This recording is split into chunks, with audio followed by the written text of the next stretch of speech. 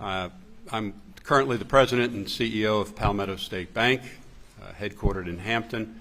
Started my banking career out of the Citadel, 1977.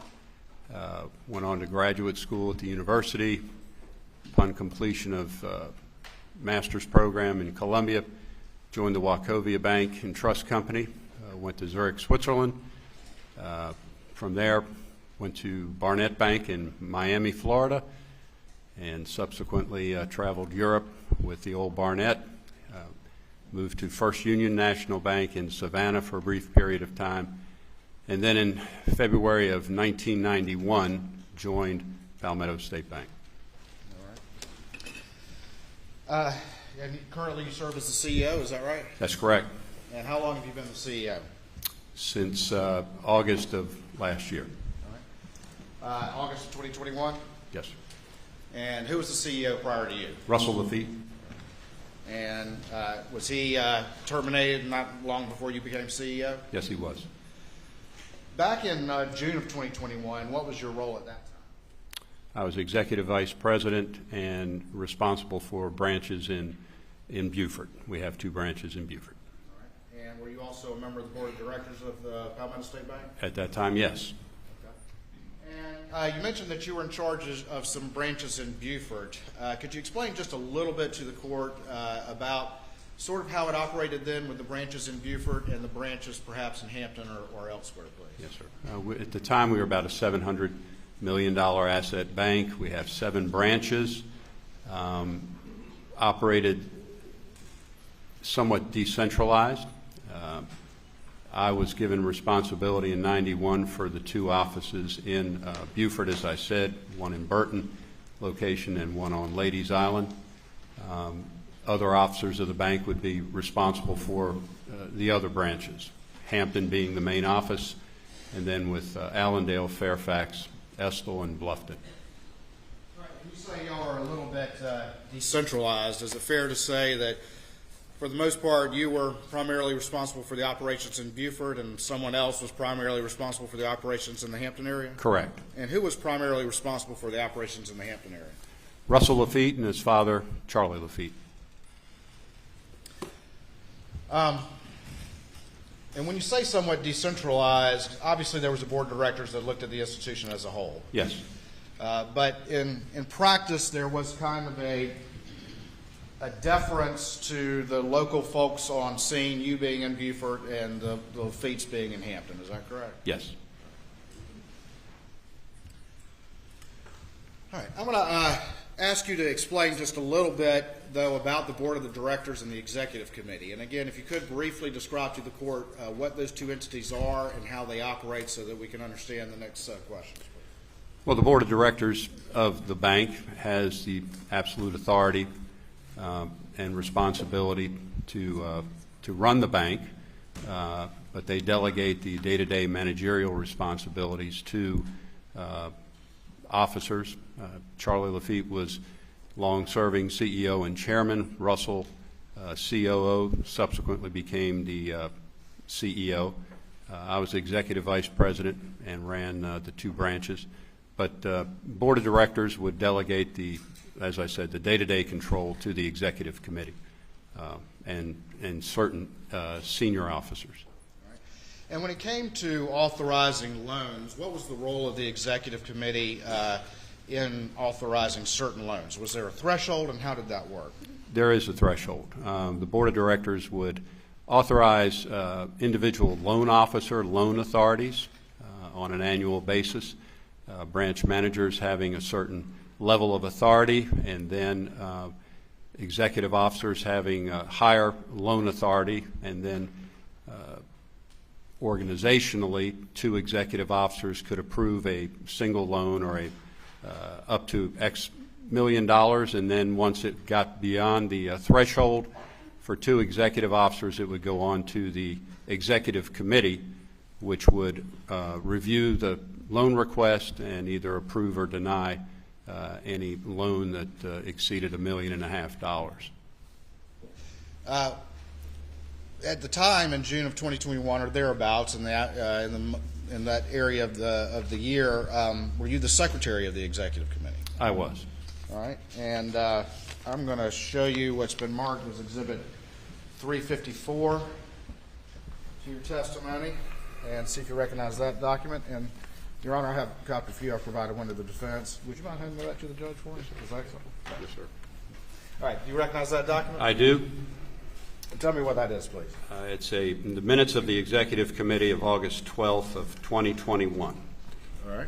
And a number of topics were discussed, but primarily the relationship of Richard Alexander Alex Murdaugh and his total relationship with the bank.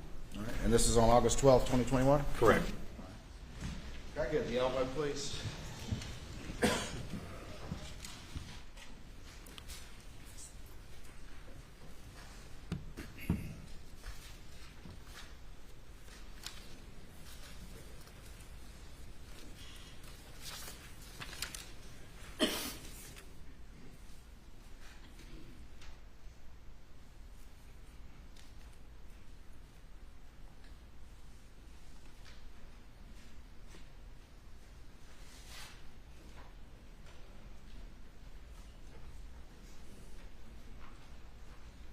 Thank you.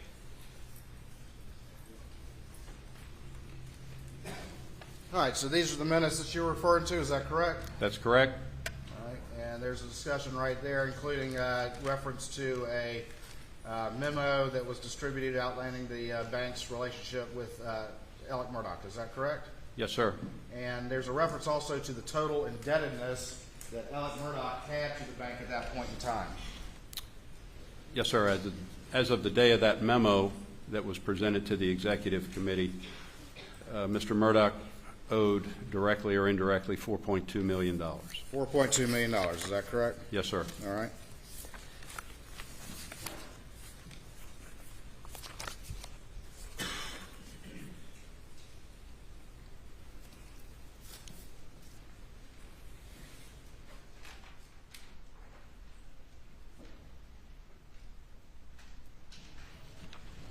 I forgot to ask you this, but tell me real quick, when do the board typically meet and when does the executive committee typically meet? The Executive Committee typically meets on the second Tuesday of every month, and the board meets on the third Tuesday of every month. I'm going to show you what's been marked as Exhibit 385 for the purposes of this in-camera hearing, and see if you recognize that document. This is a copy of the minutes of the directors of Palmetto State Bank describing what took place at a board meeting on Tuesday, July 20, 2021. All right. And who's the secretary that authored those minutes? Ray Henderson. Okay. And you were present as a board member for this discussion? I was. All right. And what's the date again on that particular one? July 20, 2021. July 20, 2021. At that time, was there any discussion or any record of a discussion of any loan to Alex Murdaugh for $750,000? No, sir, there is not.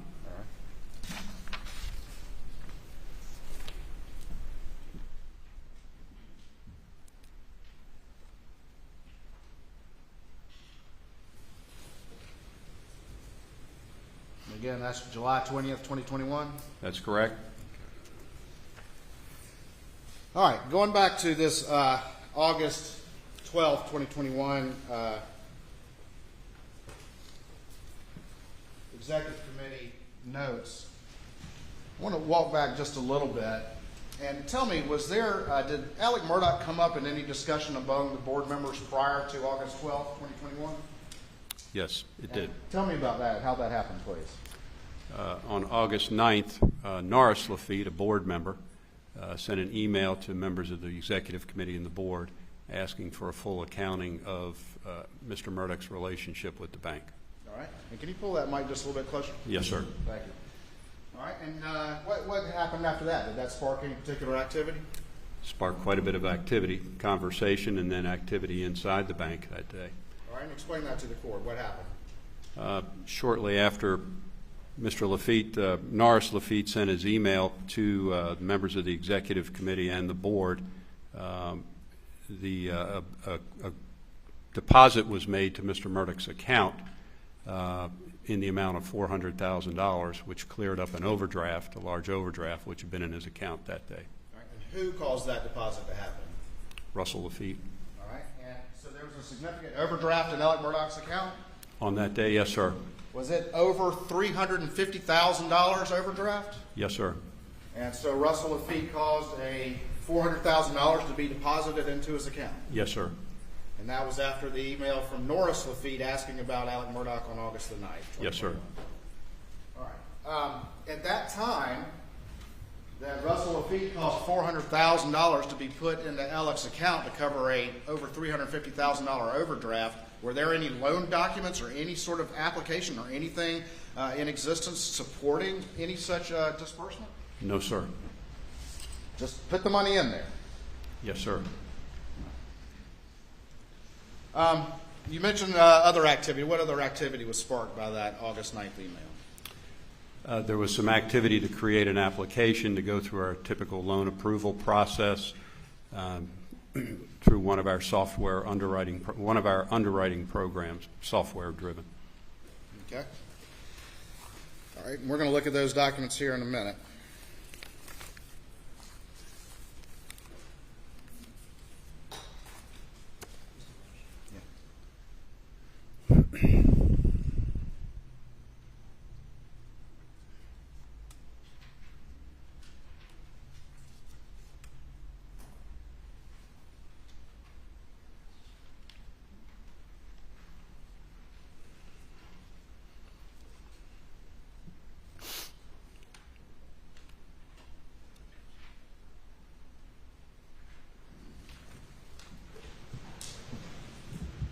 All right, I'm going to show you what's been marked as State 356 and see if you recognize that.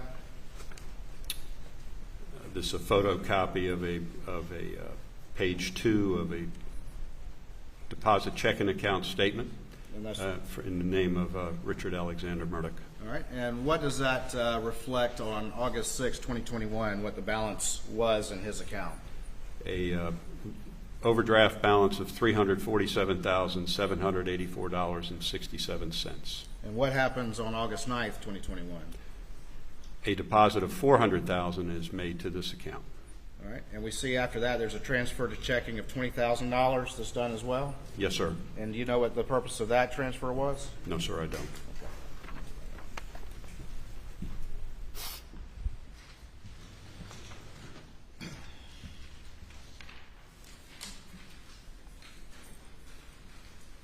So right there on August 6, 2021, Alex's account was negative $347,000. Is that correct? Yes, sir. And then off the books, Russell Lafitte caused $400,000 to be put into his account. Is that right? Yes, sir. All right. Let's talk more about that.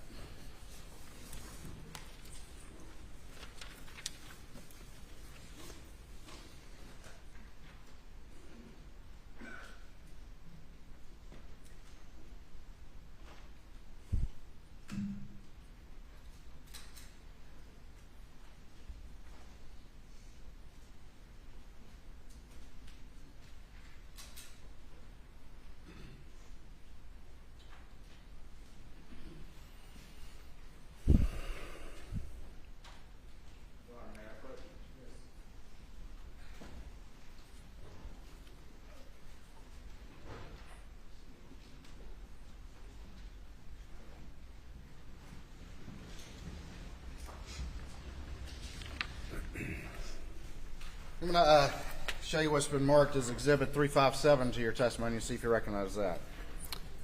This is a copy of minutes of the directors of Palmetto State Bank dated August 17th, 2021. Okay. And who was the secretary for these? Do you know? Gray Henderson. No. And were you present for these board meetings? I was. All right. And these minutes accurately reflect what was discussed at the board? Yes, sir. And we'll turn over to the second page.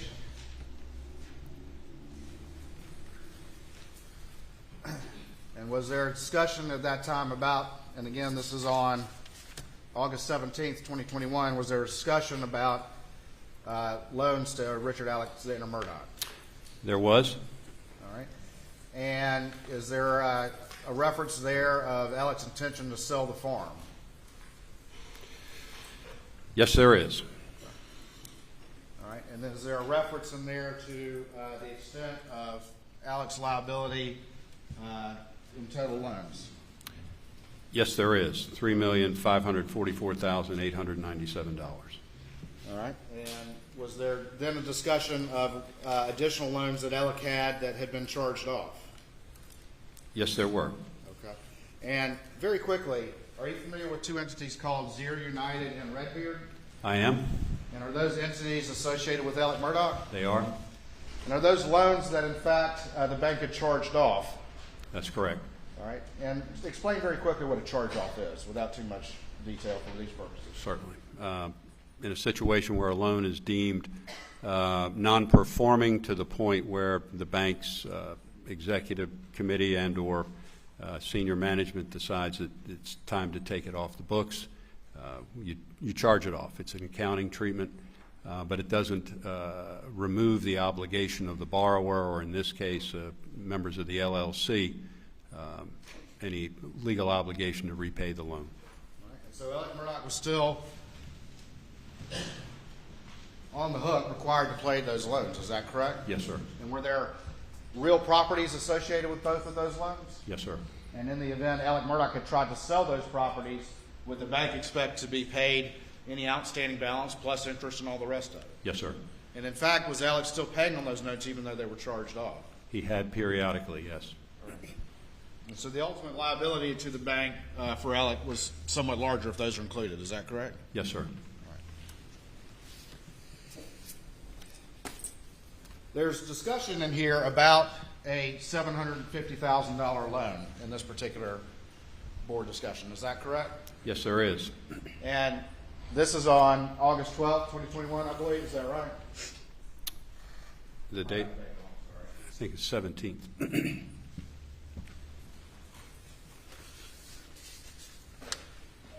17th, excuse me. Had you been aware of any sort of $750,000 loan to Alex Murdaugh prior to these discussions coming up as you moved to the board meeting on August 17th, 2021? Only to the extent that $750,000 loan had been referenced during the executive committee in the memo that was referred to in my executive committee minutes. Which would have been shortly or a couple days before this. Is that Yes, correct? sir. Preceding week. All right. And at the time that the $400,000 had been dispersed back on August 9th, there was no loan paperwork in existence at that time. Is that correct? No, there was not. All right. Was that the only disbursement made pursuant to this supposed $750,000 loan? It was not the only disbursement. All right. Well, stand by for me.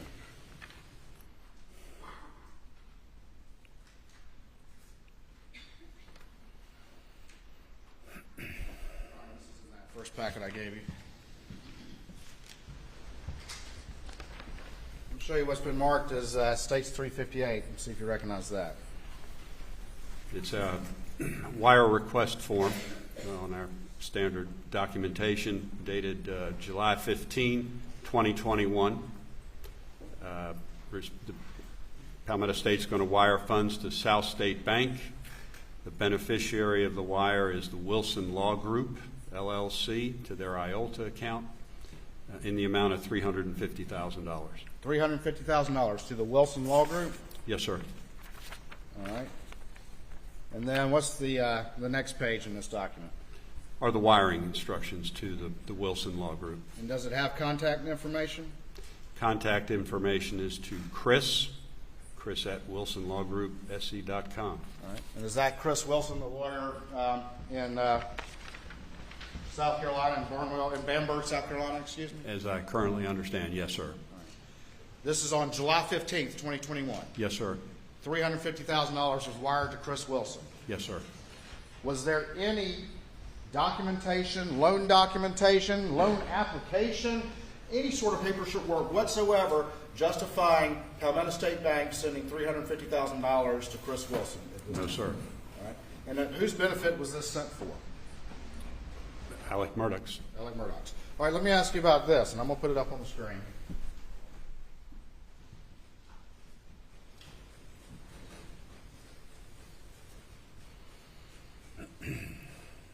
And right now, there it says sender information, and what does that say right there, please? Palmetto State Bank, LNOS. All right, and can you explain very quickly what LNOS is, what that is? It's an account the bank maintains. It's called Loans Not on System. Okay, and should this wire have listed that as the sender? No. And explain that to the court, please. Had loan documents been signed that day, the sender would have been the borrower on the loan. In this case, it would have been Alex Murdaugh. But that's not what was listed, is it? No, sir.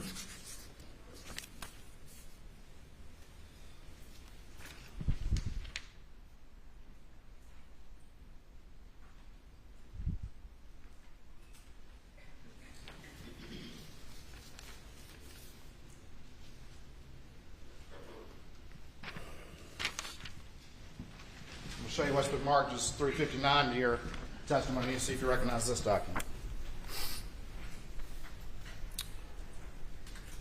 This is the customer copy of the cashier's check in the amount of $400,000 that was deposited to Alex Murdaugh's checking account. All right, and is there a sticky note on there, a copy of a sticky note?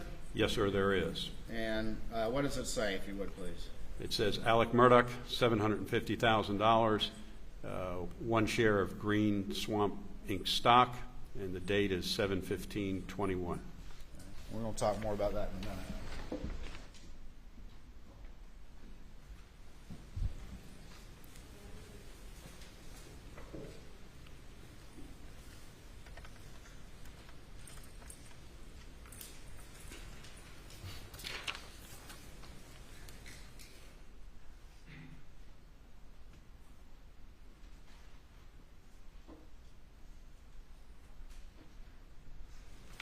We've got states 360 and 361.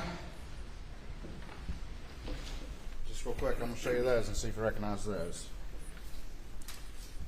The top document is the checking deposit slip for credited to $400,000 to be credited to account 69406092. The account holder name is Alex Murdaugh. The date is 8/9/2021. And then we see a copy of the cashier's check dated 8/9/2021 in the amount of $400,000. All right, and then the next exhibit, 361. Next exhibit is the debit to the Loans Not on System account in the amount of $400,000, which was the source for the cashier's check in the same amount.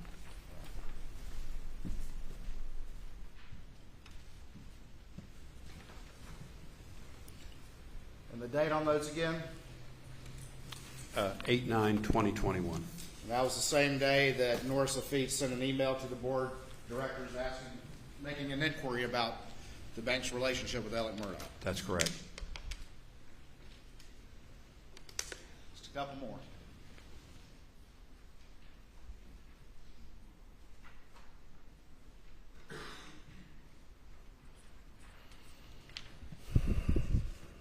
You've already testified that there was no loan application or loan paperwork or anything like that supporting the bank disbursement already of a total of $750,000. Is that right?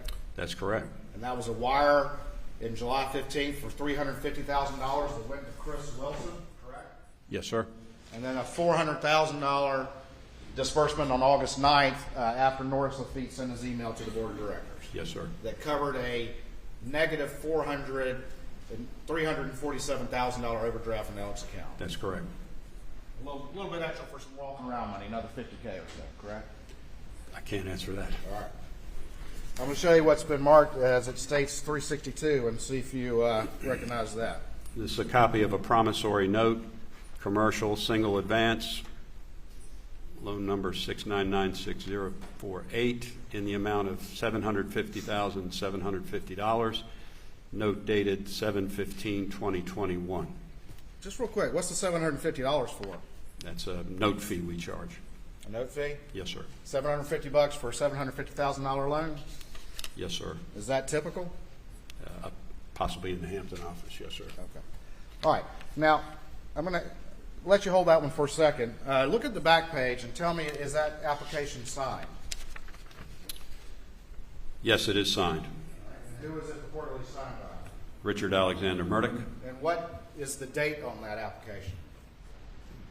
Date on the note is July 15, 2021. All right. And is that the same day as that wire to Chris Wilson? Yes, sir. Have you had a chance to examine that document and look at the records of the entity for which you're the chief executive officer? I have. Have you had a chance to look at the loan number? I have. And are those loan numbers sequentially generated by your system? They are. And in looking at that loan number, is there any way that document could have even been in existence in July of 2021? No, sir. And in fact, it had to have been generated after the August 9th email and after these disbursements. Is that correct? That's correct. I'll show you 363. Just give me 1 second while I put this on the screen.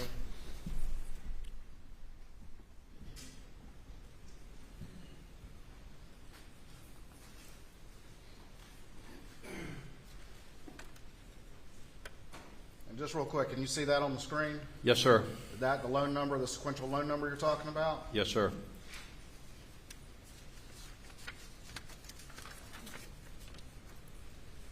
And then that's the signature and the date that you're talking about. That's correct.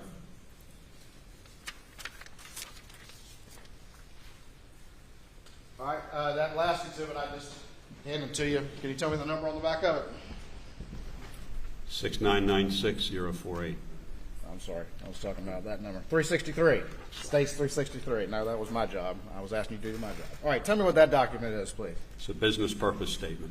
All right, and It accompanied the loan, 6996048.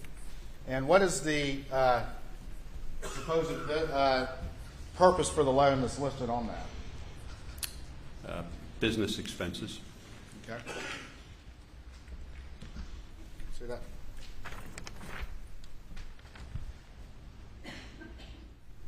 And again, this document's also dated 7/15/21. That's correct. But is this the kind of document that also would be generated along with the application that we just saw? It would in the note documentation system. Yes, sir. All right. The application that you said could not have existed in July of 2021. That's correct. Let me go back. We had a reference to the board minutes.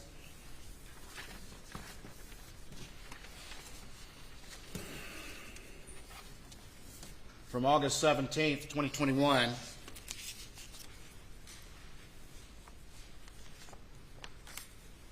And there was some discussion of this particular loan at that board board meeting. Is that correct? Yes, there was. And there had been discussion at the executive committee meeting not, a little bit prior to that. Is that correct? That's correct. What was your understanding at that time from those meetings, what the collateral was, supposedly, for this new $750,000 loan? There'd be a mortgage on Edisto Beach House and a share of Green Swamp stock. And is that the Green Swamp that was referred to on the sticky note that we saw earlier? Yes, sir. And what is your understanding, though, as things developed as to whether or not that collateral actually was able to be used for this particular loan? Certainly the second mortgage did not exist or was not placed on the property. The property was in the name of Mrs. Murdaugh. Okay. And what about the Green Swamp? Was that already collateralized? It was cross-collateralized with other loans. Right. So this loan was heavily under collateralized, is that correct? Yes, sir. Okay.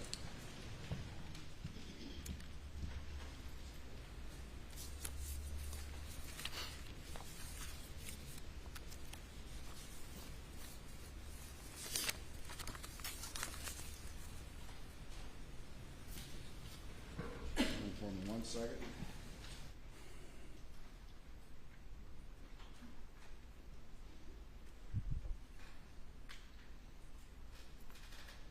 There's been some discussion about whether or not an appraisal had been ordered prior to June of 2021 for this supposed $750,000 loan. Was there an appraisal that had been ordered prior to June of 2021 on the Edisto property? There was.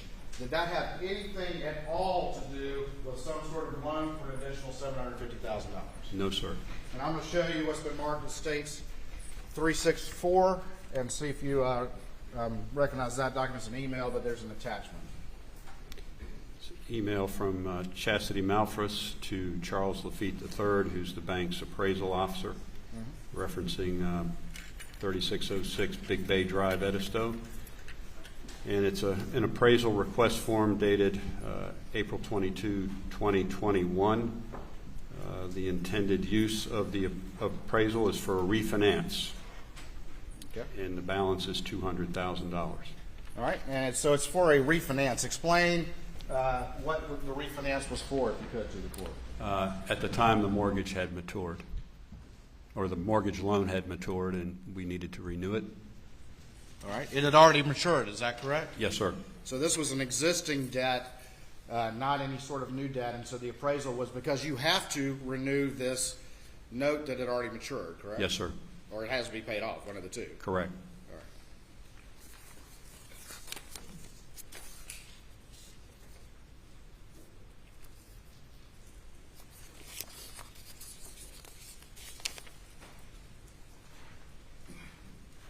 Right, can I approach? Yes.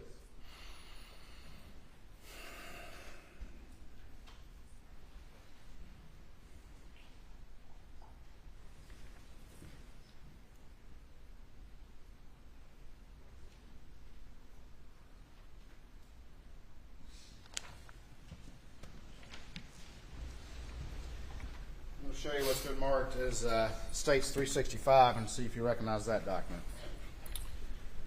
This was the memo summarizing, or this is a copy of the memo that summarizes the relationship of Alex Murdaugh with the bank. It was prepared and presented at the executive committee meeting. Okay.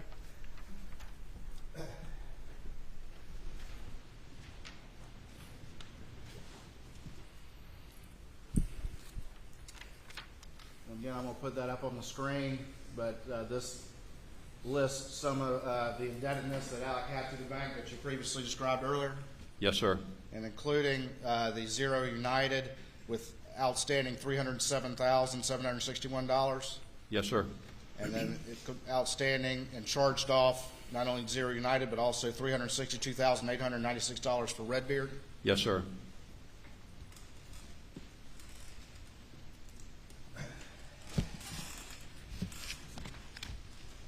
A few more.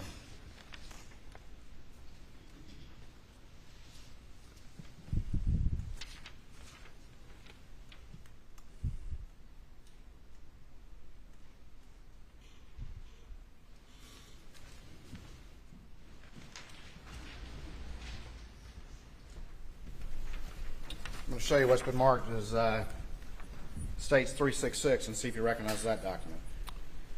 It's a document produced from our loan accounting system, and it lists all the notes, outstanding notes in the name of Alex Murdaugh, and also co-borrower with his father, Randolph Murdaugh III. All right, and that it lists the balances on those particular loans as of June 7th, 2021? That's correct. It does not include, though, the charged off loans, Zero United and Redbeard, is that correct? That's correct.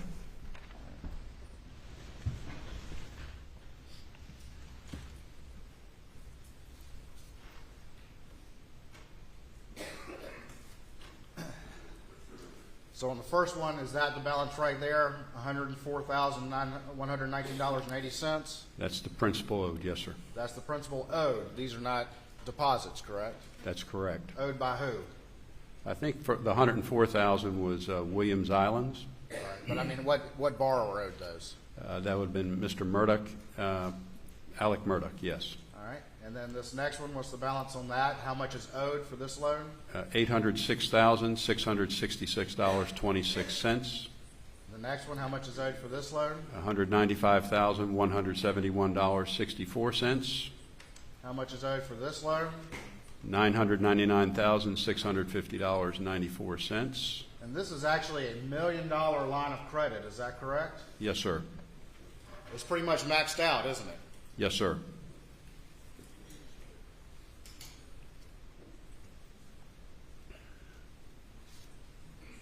And then finally, this one right here, what's the balance on that?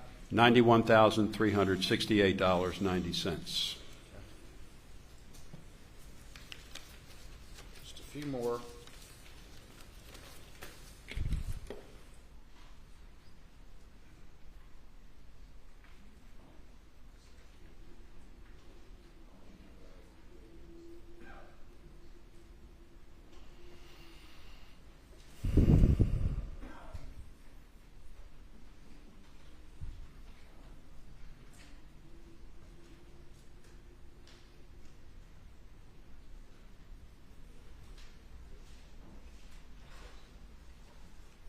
All right. Last set of documents here. I'm going to show you what's been marked as states. Stand by for me real quick.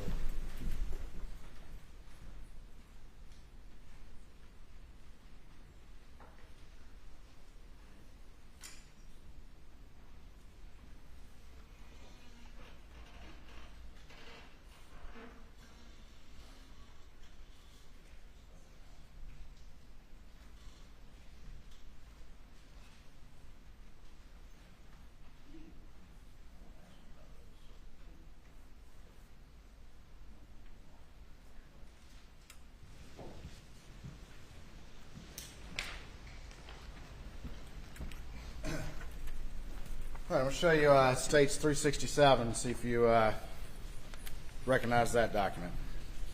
It's a copy of a bank statement, Alex Murdaugh farm account.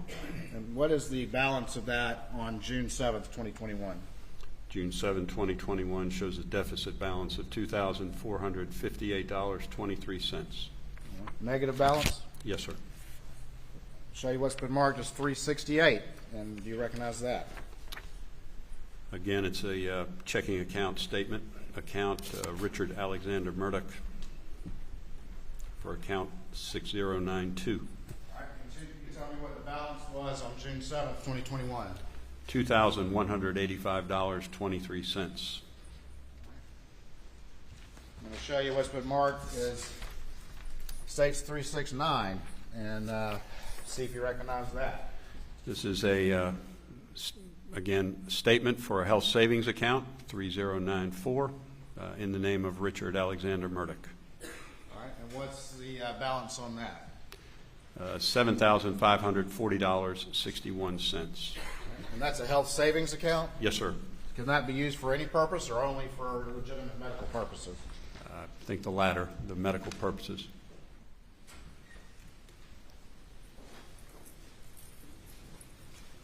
I'll show you what's been marked as States 370 and see if you recognize that.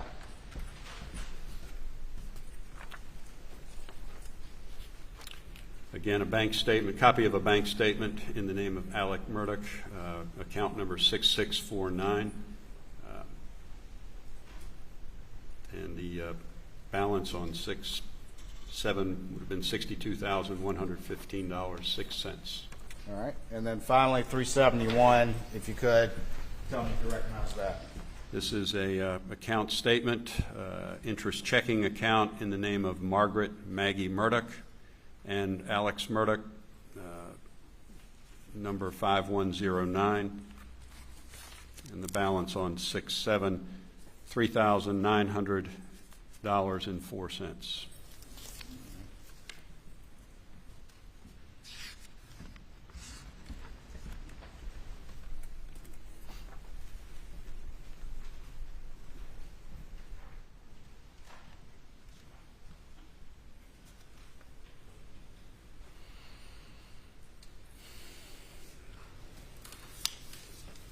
Just have a couple more questions for you, for the purposes of this hearing at least.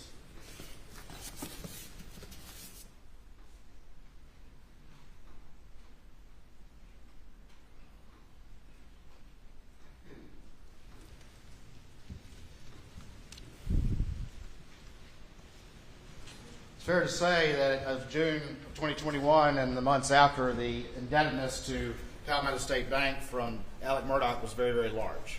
Yes, sir. And it's fair to say it also had charged off loans in the past. Is that correct? Yes, sir.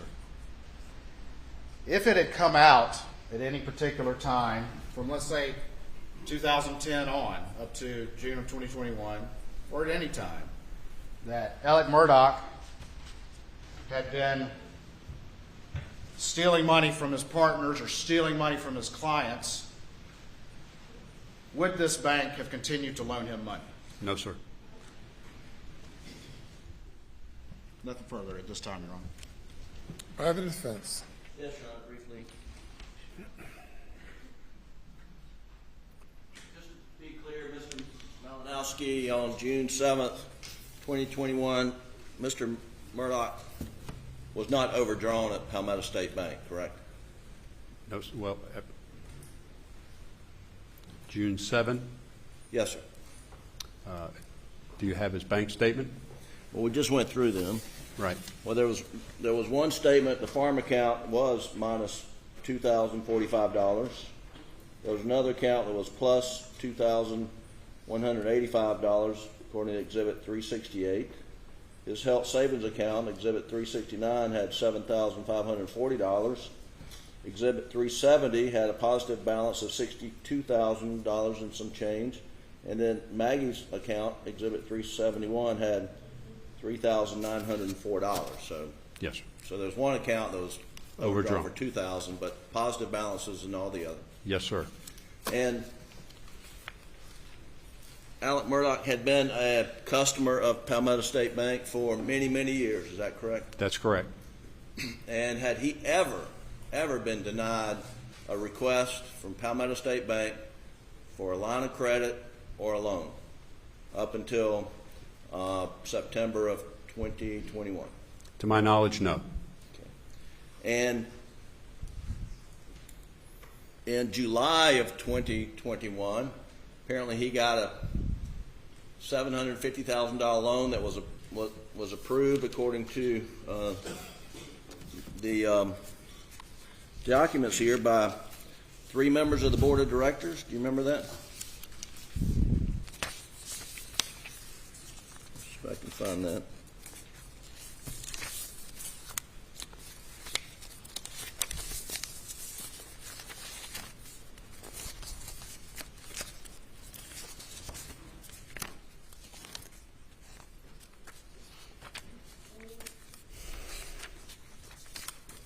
I left it back over there.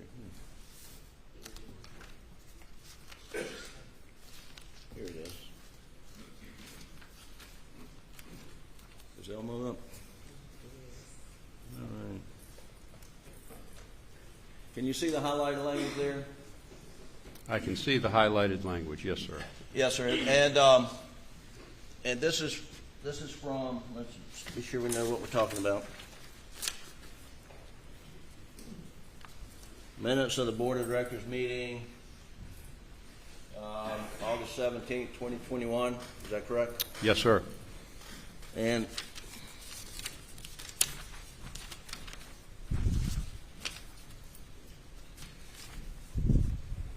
here, says Chairman Lafitte reviewed the loans to Richard Alexander Murdaugh. Russell Lafitte stated that his intention is to sell the farm. We have mortgages on the properties that supersede the property being transferred into Maggie's name. Now, what does that mean? Tell me about that. You have mortgages on the property that superseded the property being transferred to Maggie's name. Do you remember that? I guess it would reference the mortgages, the date of the mortgage and the date they were recorded on previous loans. So at some point in time, Alec transferred the Moselle property into Maggie's name. It's my understanding, yes. And before that date, your bank already had a mortgage on the property. Yes, sir. Okay.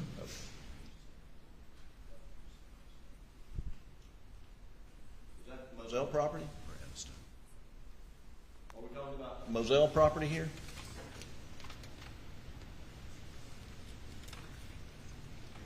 If you're referring to the farm, I'm assuming he's referring to Moselle. Yes, sir.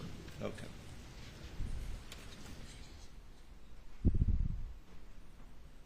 Then at the last sentence of this paragraph, it says, Elizabeth Malinowski commented the $750,000 loan did not appear to have been approved by the executive committee. Russell Lafitte explained that 3 of the 5 members approved the loan. You recall that? I recall it, yes, sir. And who are the 3 of the 5 members of the executive committee that approved the loan? It would have been Charlie Lafitte, Gray Henderson, and Russell Lafitte. And do you recall Charlie Lafitte telling you at some point in time, maybe around in here or even before, that if Alex Murdaugh wanted to receive a loan from the bank, that he would get it? That was Mr. Lafitte's opinion, yes. And who was Mr. Lafitte in relation to the bank in June of 2007? 2007? Excuse me, June 7th, 2021. He was the chairman of the bank. Okay. And was Russell Lafitte related to Mr. Lafitte? His son. Okay. And who are the members of the executive committee?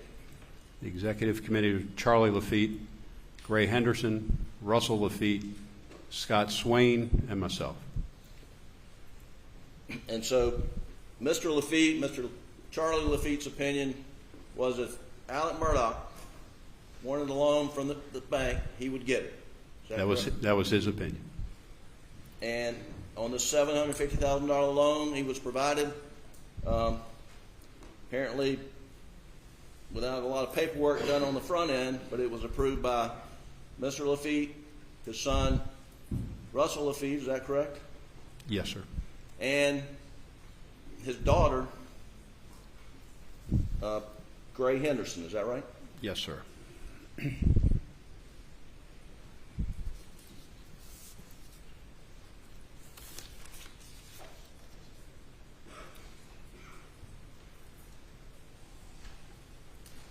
And you mentioned that there was some, in June of 2021, there was some $4.2 million or something outstanding. I don't have the exact number, but maybe we can find that. Do you know how much was secured and unsecured when you reviewed the indebtedness? Do you have a document I can refer to? I'm trying to find it. Hang on.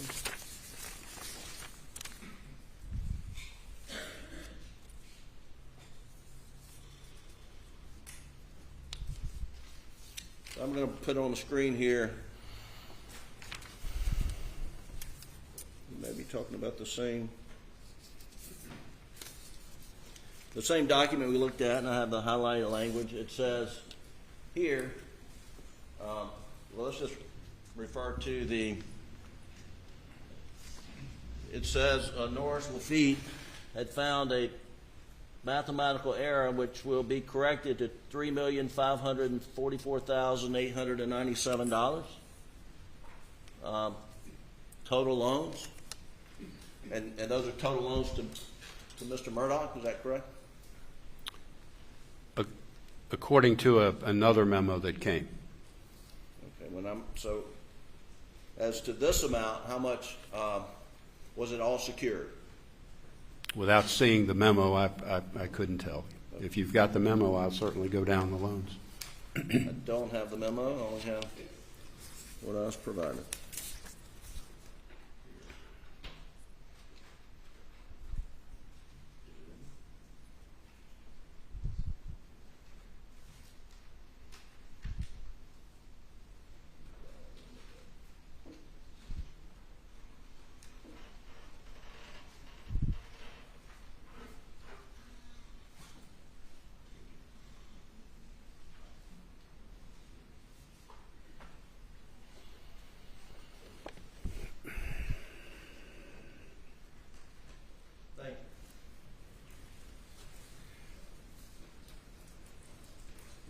Does this memo set forth the collateral for the indebtedness to Mr. Murdaugh? And I am referring to Exhibit 365. Can you pull down that memo? There we go. Thank you. Can you read that? Yes, sir. zooming in without putting too many shadows on it.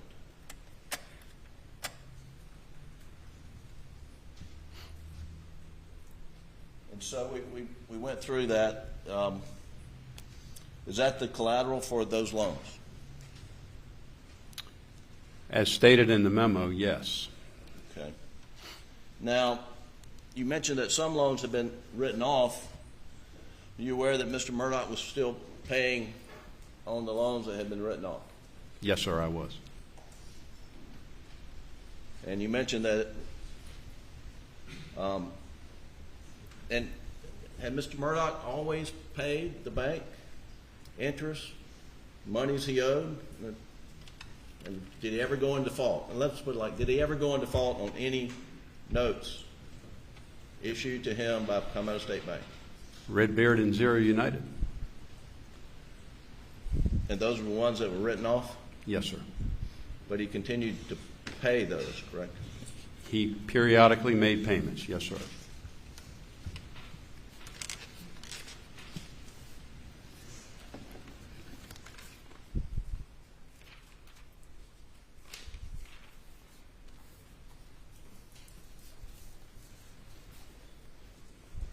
Are you aware that on the day Maggie Murdaugh was murdered sometime the night of June the 7th, are you aware that she was scheduled to meet your appraiser at Edisto on June the 8th? No, sir.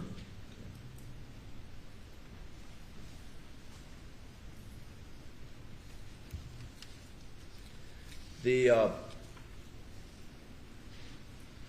Moselle property was titled in Maggie Murdaugh's name in June of 2021, correct? I believe that's correct.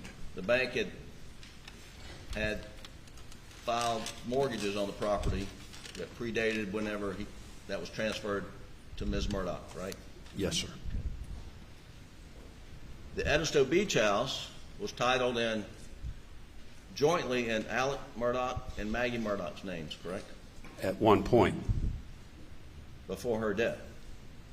I believe it was in her name solely at the time of her death. You do? Are you sure about that? I believe so.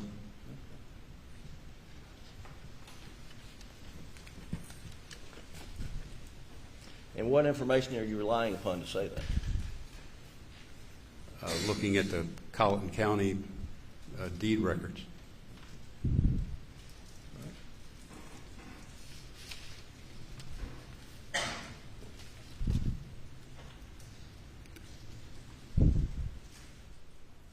One second, Your Honor.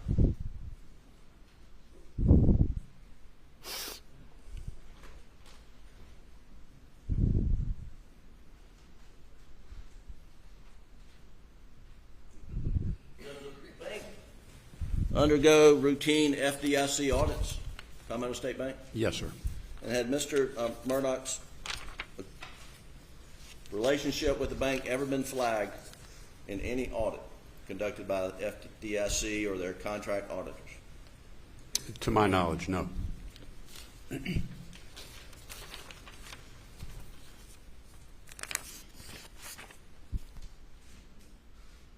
all the questions I have, Your Honor.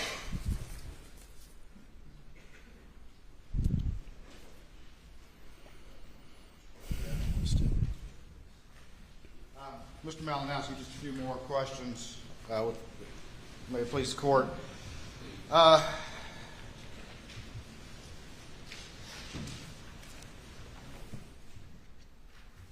365 back that we were just looking at.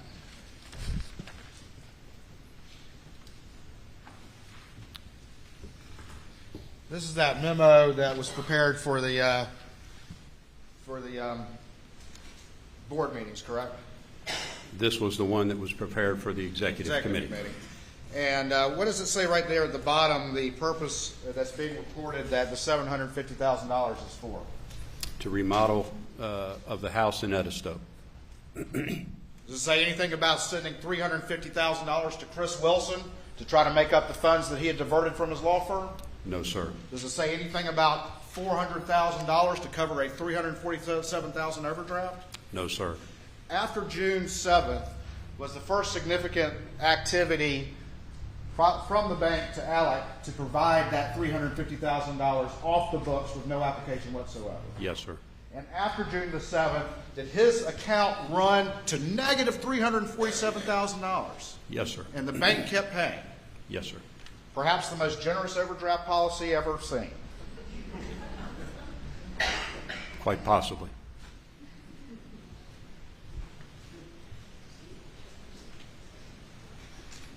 You were asked a little bit about Zero United and Redbeard, which are up on the screen.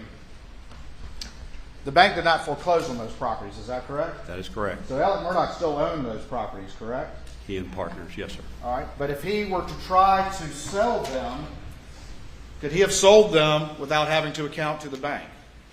He would have had to pay back the monies he had borrowed from the bank. And we see that we up on that screen, what happened to my clip?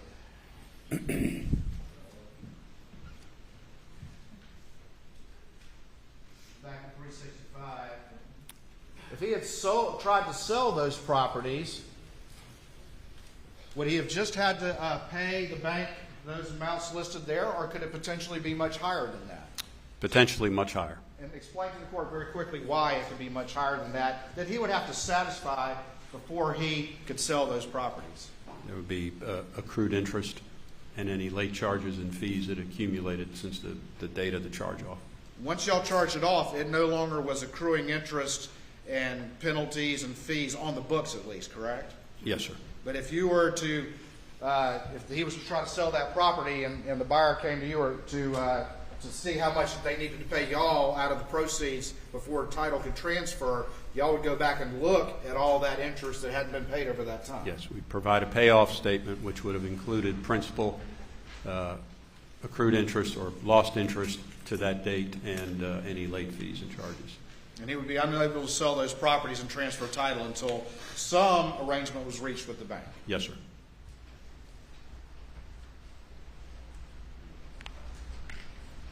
We just,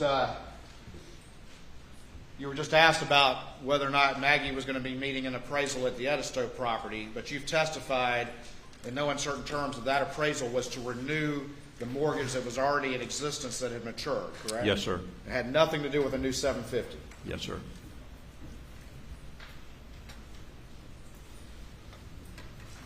We just talked about the negative $347,000 overdraft policy, correct? Yes, sir. In 2 months, his account went to negative $347,000. Yes, sir. If it had come out that Alex Murdaugh had been diverting fees from his law firm, if Alex Murdaugh had been forced to resign from his law firm, if it had come out that he had been misappropriating money from his clients, would the bank have continued to pay charges coming in on that account? No, sir. Nothing. No, sir. No uncertain terms about that. No uncertain terms.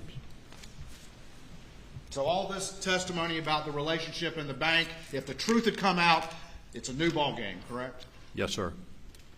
And in the wake of all of this, Russell Lafitte was terminated and you became CEO. Is that correct? Yes, sir.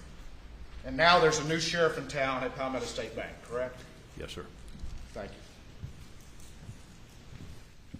Anything further? Just briefly, Mr.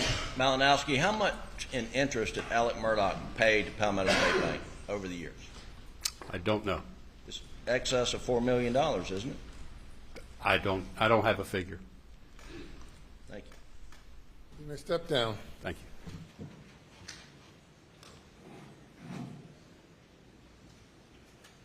Let me call your next witness.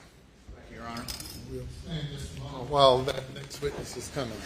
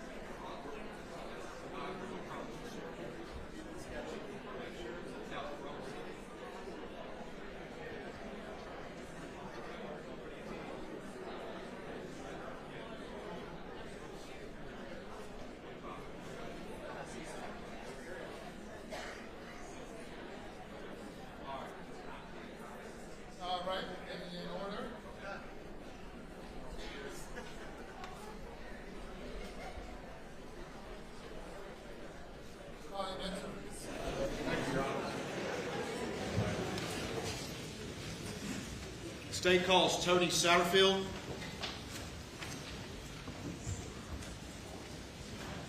Raise your right hand, left hand on the Bible. You affirm the testimony about to give the court in this trial shall be the truth, so help you God. Yes. Say the seat in the witness stand. State your name again for the record. Spell your last name.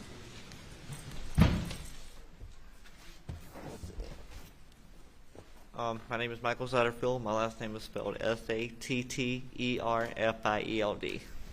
How you doing today? Good, how are you?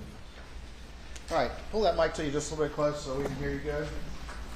How old are you? I'm 33.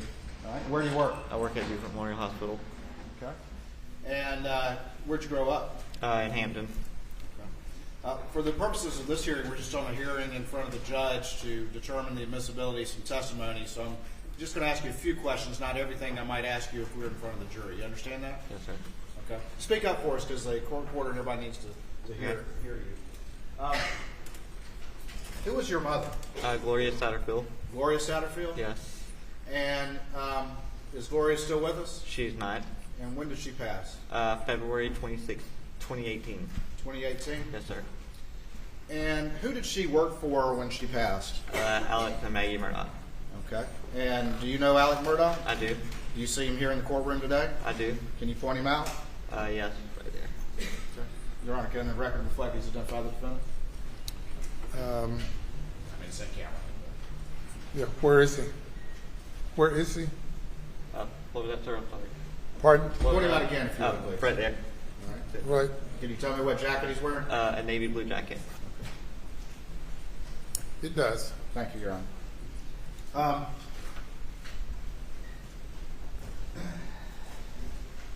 How long did your mom, roughly, how long did she work for Alec? Do you know? I had to take an estimated guess, 20-something years, maybe, give and take. I don't know that years. Okay. And slide up just a little bit more and you talk right into that mic. There you go. Just a little bit. You need to get up on the mic so we can hear you. All right. What did your mom do for Alec? She was their housekeeper. She babysat for them. She cleaned their house, and kind of anything else they kind of need. Okay. And she had been doing that for a long time? Yes. During the course of that, you got to know Alec and his family to some extent as well? Yes. Did you trust Mr. Murdaugh? Yes. What happened to your mom? She fell and hit her head. Okay. And where was she when that happened? She was at Alice's house in Moselle. In Moselle? Yes. Did she pass right away or did she live for a while? She lived for a few weeks. Was she ever able to say to you what happened, how she fell or anything? No, she was not. After she passed, did you have any conversation with Alec about what to do about it? I did. And what was the conversation you had with Alec? What I did he say? barely, Go ahead. I barely remember, but it's like, let me go out to my insurance company for this or whatever, kind of get these medical bills and stuff paid. Okay. So he said he was going to go after his insurance company Yes. and get medical bills for your mom paid? Yes. Did he say he might get any of that money for you and your brother? Yes. Did he say how much that might be? No. Ultimately, was there a lawsuit filed? Yes. Right. And who did you consider your lawyer was in all of this? Alex. At some point in time, did he bring another lawyer in? Yes. And what did he tell you about that? He said, if I understood it correctly, I can't do it myself because it's conflict of interest. I'm going to send you to my buddy, Corey Fleming. Corey Fleming? Yes. Did he tell you anything about his relationship with Corey Fleming other than they were buddies?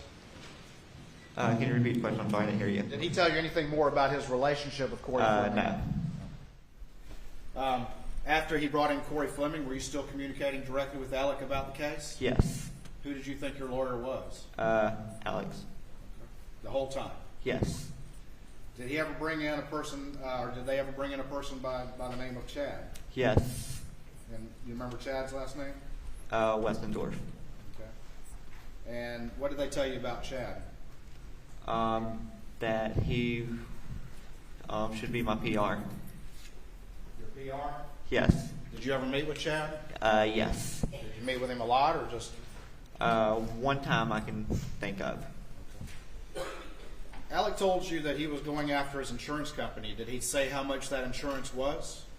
One of them that I know of was like $500,000, and that's the only one. That's the only one he told you about? Yes. Did he ever tell you that there was also an umbrella policy worth upwards of $5 million? No. Never mentioned that to you, did he? No.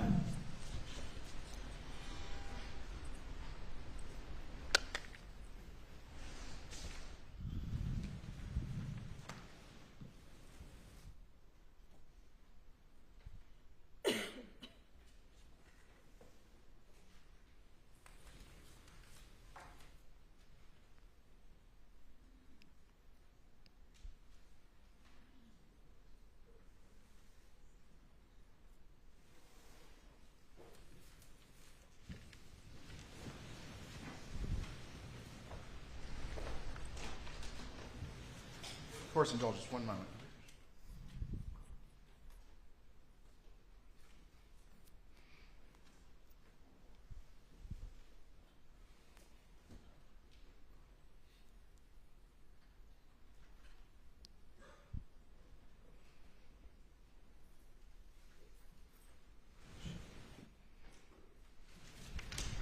We'll show you what's been marked as States 372 to your testimony and just have you take a look at that. And do you recognize that document? Yes. And tell me what that is. That is a cover sheet that I sent him, Alex. Okay. And what's the reason that you sent that to Alec? I got something from the trailer company and a medical bill, I believe, and I just wanted to be sure what I needed to do with it. You had received some paperwork about your mom? It was a bill. It was a bill? Yeah. And who did you send that to? Alex Murdaugh, or the law firm. All right. And why did you send it to Alex Murdaugh? Because he said if we got any medical bills, just forward them to him, and I didn't know if I needed to do anything with it. Because you thought he was your lawyer? Yes. All right. And this had your phone number on there, but we blacked it out, correct? Yes.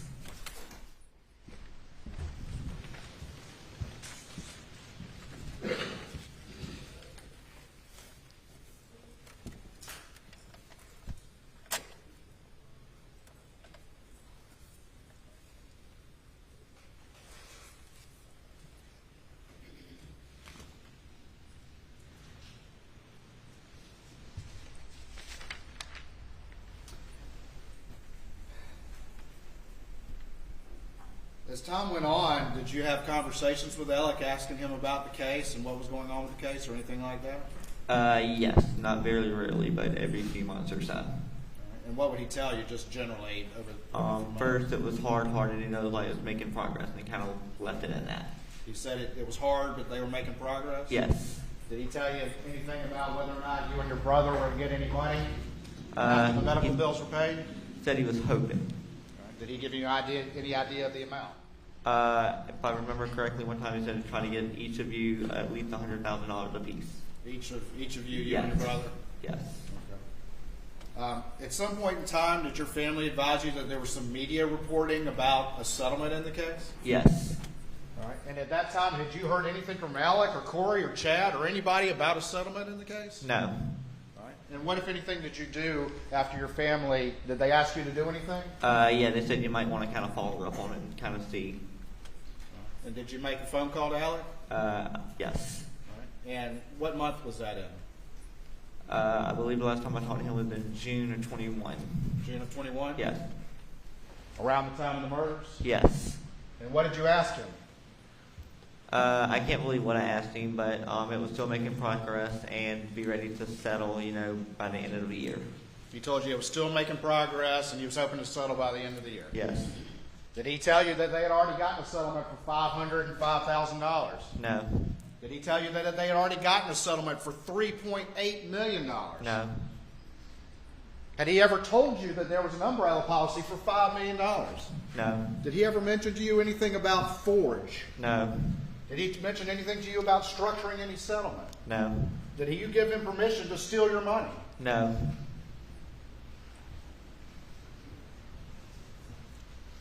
Ultimately, in the wake of all of this, you've come to find out that there was a settlement for $505,000, correct? Yes.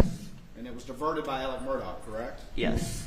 And ultimately, you've come to find out that there was a settlement under the umbrella policy For $3.8 million, is that correct? Yes. Or thereabouts, correct? Yes. And a large portion of that was diverted by Alex Murdaugh, is that right? Yes. Did you ever get 1 cent from Alex Murdaugh when he was still, before all of this happened? No. And it took, after this happening, and it took a legal process for that to happen, is that right? Yes. And ultimately, is it your understanding that he confessed judgment to taking money for both of those, is that Yes. right? In June of 2021, you made a call to him asking the status of this case, is that correct? I can't remember if he called me or if I called him, but yes, I talked to him in June 2021. You talked to him in June of 2021? Yes. And there were reports in the media about that settlement, correct? Yes. Thank you. Thank you. And please answer any questions the defense has, okay? By the defense.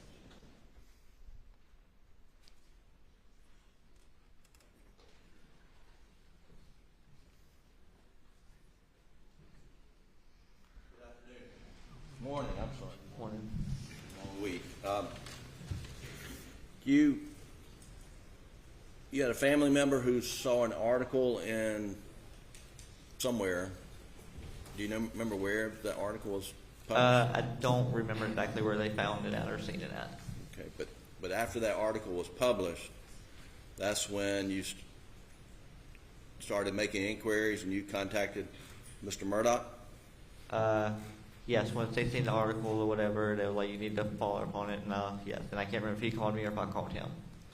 And do you know whether you called him on the cell phone? It was on his cell phone normally, that's how I called him, yes. So you called him on the cell phone? Yes. Okay, and his cell phone record would reflect, how many times did you call him? What was that? How many times did you call him? Like, once, twice, three. We talked like 3 or 4 times, throughout the whole year, if I remember correctly. Okay. And when you called him after reading some article about a settlement, do you know if that was before or after Maggie and Paul were murdered?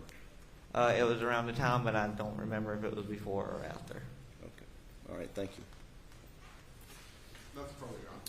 Thank you. You may step down.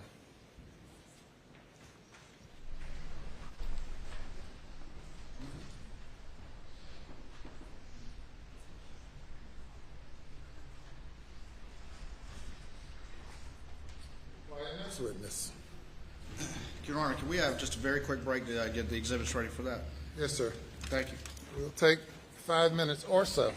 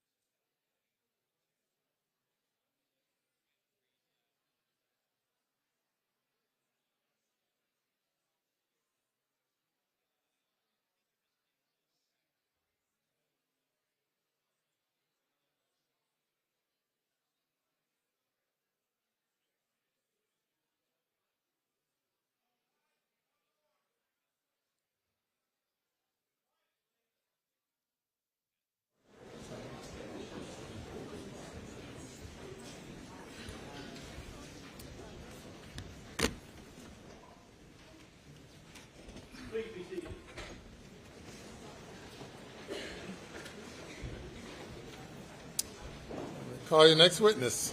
State calls Carson Burney.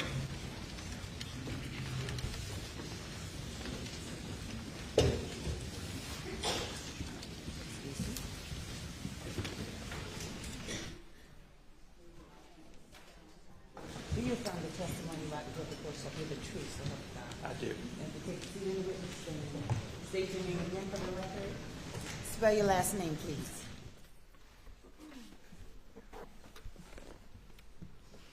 Carson Burney, B-U-R-N-E-Y. Morning, Mr. Burney. Good morning. Still morning, just barely. It is- Where do you work, Mr. Burney? I work for the South Carolina Attorney General's office. And what is your job and title at the South Carolina Attorney General's office? I am the forensic accountant in the state grand jury division. All right. And how long have you been a forensic accountant? Approximately a year and a half. All right. And what do you do as a forensic accountant for the state grand jury? As a forensic accountant, I identify, compile, analyze different financial records to include bank statements, credit card statements, loan documents. I also trace assets from source to ultimate disposition.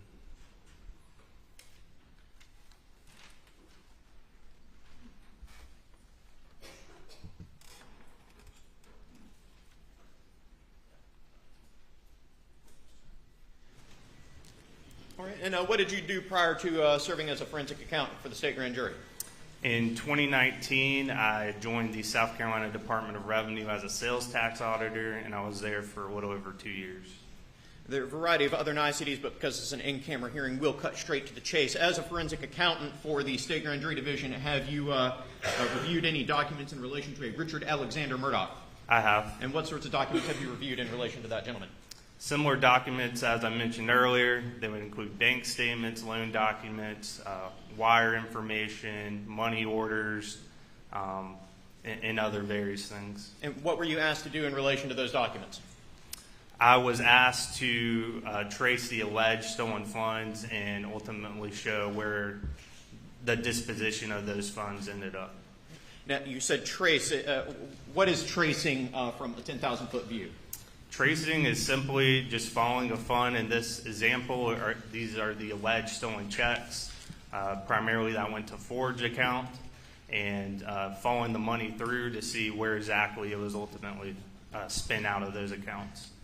And so in analyzing records and in coordination with law enforcement, were specific instruments identified and asked of you to trace where their ultimate disposition was? I was. Now, when we say ultimate disposition, can you follow that same dollar forever and ever onto eternity, or is there sort of a line where you have to draw it and stop and say that's as far as we can go? You have to draw a line. Obviously, you could follow money forever, forever, and forever, but for the purposes of my analysis, I looked at when they ultimately went out of an account controlled by Alex Murdaugh. Did you also draw any lines when they went into any sort of loan statement or credit card statement or anything like that? That's correct. If it was a credit card payment or a loan payment, I would stop there for that particular trace. And have you prepared documents reflecting the conclusions that you reached upon tracing those funds? I have. All right. And just very briefly, there's a variety of different ways to trace money. Is that correct? That is correct. And just very quickly, which methodology did you apply in tracing the funds? Right. So you do have to have some rules when you are tracing funds to stay consistent. So the method I used was a first in, first out method. And what is the first in, first out method? It's exactly like the name implies. The first money into an account would be the first money out of an account. I'm showing you a document that has been labeled for the purposes of this in-camera proceeding as it states Exhibit 373. Very briefly, do you recognize this document?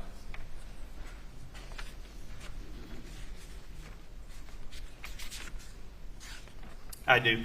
What is it? This is a tracing of funds regarding the $792,000 with the Ferris case.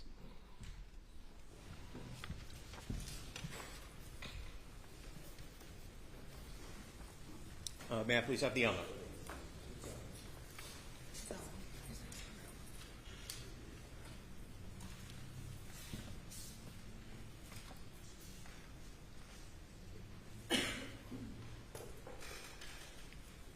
And Mr. Birdie, can you see that? I can. All right. And so explain very briefly here at the top, what is this green table at the top? The green table at the top indicate the 3 instruments I was tracing. So the first being a check in the amount of $192,000 with a date or a negotiated date of March 10th, 2021.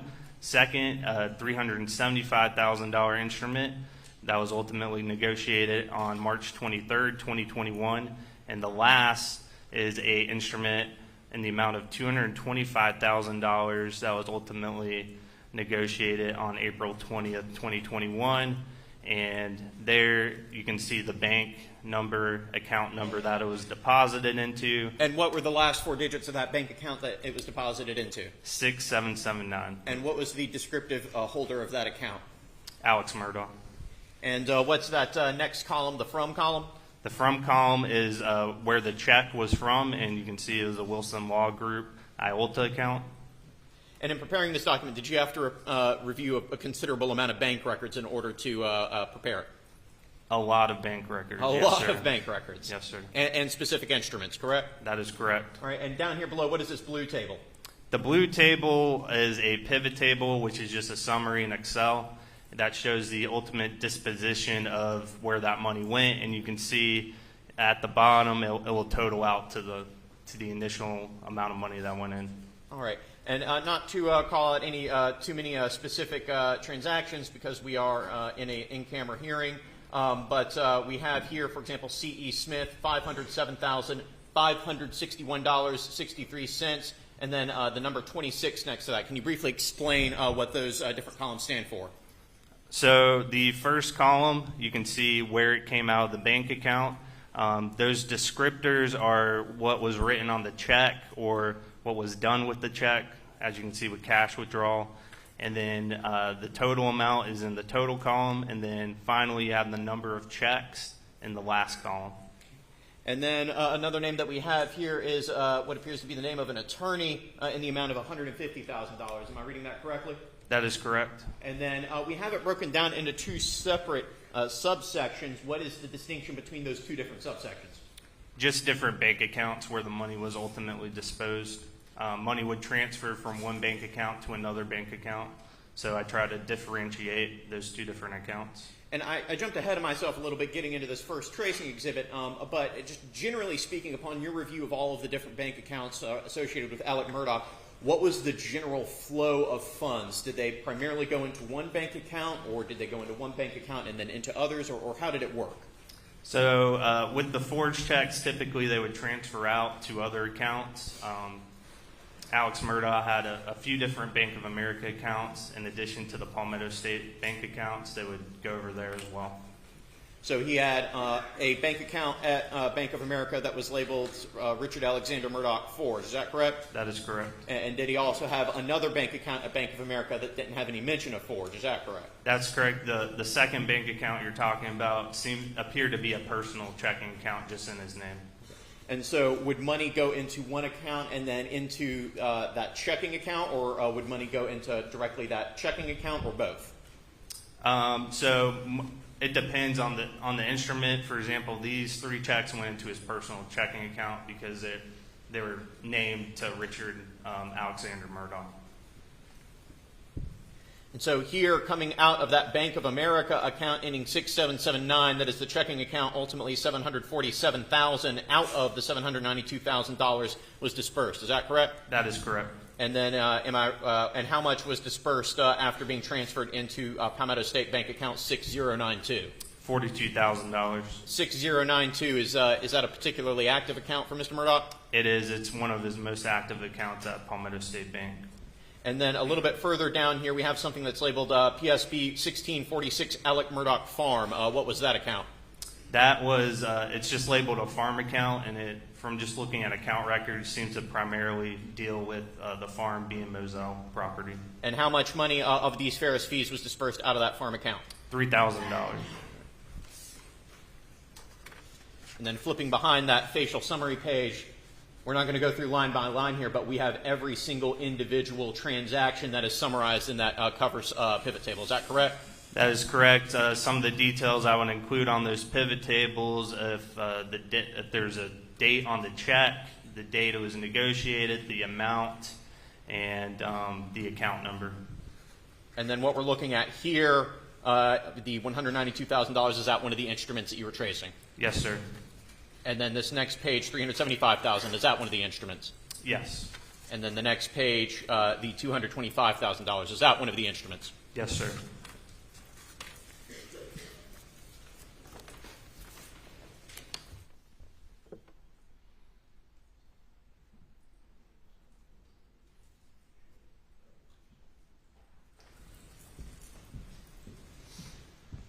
Mr. Bernie, I am showing you a document labeled at this time as States Exhibit 374. Do you recognize this document?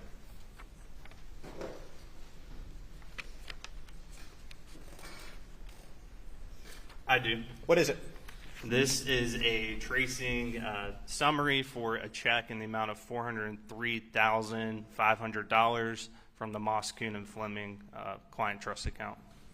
Is this identified in common parlance as Satterfield money? Yes.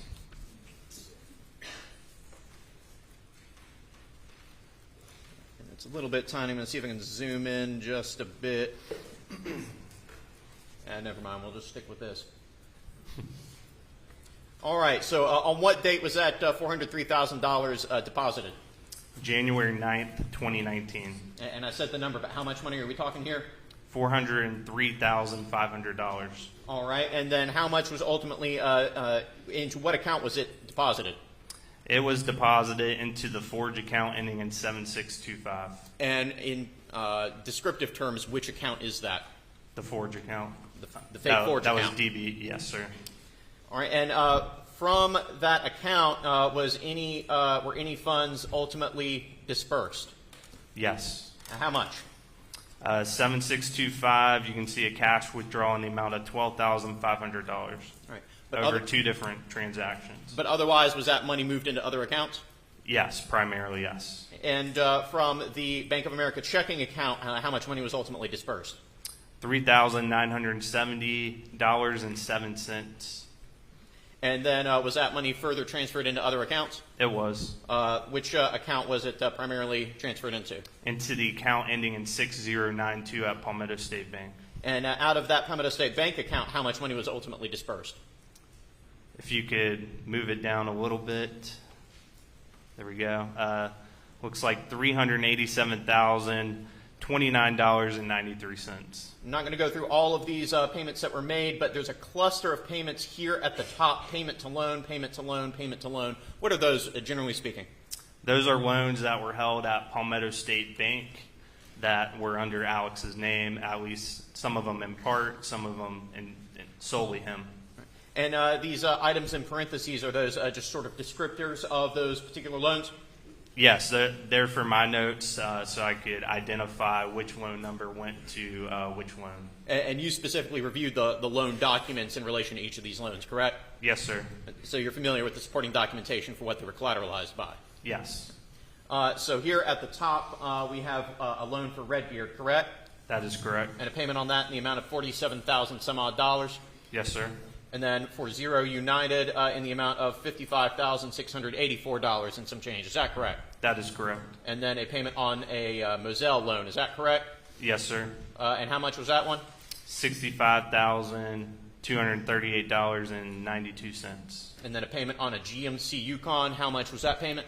$75,099.35. And how much was paid on this Moselle note? $104,056.51. And then once again, as with before, in these yellow tables, you have the specific transactions that you traced using that first in, first out method, correct? Yes, sir. And is this the instrument that you traced? Yes, sir.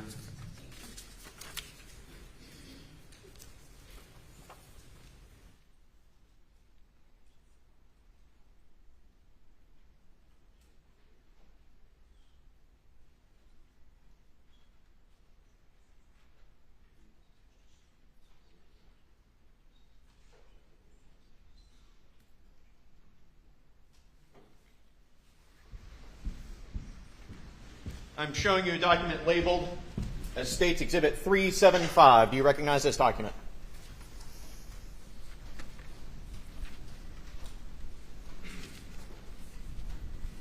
I do. And what is it? This is a tracing summary of a check from the Moss, Kuhn, and Fleming client trust account, roughly in the amount of $2.9 million.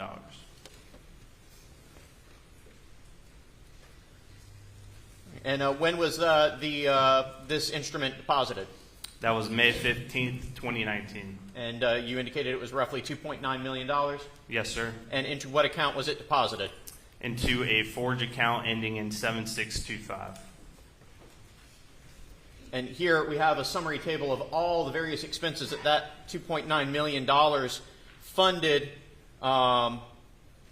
And the sum total, this first account appears to be the farm account. How much money was ultimately dispersed from the farm account?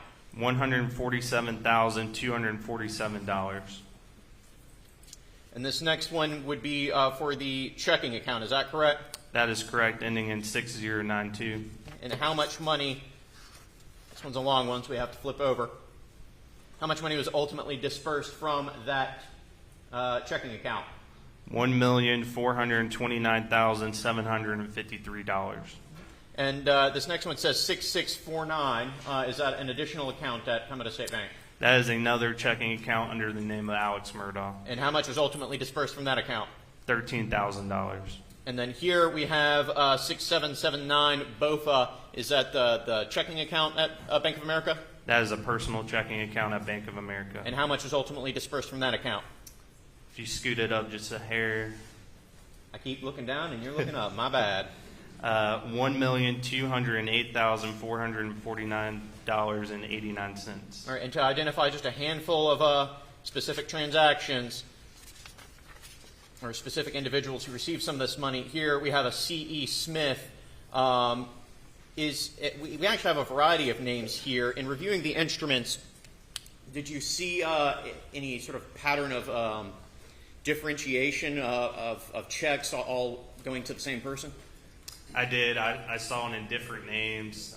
Just off the top of my head, it was over 10 different variations of that name. Okay, but all of those different variations, to your understanding and working with law enforcement, who is it your understanding all those checks refer to? Curtis Edward Smith.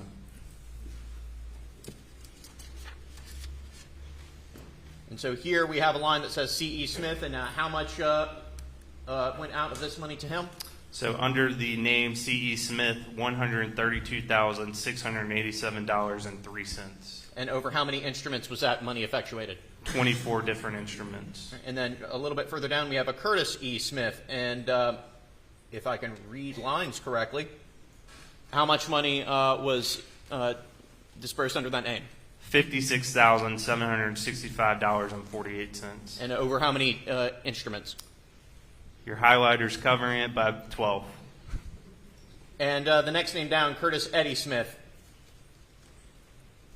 $6,404. And that was a single instrument? Yes, sir. Curtis Edward Smith. $4,725 over one instrument. And Curtis Smith.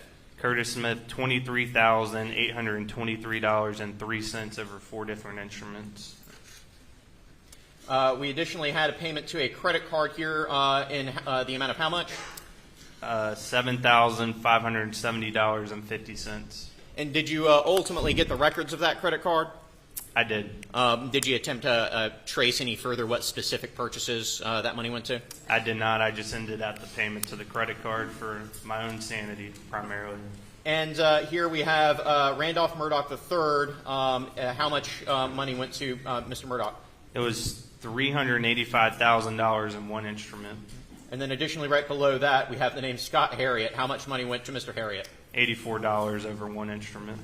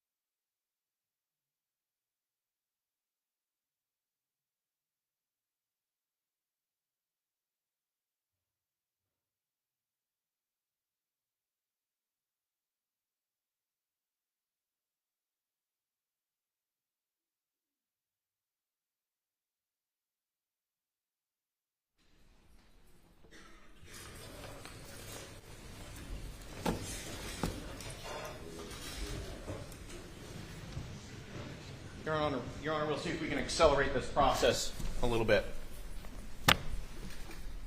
Mr. Burney, I have handed you a series of exhibits starting with States 376 and ending in States 397.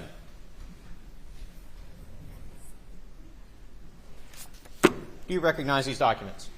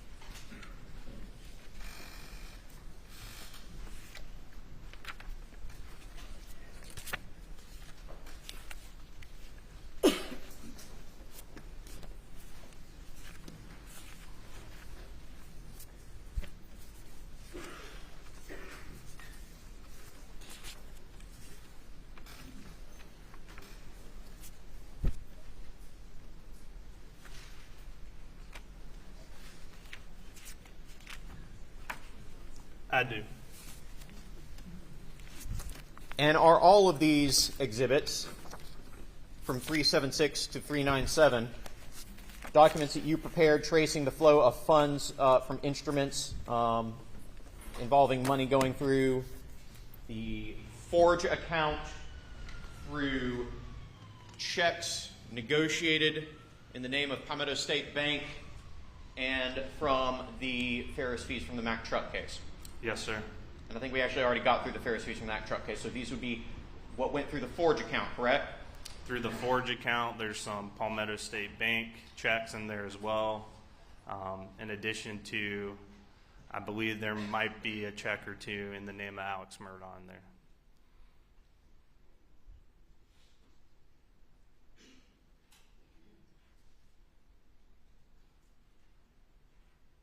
And throughout all of these tracings and all of these summaries, do they reflect that the money that Mr. Murdaugh took went to his personal use and benefit?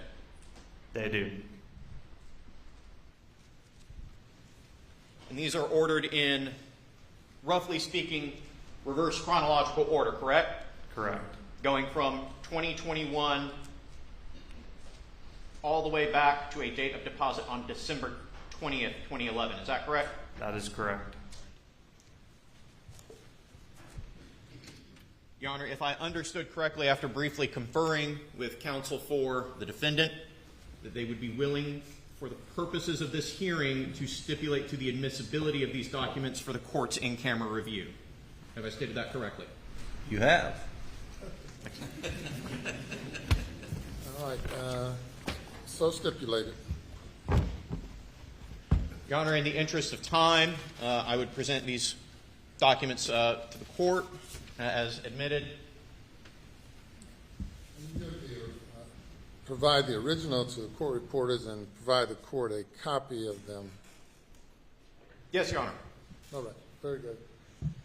And that would be no further questions.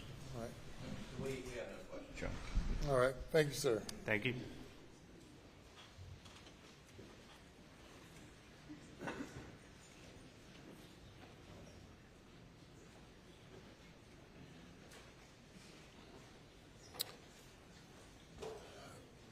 State ready for the jury, state and defense. Your Honor, 1 moment, please.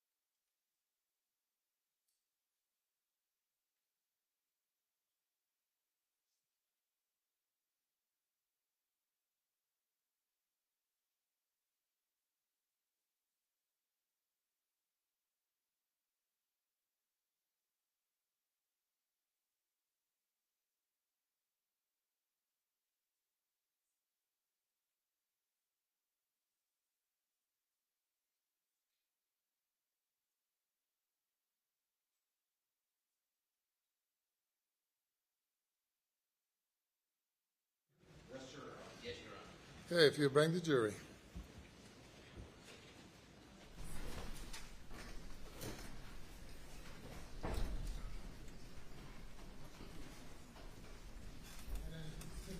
Participation of the jury will stand for a moment.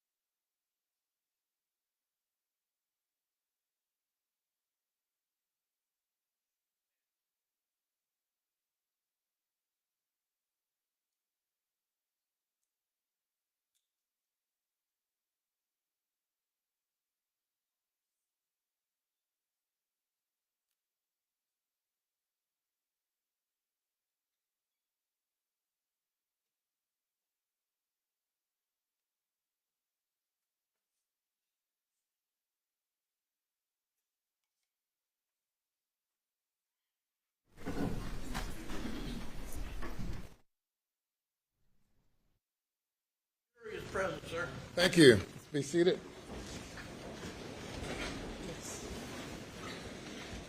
All right, good morning. All right, welcome back. Day number 10. State's case, next witness. State calls Tom Darnell.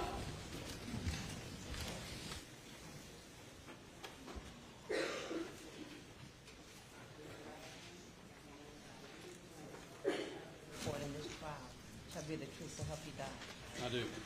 Take a seat in the witness stand. State your name again for the record. Spell your last name.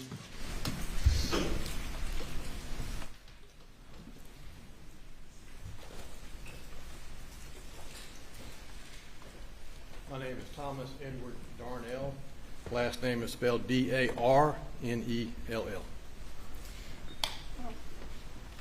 Good morning, Agent Darnell. Good morning. Could you tell the jurors where you work? I am a fingerprint examiner at the State Law Enforcement Division, Forensic Crime Lab. And how long have you been a fingerprint examiner for SLED?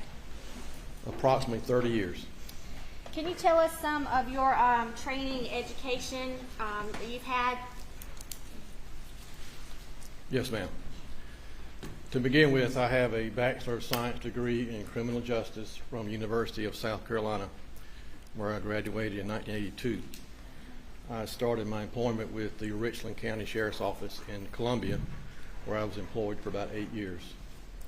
I started my career at SLED in 1990 in the Late Print Crime Scene Department. During that time, I completed an in-house training program that dealt with all aspects of the fingerprint science. I've attended a number of courses across the state, as well as out-of-state courses that dealt with all areas of fingerprint science, to include how to process evidence for fingerprints and how to compare fingerprints. And I also trained under the FBI Academy in Quantico, Virginia, in the same area of fingerprints. I've also trained other examiners to do the same job that I'm doing today. Your Honor, at this time the state would move to qualify Agent Tom Darnell as an expert in fingerprint analysis. Says the defense. He's so qualified. Thank you, Your Honor. All right, Agent Darnell, could you just kind of tell us in general about fingerprint evidence? Well, basically, fingerprint evidence can be most anything. It can be items that are porous, items that are non-porous, items that come to SLED and where we get requested to process them to see if we can identify any fingerprints that might be on the surface. Fingerprints are primarily moisture. About 98% of the fingerprint that may be left on the surface is nothing more than moisture, perspiration, or sweat, if you want to call it sweat. And then once we determine the type of evidence that we have, then we try to develop it. We try to enhance any impressions that might be there. One thing to keep in mind is that in most cases, the fingerprints that we're trying to develop are invisible, basically latent a latent print means just that, hidden or invisible. So it would require some enhancement. And how, or what is the process of finding these hidden fingerprints? Well, we have several different techniques that we can use, everything from super glue fuming to alternate light sources to fluorescent dye stains to different chemicals that we can use. There's also the black fingerprint powder, which is still being used. We don't use a whole lot of that in our laboratory today, but we tend to go with the fluorescent dye stains and the different light sources. It just depends on the type of evidence that we're trying to process. And now you mentioned, was it, did you say super glue fuming? Yes, ma'am. Could you describe how that works? Super glue, what we do is we take the evidence. First of all, it has to be a non-porous surface. And can you give us an example of a non-porous surface versus a porous surface? Non-porous would be like a can, a gun, a cartridge case. Porous would be like paper, a paper cup, paper plate, a piece of like a handwritten note or a check or something like along that line. But the super glue is a commonly used process across the country, in fact across the world. And the super glue is simply heated and it creates a vapor or a fume, and that vapor will affix itself to any impressions that might be present on the surface.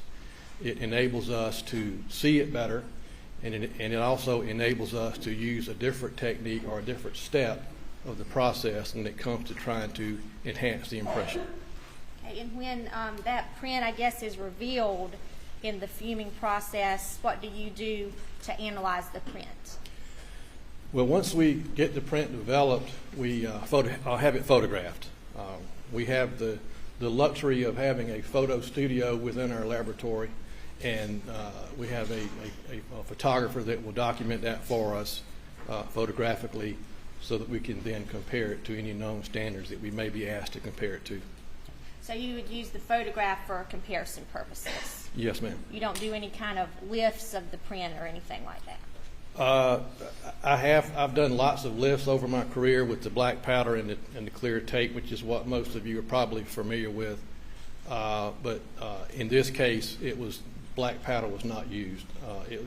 I was working strictly off of a photograph. So you did receive some items to test in this case for fingerprints? I did. I'm going to have you take a look at State's Exhibit 63, 64, 65, 66, 67, and 68. Are those 300 blackout shell cases that you received to process for fingerprint evidence? It is. And did you find any evidence on those cases? Actually, I did not. There was what we call the result that I used with these items was that there was no fingerprint evidence was observed. Would you expect to find fingerprint evidence on fired cases? We don't find a lot of developed prints on cartridge cases. It does happen. We do find fingerprints on cartridge cases, but just not a great deal. And a lot of that has to do with the fact that the cartridge cases they're exposed to heat, they're exposed to friction, and since fingerprints are so fragile, a lot of times that is probably a couple of reasons why we don't find a lot of prints on cartridge cases. All right. Did you also receive State's Exhibit 33 and 34 to test for or examine for fingerprint evidence? I did. Did you find any fingerprint evidence on those shot shells? I did not. And again, would you expect to find fingerprint evidence on items of that nature? We always make the attempt. Sometimes we're surprised when we process evidence that something will develop. I personally I've not had a lot of success with getting prints on shot shells. It's not to say that it hasn't happened.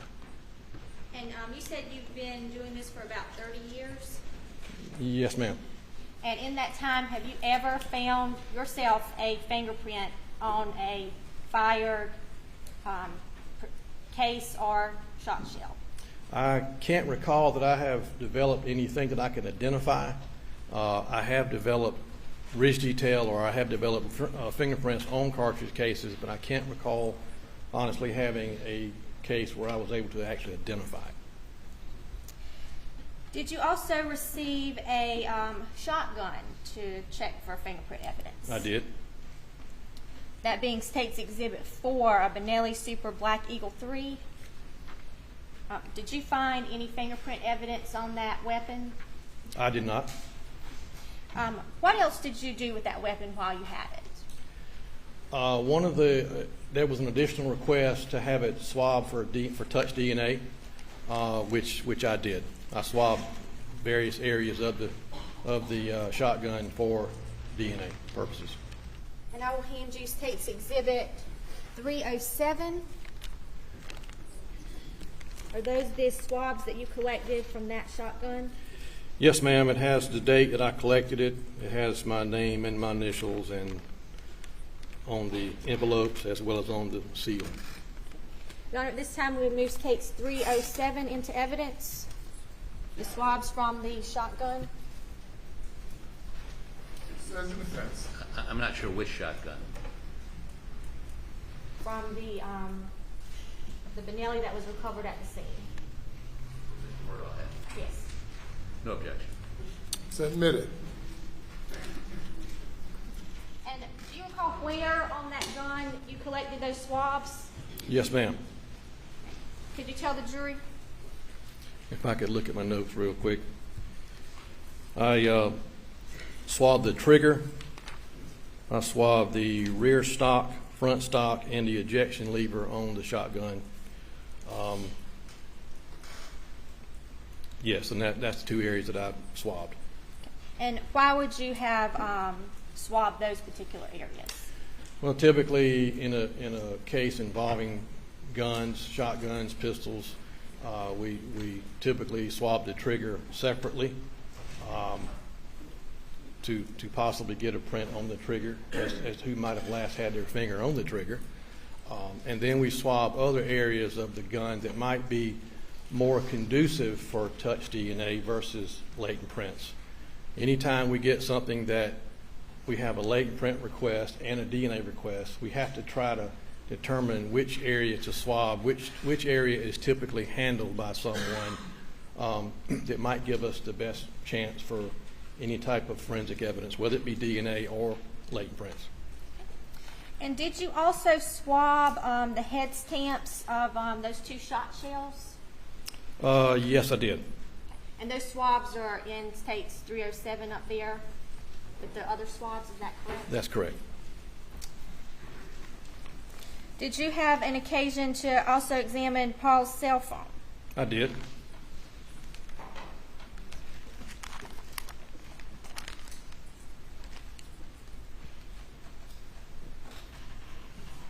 I'm going to hand you States Exhibit 309.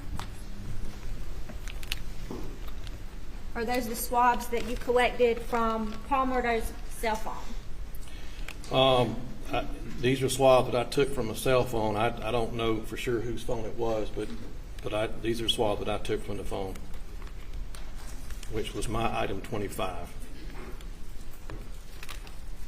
And could you refer to your report to tell us what item 25 is listed as? Item 25 is listed as a one iPhone cell phone, black in color with a clear case. Your Honor, at this time, the state would move to admit State's Exhibit 309. No objection. Did you also examine that cell phone for fingerprints? I did. Did you find any fingerprints on the phone? I did not find anything that I could identify. I found a very small amount of fingerprint evidence on the phone. The result that I had to render was what we refer to as no value for comparison, which what that simply means is that there was the evidence of someone's fingers having come in contact with the phone. there just was not enough detail, not enough clarity for me to be able to compare it to anyone.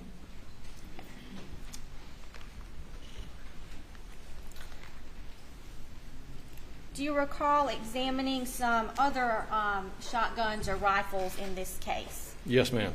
That would be a .300 blackout rifle, a Mossberg shotgun, a Browning shotgun, and another Benelli shotgun. That's correct. Did you find any fingerprints on any of those guns? Nothing that I could identify. Again, the result of no value for comparison was the result that I reported. And if a gun has a camouflage print, for example, would that make it harder to find fingerprints on that weapon? Well, not necessarily. We have some very bright lights that we would use to help us pick up anything that might be on a camouflage type surface. Keep in mind we're spraying a fluorescent dye stain prior to using the light source, so that does help us see the prints much better. There are some areas on these shotguns that were like textured, which would not be very conducive to prints.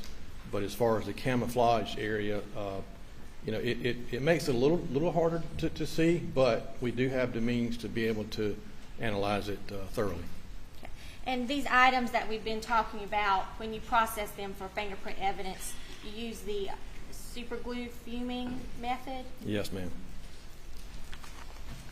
While you were processing those guns, did you collect swabs from each gun?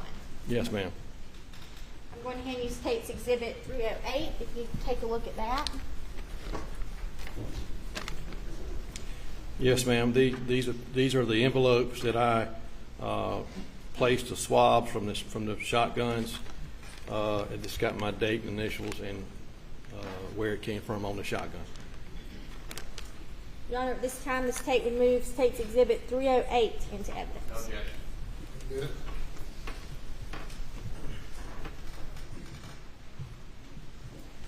Now, did you receive a 30-round magazine that was full of .300 blackout cartridges? I did. Did you test that item for fingerprint evidence? I did. Did you find any fingerprints on that magazine? It was, again, as the shotguns, it was all no value for comparison. What about each of the bullets that was in that magazine? Did you examine them in any way? Yes, ma'am. I took each one of them out of the magazine and processed all of them individually. Did you find any fingerprint evidence on those bullets? No, ma'am. I did not. And what did you do with these swabs that you collected? Once I collect the swabs, I allow them to air dry, and then once I secure them into envelopes, I seal them, put my date, initials, and then I package them up accordingly, and they ultimately wind up with the DNA department. I believe in this case I took them down to our evidence control department, and then DNA will pick them up from there. All right. One moment, Darren.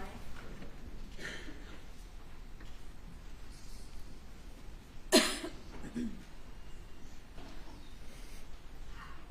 further questions from the State at this time. You'll answer any questions from the judge. Please report, Your Honor. All these items were processed in the lab, is that correct? That's correct, yes, sir. And help me to understand this. You processed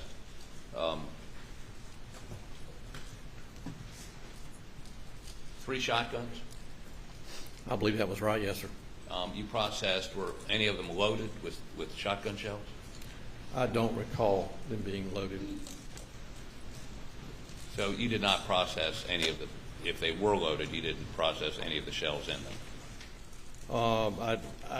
Normally, when a weapon comes into the laboratory, it's cleared and unloaded prior to it getting to our laboratory.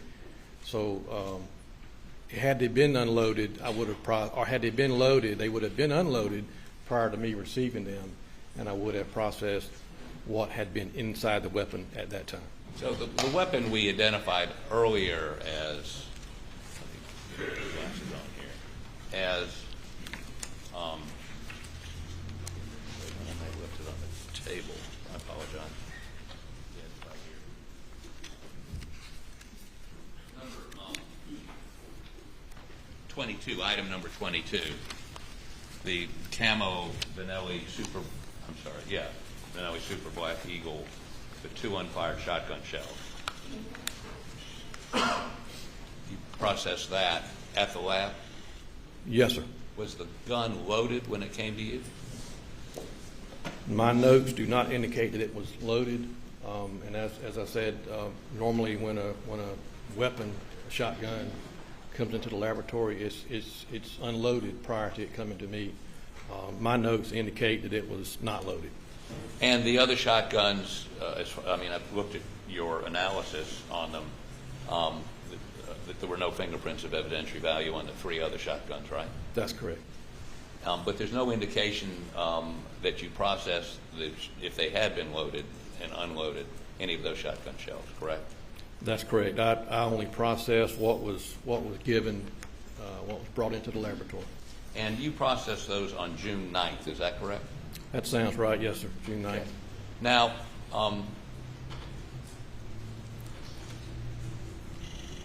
the cartridges, there's a bullet, and then there's a casing on a typical semi-automatic weapon. Were you ever asked to? You were asked to process the ejected cartridges that were involved in the murder, correct? The 308s. I mean, the 300 blackouts. Yes, sir. And those had been fired. And what you indicated that once a bullet or a shotgun shell had been fired, it heats up. Is that why you can't get a fingerprint off of it? Well, that would be one possible explanation. Heat, friction. They're on the ground. You know, weather can have an effect sometimes if it's raining or if it's hot or cold. There are lots of things that could have an effect on whether or not a print would be left. And I think your testimony is that if not rarely, never found fingerprints on an expended casing. Is that correct? Well, I wouldn't say rarely, never. I know of cases in our laboratory that have been where they have been able to identify prints on cartridge cases. It just doesn't happen very often, but it does happen. Okay, but then you processed a number of, there was a magazine with a number of 300 blackout shells that had never been fired, correct? Yes, sir. Bullets, I'm sorry. That's correct. And that's a piece of brass, right? Yes, sir. I mean, is a piece of brass conducive to fingerprints? Yes, sir. It can be, yes, sir. Any evidence these bullets have been wiped or something, or just? I mean, please explain to the jury why you wouldn't normally get fingerprints off of a piece of brass, a unspent bullet. Why is that? Well, you got to keep in mind that a latent print is nothing more than, or mostly moisture. They're very fragile. It doesn't take much to wipe a print off of the surface. The cartridges I think that you're speaking of were in a magazine, so they've been shoved into a magazine, and then you got to get them out. So you got friction there going on, but any surface that's smooth and fairly clean and not corrugated or textured can be conducive to prints. I have developed prints on cartridges before. It just doesn't happen very often. Again, it's a brass surface, almost a polished brass surface. Did you say because it's mostly moisture? Isn't there some oil involved in that from the fingers? Or am I wrong about that? Well, you could have, as far as the coming from your fingerprints, from the fingers, or from the finger. It's always just moisture. It's mostly 98 to 99% moisture, and then you might have some other substances mixed in there.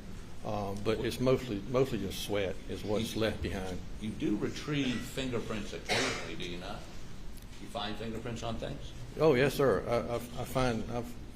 I've developed quite a few prints in my 30 years of doing this. And once you develop a print, you can compare it based on how many points you have to have to do a comparison to make a match? Well, there's no set number in this country where you have to have a certain minimum number of points.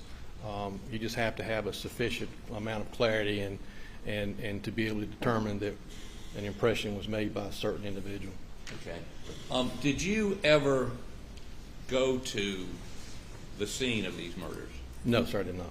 You were not called out that night? No, sir. So the forensic folks that went out there, to your knowledge, did they throw any powder down? Did they do anything to find any fingerprints that night? I honestly don't know.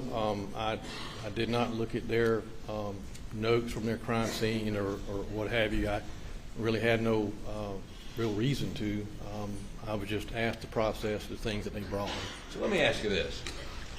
You got a doorknob right here. Doorknob. I just grabbed it to open it. It's brass.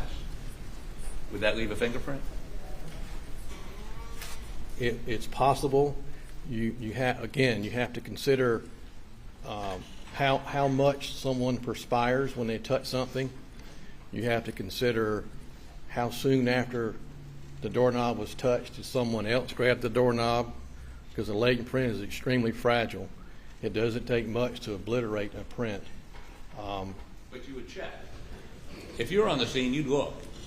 If I was on the scene and I felt like that area was accessed by someone, I probably would have checked. Yes, sir. I mean, if it appeared that there had been a shotgun blast to the victim inside a room behind that door, and you didn't know whether the door was open or closed before that person was shepherded in there or walked in there, you would want to at least look at the knob, right? Yes, sir. I probably would, but I was not on this scene, so I don't really know exactly what all they had going on. So, but if with your scenario that you're speaking of, yes, sir, I probably would have checked. And you would expect to see notes somewhere from the crime scene folks that they looked at the doorknob. But you can't just eyeball it. Don't you have to put some powder on it, or don't you have to put something on it to raise the visibility of the fingerprint? Well, yes, sir. In some cases, you can actually see a print if it's more of what we call a patent print.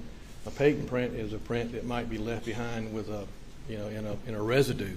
Could be in grease, could be in blood, it could be in dirt, anything such as that. So, but ordinarily, when you go to look for prints, you've got to do some sort of processing to a surface, depending on the surface and depending on just what you're trying to do. So, if you had a relatively small room where somebody's head had exploded and blood and all kinds of bodily fluids were sprayed over the inside of that room, you would want to take a meticulous examination of that room to see if there are any fingerprints in blood or other bodily fluids, would you not?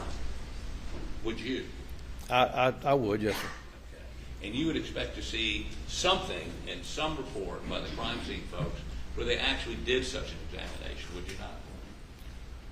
Would you expect to see notes detailing that they at least looked at it? Yes, sir. I mean, again, this is, I wasn't at the scene. I can, but if you're describing this type of a scene, if it was me, I would take notes. Detailed notes. Because photographs, notes, sketches, all that kind of goes hand in hand. But there should have been, well, strike that. You would also expect to see any surface that could have come into contact with a perpetrator to have been processed, either photographed or processed in some way. You would expect to see that in the notes of the crime scene investigators, correct? I would think in the notes or in their testimony or anything such as that, there should be something to explain what was done. Yes, sir. Okay. Do you know if there was a fingerprint person or somebody that had those skills in the crime scene team that came out that night?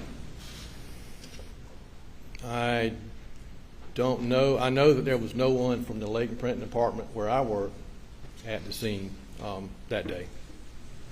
Do you go out to crime scenes? Do you go to crime scenes?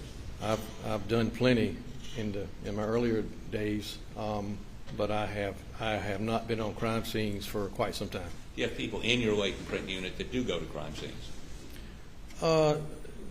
Not really. The Lake Print Department, the way we're set up, we pretty much are in the laboratory setting, and we process evidence that comes in from crime scenes. We don't typically go to the crime scene. And so I guess if I'm summarizing this, everything they had you looked at in the lab. Yes, sir. And you found no, when I say identifiable prints, it sounds to me like you found no evidence of any prints.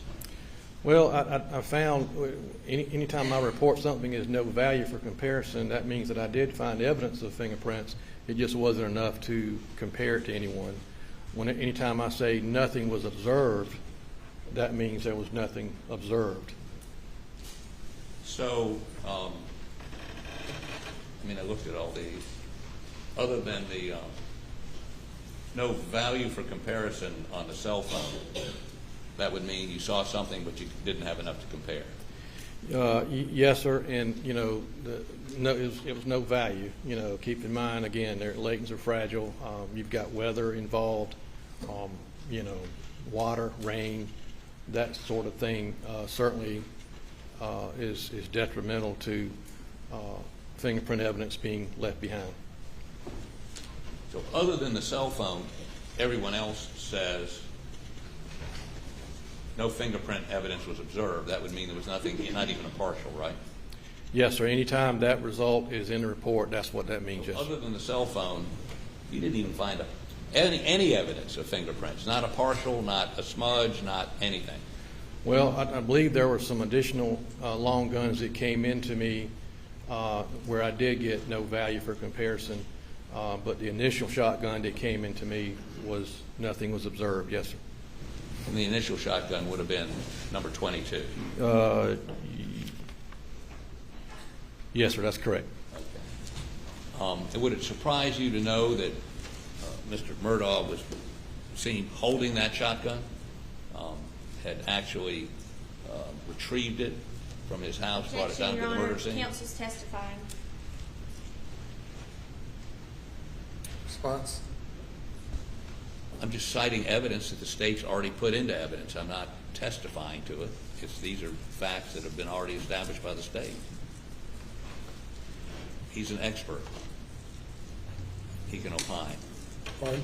He's an expert, therefore he can give an opinion. The objection's overruled. Would it surprise you to know that Mr. Murdaugh was seen that evening when the first responders came, holding that shotgun, and the state has indicated, that's not in conflict. No one's challenging that, and yet there were you found no evidence of fingerprints. Is that correct? Right. Yes, sir. And that's prints aren't always left on surfaces when you touch them. Just because you touch something does not mean you're going to leave a print.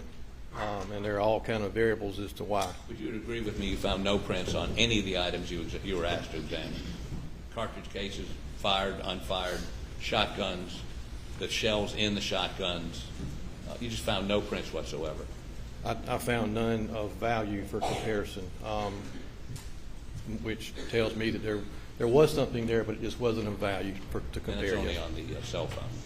The cell phone and then the additional long guns that came into me later. Okay. Yes, sir. Beg the court's indulgence.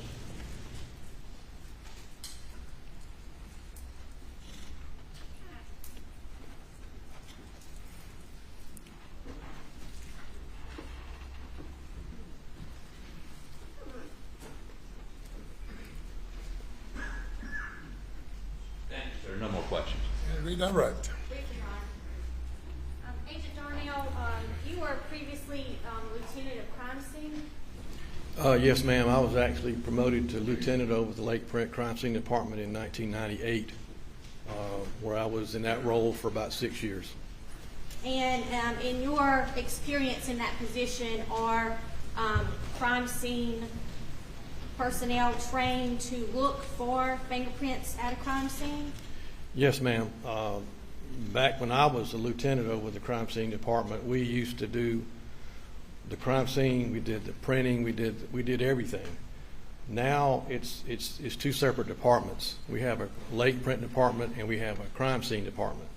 The crime scene department, as I understand it, they are trained in how to process crime scenes, which would include how to process certain things on its own scene for fingerprints. In other words, if it was something that was large and not able to transport it back to the laboratory, they do get some training in how to process for prints. And with such a bloody scene, did you get any bloody prints in this case?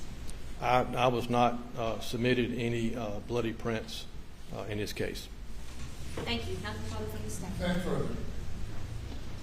Nothing further, Your Honor. Thank you. You may step down. Thanks, sir.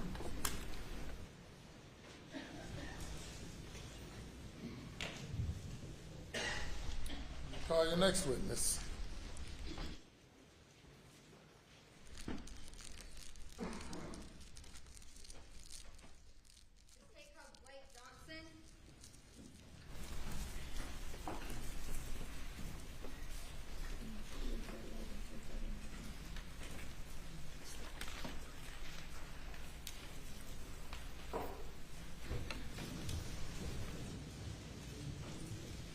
Put your left hand on the Bible, raise your right hand. Do you swear or affirm that the testimony you're about to give to this court to be the whole truth, so help you God? I do. Okay, thank you. Have a seat on the witness stand. Repeat your name and spell your last name for the record.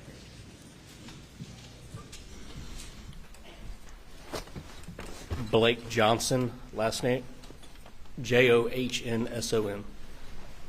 Hi, Agent Johnson. Hello. Could you tell the jury where you work? I work for the South Carolina Law Enforcement Division. And how long have you been with SLED? Been with SLED a little over 5 years. And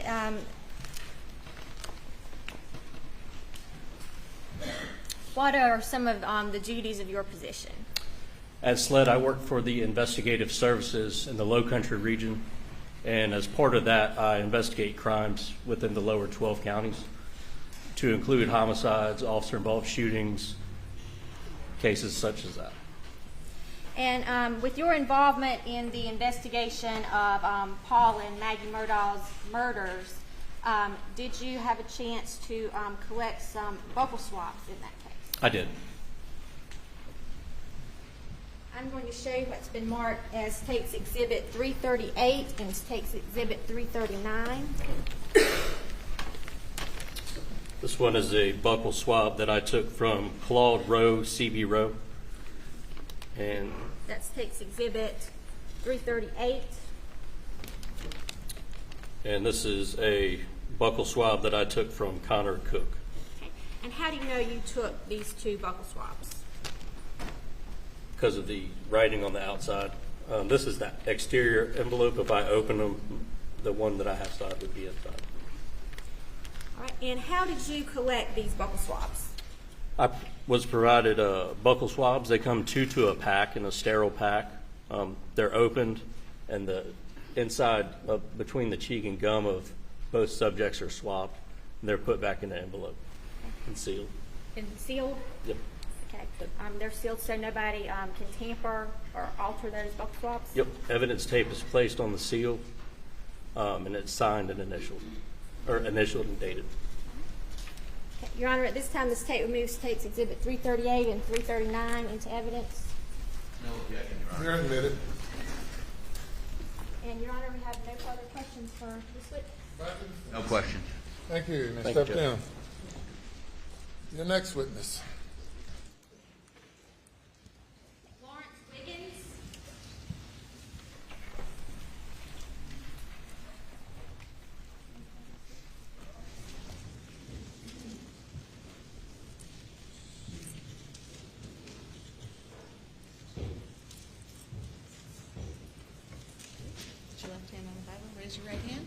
Do you swear or affirm that the testimony you're about to give this court to be the truth, so help you God? I do.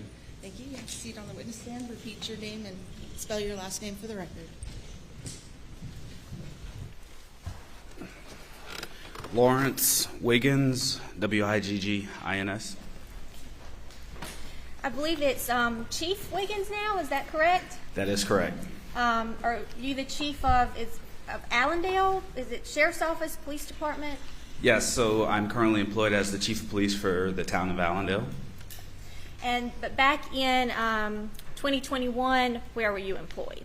I was employed with the South Carolina Law Enforcement Division. I was assigned to the investigative services, and I worked out of the regional office in Walterboro.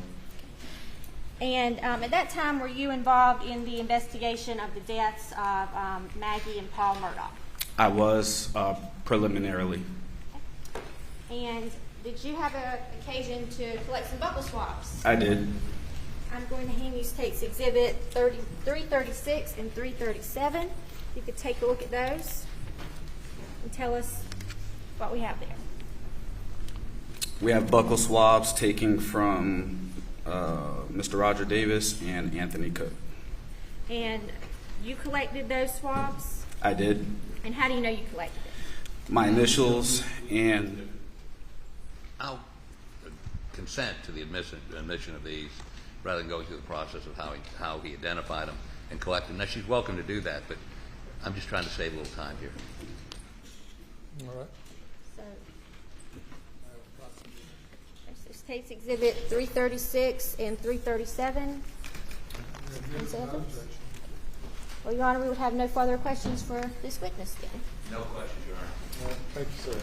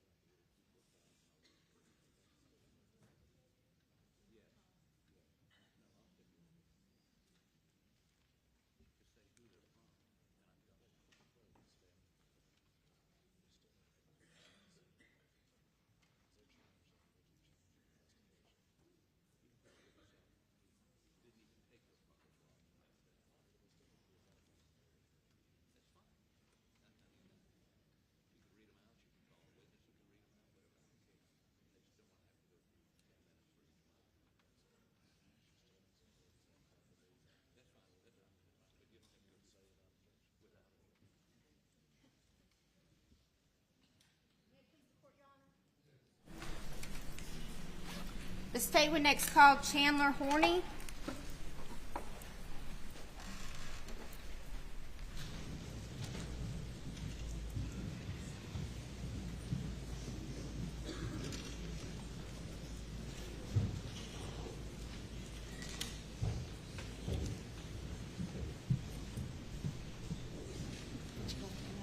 Raise your right hand. Do you swear or affirm the testimony you're about to give this court to be the truth, so help you God? Okay, have a seat on the witness stand. Please repeat your name and spell your last name for the record.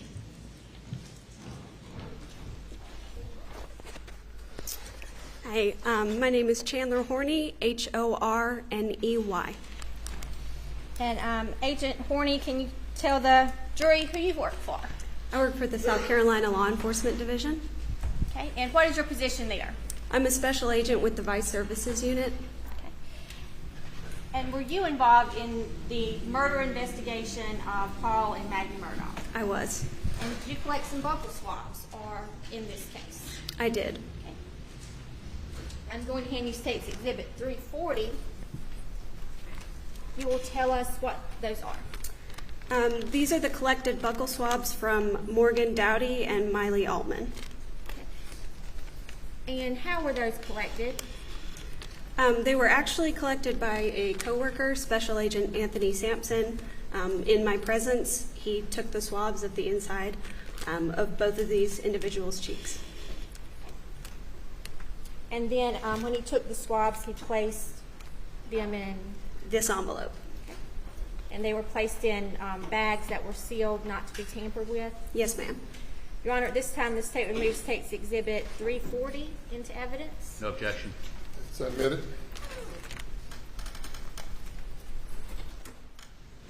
We have no further questions for the state.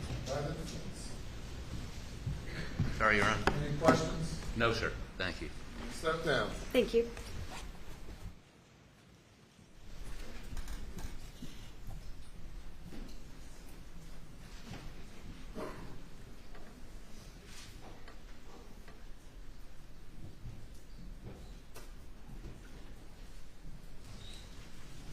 The state next calls Joe Moore. I'll be all day.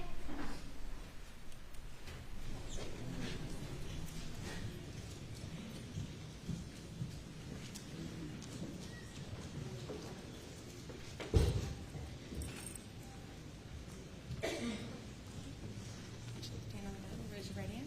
Do you swear from the testimony you're about to give this court to be the truth, so help you God? I do. Okay, have a seat on the witness stand. Please repeat your name and spell your last name for the record. Jomar Albialde, spelling my last name is A-L-B as in Bravo, A-Y-A-L-D-E, Albialde. If it makes it any easier, my peers call me Joe. Joe. Thank you, Joe. And you did tell me a little trick to pronouncing that last name there. Yes, ma'am. Okay, what was that? If you remember the phrase, I'll be here all day, and drop the here, I'll be all day, you got it. And thank you so much for sharing that with me. Yes, ma'am.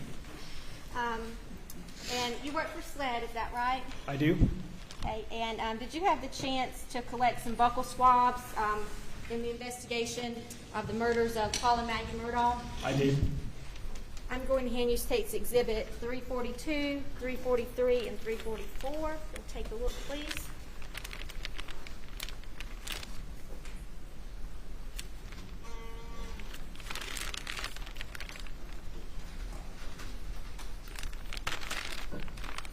Yes, ma'am. Okay, and State's Exhibit 342 is a buccal swab you collected from who?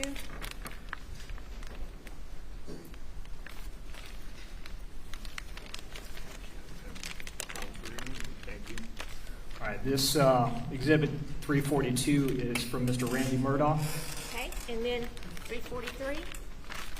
343 is a DNA sample collected from a Hippolito Torres. And 344? This final buccal sample was collected from his son, Alan Gonzalez. And how did you collect these buccal swabs? Yes, ma'am.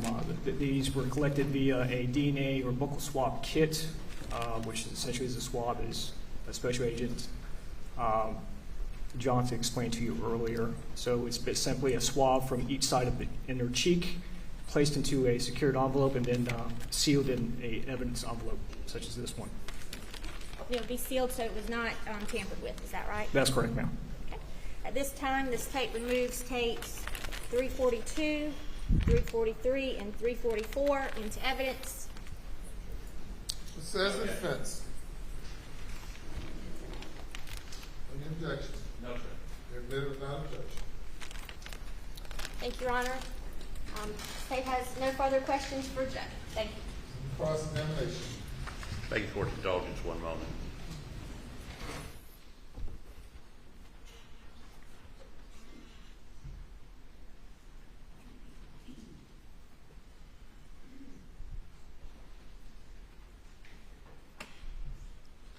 No questions, Your Honor. Thank you. You may step down. Thank you, Your Honor. Call your next witness. All right, next witness is going to be fairly lengthy. Mr. Fernandez is going to call him, and we'd ask for just a moment to get the exhibits out that he needs and get them in order so it moves orderly before the jury, if we could. All right, ladies and gentlemen, we'll take a brief break.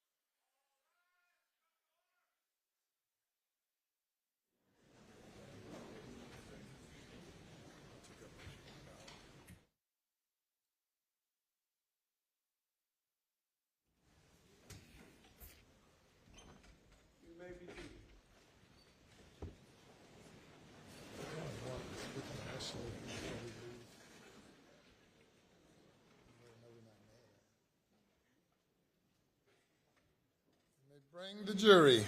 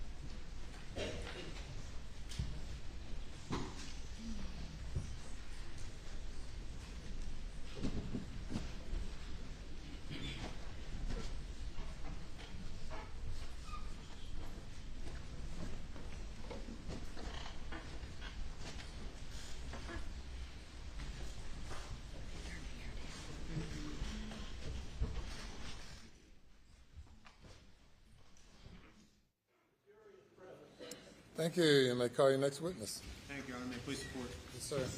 State calls Paul Greer.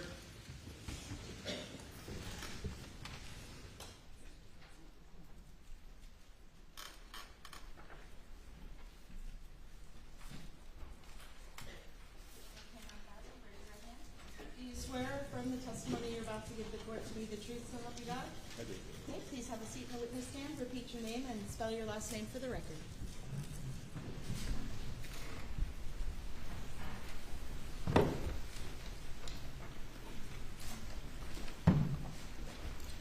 My name is Paul Greer, Greer. Paul, how are you doing today? I'm great, thank you. Take a moment to unpack your stuff if you need to.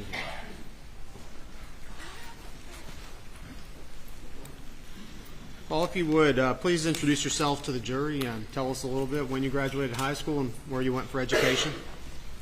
Sure. My name is Paul Greer. I am originally from the upstate of South Carolina, went to school and graduated high school in 2009. Upon graduating high school, I attended the University of South Carolina and received a Bachelor's of Science in Biological Sciences from the University of South Carolina. Thank you, Paul. I'm going to ask you, if you would, to pull that microphone a little closer so we can all hear you. Yes, sir. Oh, thank you. All right, Paul, walk us through a little bit about your career. With whom are you currently employed?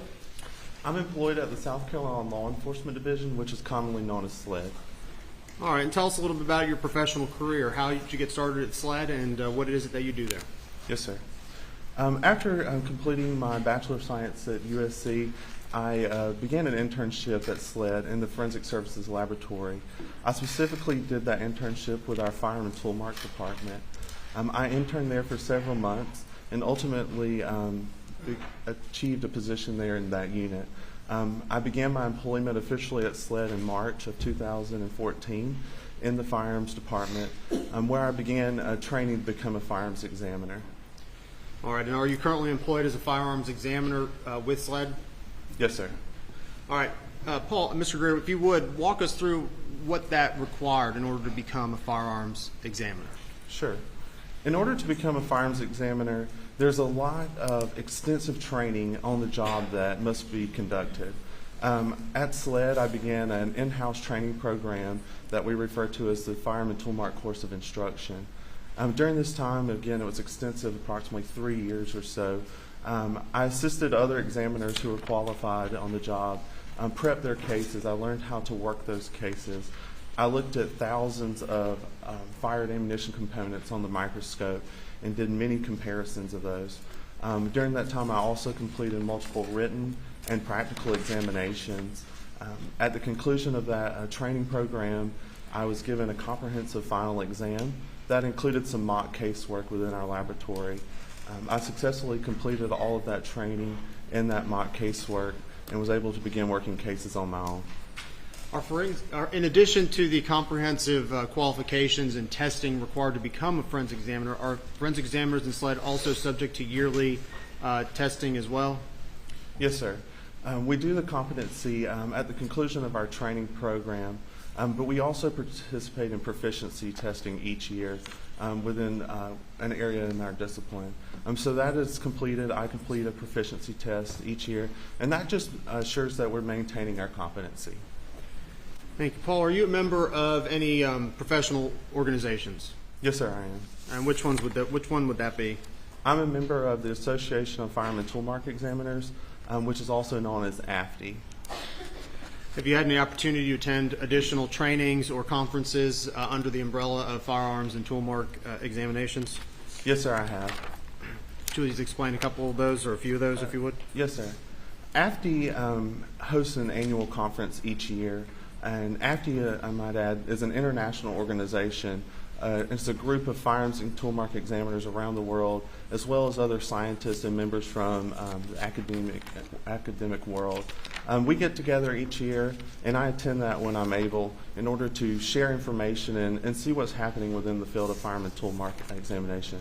I've attended several of those conferences, and I've also attended some regional conferences that have been hosted by the FBI laboratory in Quantico. And speaking of laboratory, is your laboratory accredited? Yes, sir, it is. And what is the accreditation it operates under? The SLED laboratory is accredited under ANAB. That is a national organization that follows ISO 17025 standards, and those are international standards. So our laboratory is operating within the same set of standards as other labs in the United States that are accredited with ANAB, and also those who follow the ISO 17025. And in order to maintain accreditation, is there an inspection process that ANAB requires? Yes, sir. All right, and explain, if you would, the couple of inspections that are typically required. In order to maintain our accreditation, we have a visit approximately every 4 years. Auditors come in to the laboratory to check our casework, review our files, make sure that we're operating within those standards, and they watch us perform casework. That's a huge component, and they do this for all of the disciplines within the laboratory. And that audit every 4 years within that cycle helps to ensure that we're meeting those standards. Internally at SLED, we also have internal audits each year. So even though the ANAB inspectors that come every 4 years, we may not see them every year, there is some type of audit being performed within our departments and in our casework each year. Thank you. Does the SLED laboratory operate under a policies and procedures guideline for the overall agency? Yes, sir, we do. All right, and explain a little bit about how that involves the lab. Correct. SLED in general has a large set of policies that we must adhere to.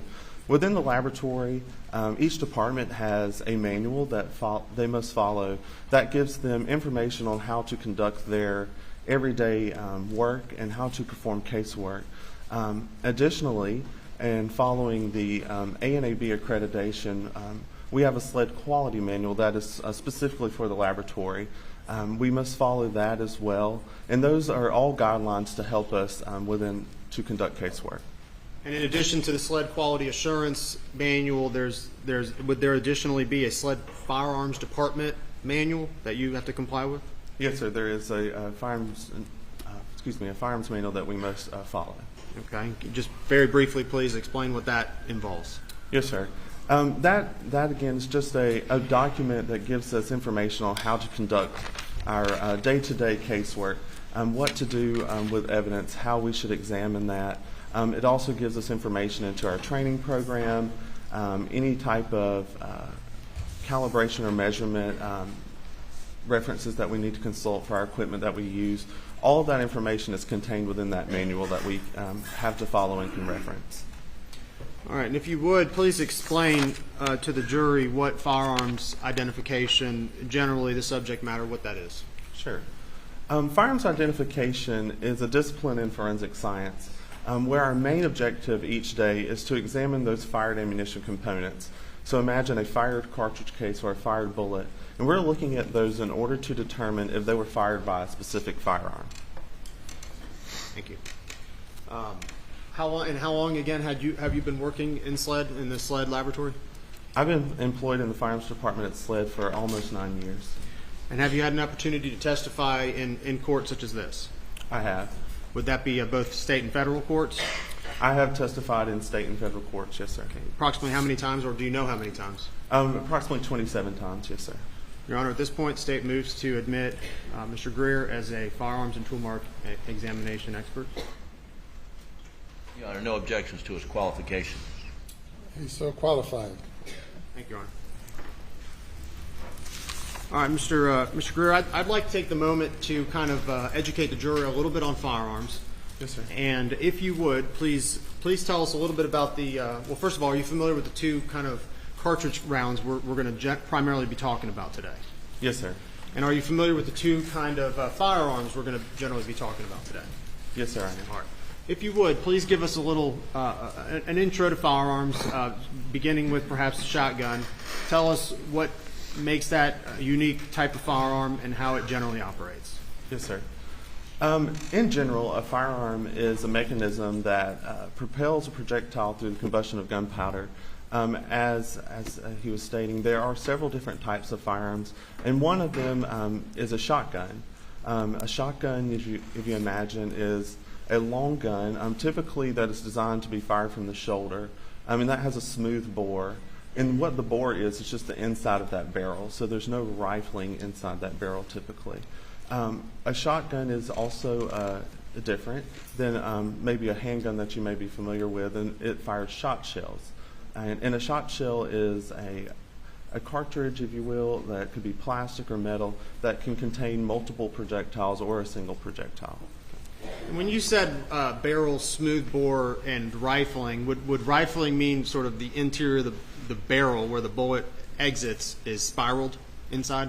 Correct. That rifling is in barrels. In order to give a bullet that's traveling down that barrel its rotary twist and spin so that way it can travel to a target or its destination. And does that rifling assist in the bullet traveling in a straight line consistently? I'm sorry, can you repeat the question? The rifling, spinning the bullet, making it go out, does that allow it to travel in a straight line? Yes, that rifling that's inserted into that barrel, if you'll think of kind of like a quarterback throwing a football, it helps it give it that nice spiral so that it can travel more efficiently. And kind of the opposite of that would be the smooth bore of a shotgun. How does that affect the pellets or the BBs inside of the shotgun? So in a typical shotgun, you don't have that rifling that gives it that spin or twist, but that's not the design of the shotgun. So when those pellets or a slug or whatever is traveling down the bore of that shotgun, it is just traveling out the barrel based on the combustion from it firing. Okay. And if you would please describe to us what type of ammunition a shotgun will shoot.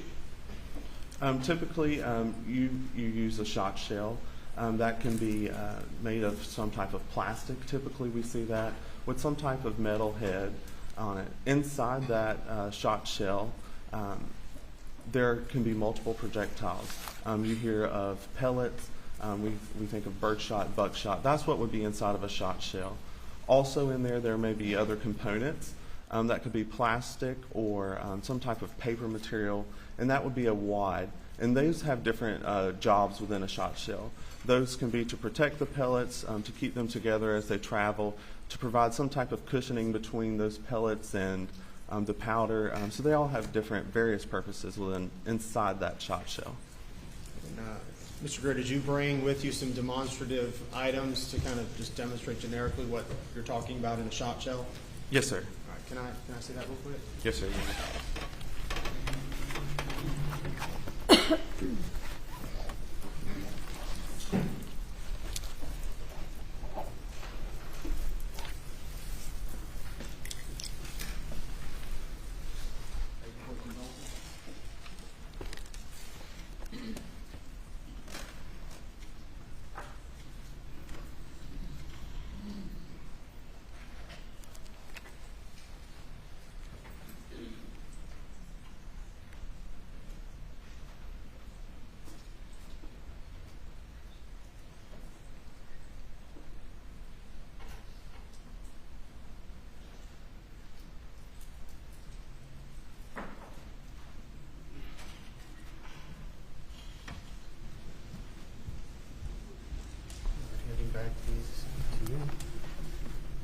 All right.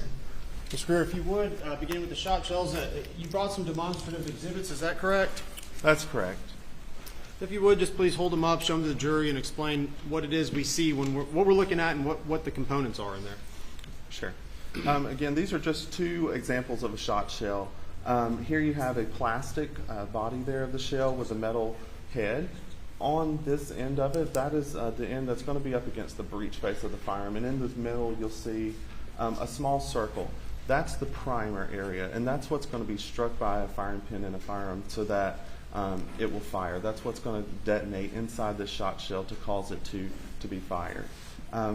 Out this end, you see it's crimped on this end.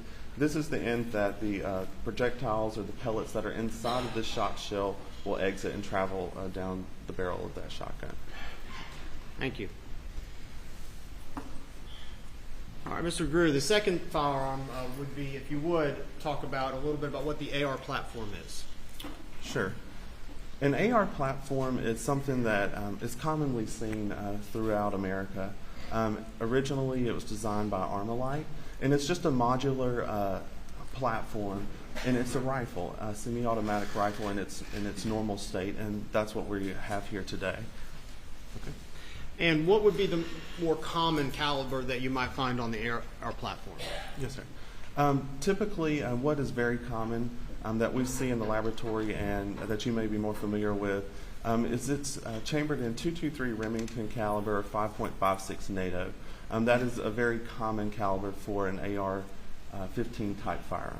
Okay. And what were some of the items that you examined in this case as far as rifle calibers? In this case, I received one rifle, and it was chambered in .300 blackout caliber. All right, explain to us what the .300 blackout round is, and maybe how it's similar and different from a .556 round NATO. Sure.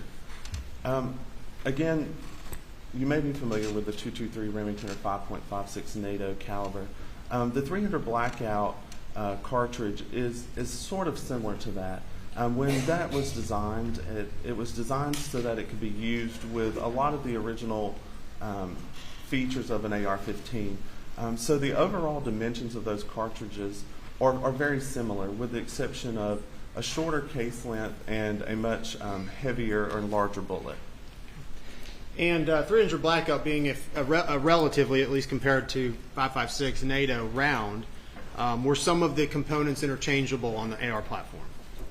It's my understanding that when that .300 blackout caliber was developed, it was designed so that some of the components from the original AR-15 type that were chambered in the 5.56 NATO or the .223 Remington could be used with a .300 blackout. And it is possible, maybe not ideal, but possible to use a magazine that would be formatted for the .223 5.56 round in a .300 blackout rifle. Yes, sir, I would say it's possible. And did you bring any .223 and 5.56 and .300 blackout rounds with you today for demonstrative purposes? Yes, sir, I have two. All right, would you please identify the two and tell us what we're looking at and what the similarities and differences would be? Sure. To start off, this is an example of a .223 Remington. This is the one that you may be more familiar with. I will show you now. Side by side, this is the .300 blackout. And I'm trying to do this so you can see. You can see that their overall dimensions there are a little larger. Are about the same, with the exception of the larger bullet. And I'll give you a little bit of anatomy here of the cartridge. What we would refer to as this item right here is an unfired cartridge. Terminology in our firearms department is very key to us in being accurate in what we do. So we would refer to this as an unfired cartridge. That contains a bullet, which is this portion right here, this copper-colored projectile, and that's what's going to travel down the barrel of the firearm towards the target. Again, on this end, just like the shot shell, there's a primer there in the middle. You see the circle object there, and that's what the firing pin is going to strike, so that way it can detonate and cause the cartridge to be fired. When it's fired, we'll have a cartridge case, which is just the brass-colored portion here. And that is the cylindrical component there that holds it all together. It holds the primer, the bullet, and the gunpowder inside of it. Thank you, Mr. Greer. Permission to approach, just for demonstrative purposes, I'm going to put it on the helmet. Mr. Greer, if you would just pay attention, you have a little video screen there. see if this will work.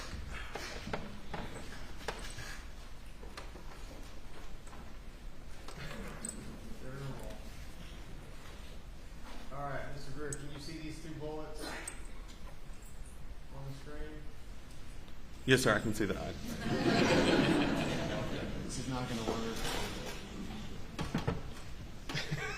All right, can you see them clearly? Yes, sir, I can. All right. What's the big black thing on the screen?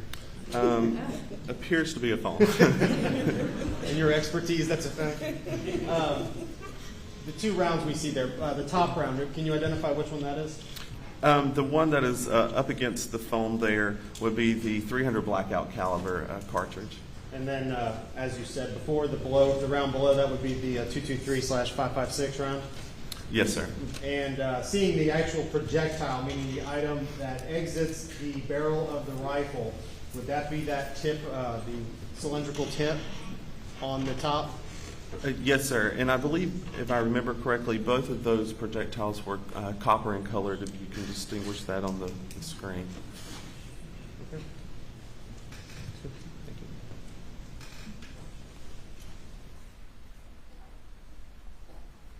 you. And I don't know if you mentioned it, but I'll ask, as compared to each other, does the 300 blackout have a higher grain typically than the 5.56? It's possible. The bullets come in different grain weights, so that is a much larger bullet, so I would expect it to be heavier. And when we are going to hear about grain weights, could you explain what that means also? Sure. Grain is a term that we use in firearms, and it's just a unit of measurement. So when we measure our projectiles, we are going to measure those in grains. And just as a common way to relate to that, if you imagine 7,000 grains, that's equivalent to approximately a pound. Thank you. So measurements in bullets are done in grains, basically. Yes, sir. That's what we refer to them in. Going back to shotgun shells very briefly, are there various types of shotgun shells and gauges or calibers? Yes, sir, there are. Could you explain a couple of the types that you might commonly find, and then just some of the calibers so we know what we're talking about? Sure. Some of the more common gauges in shot shell, and gauge is just referring to the size and how we are able to determine what that firearm's chambered in. So a 12 gauge is something that's very common. That's a very common shotgun that I would expect to encounter. You may also have heard of or be familiar with a 20 gauge. That's another one that may be common, or 410 bore, which is a type of shot shell as well. Those are some of the more common ones that we would see in our laboratory setting and that you may be familiar with. Again, throughout those, there are all different kinds of shot shells loaded with different projectiles, loaded with birdshot, loaded with buckshot, and they all will serve a purpose within their own respect. But those can have multiple projectiles, hundreds of projectiles. It could have just one large projectile, which we refer to as a slug. So there's lots of options, if you will, within a shot shell. And although this may be obvious, a buckshot is typically used to hunt what type of game? I'm not hunting often, but I would expect a buckshot could be used for something, as it suggests, a buck. You would expect maybe a larger animal. Again, I'm not a hunter, but that's where I could imagine that. Thank you, Mr. Greer. Before we move on, and speaking about the area of forensic science of firearm examinations, is that an area that is subject to peer review? Yes, sir.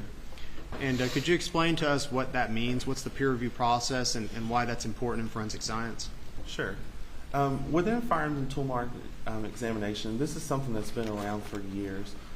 Firearms examiners have been learning about the firearms identification process, building studies and designs and experiments throughout many years. And as part of that process in designing those studies and doing this research within firearm and tool mark, they're going to draft an experiment, conduct an experiment, publish an article on their findings, and during that process, there can be review, and there will be a review of the article of the experiment, where other scientists within our field, or other scientists or researchers can examine that and see what was going on during that process and say whether they agree with it, and share their comments. And that's part of that peer review process.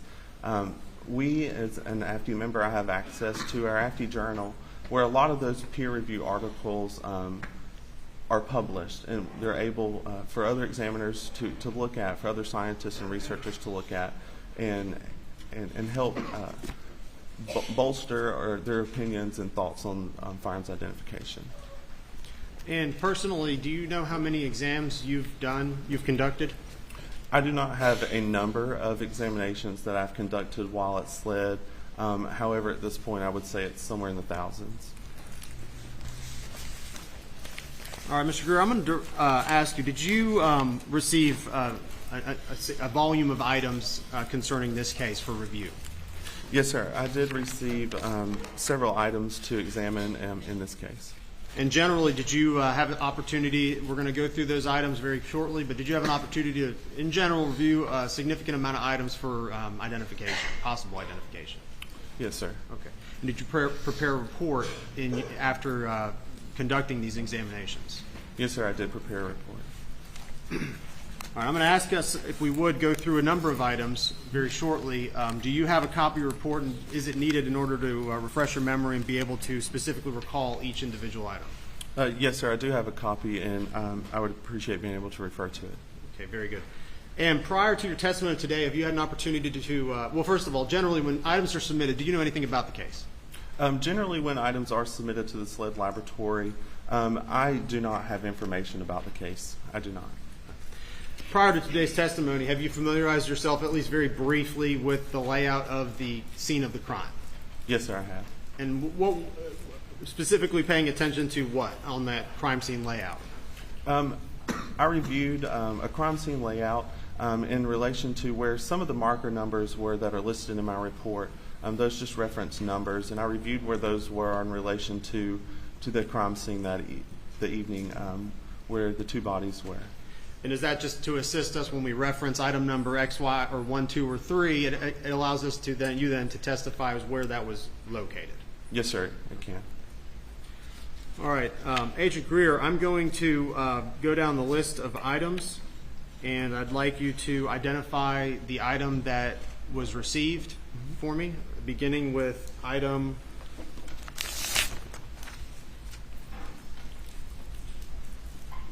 numbers 2 through 5. Is slide item 2 through 5? Yes, sir. Your items 2 through 5?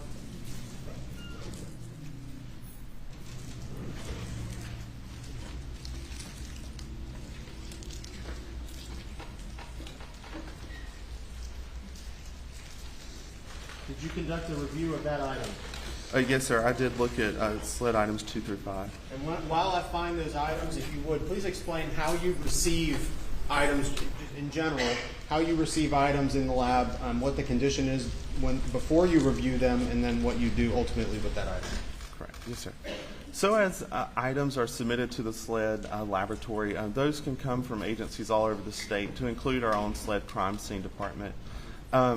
Those items are given assignments for multiple departments depending on what the requesting agency is asking to have completed. We are a full-service laboratory, so sometimes the evidence has to travel through to other departments before it arrives to me in the firearms department. Typically, if you want something like latent prints or DNA to be processed on those items, it would go there first, because when I get the item, I may decontaminate it or touch it, and those prints or DNA may not be relevant anymore, because you would find me on it. Evidence travels throughout the laboratory to those departments and through our evidence control department. I receive those items either from those analysts or from our evidence control technicians. And when I receive that item and before I begin my examination, I want to make sure that the item is submitted to me in a manner that I can tell that it's not been tampered with.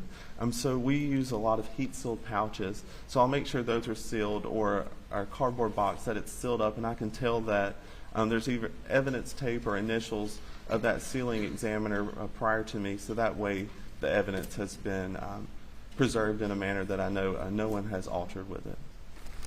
And just so we're clear, thank you, Mr. Greer. Just so we're clear, when I refer to items, sometimes I'll say items 2. Does that refer to the items that you received them as a SLED designation? Yes, sir.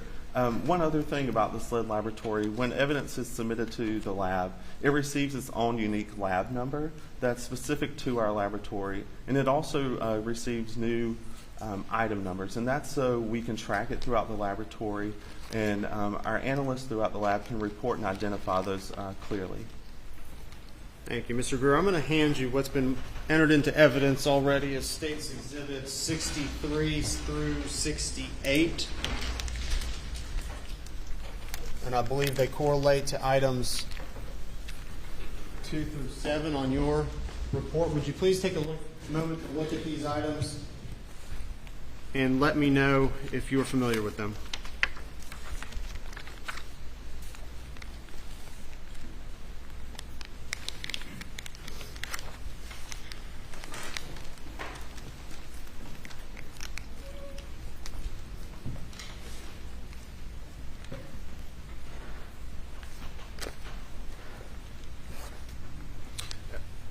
When we receive these items, I do mark the packaging, and I'm also looking for my heat seal pouch, and this is how I package the evidence after I examined it. So I'm just confirming that I see some of the information on these items.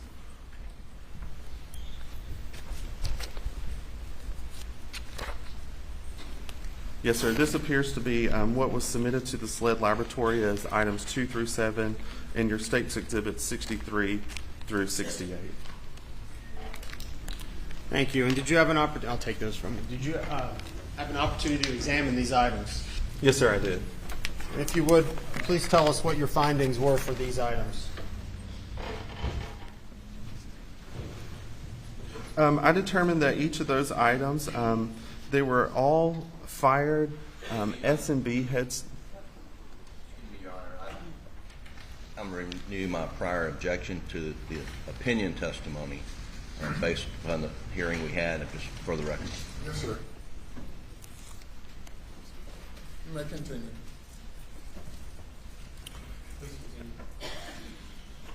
I determined that each of those were one fired S&B head stamp 300 blackout caliber cartridge case, and that was items 2 through 7. That's what each of those items were. Mr. Greer, and the item on the screen in front of you would be what's marked as States Exhibit 63. Is that representative of the collection of items that you reviewed in that batch? Yes, sir. All right. 300 blackout round. Were you able to see the head stamp on it? And I can give you back one of the items if you would. Were you able to identify the head stamp and who the manufacturer of that round was? Yes, sir, I was. All right. Who was that? The manufacturer of items 2 through 7 was Cellier and Belleau, and you may hear that referred to as S&B. 300? Yes, sir, and head stamp 300 blackout.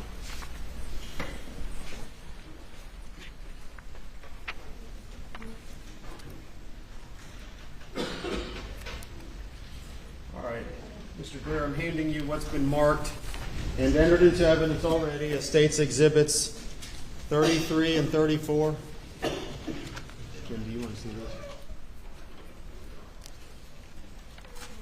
33 and 34, which I believe correlate to 9 and 10 on your report. Would you please take a look at these items and let me know if you recognize them?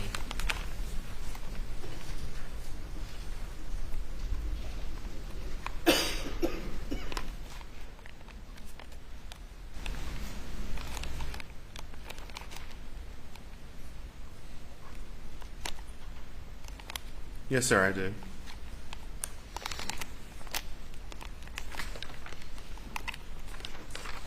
Okay, and please tell us what they are. SLED item 9, which is States Exhibit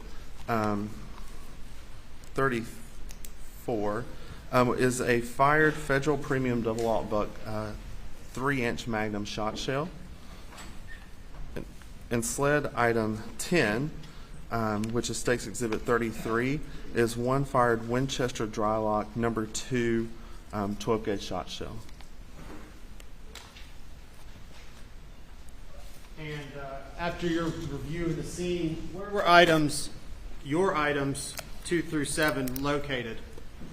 After reviewing the crime scene diagram, I was aware of the marker numbers that those were recovered from, and then reviewing that diagram, it's my understanding that those items 2 through 7, the 300 blackout caliber cartridge cases, were located around or near the body of Margaret Murdaugh. All right, and I'm referring now to your items 9 and 10, states 33 and 34. Where were those after your review of the crime scene diagram? Where were those identified and retrieved from? Those appear to be in or around the storage room area near the kennels. Thank you.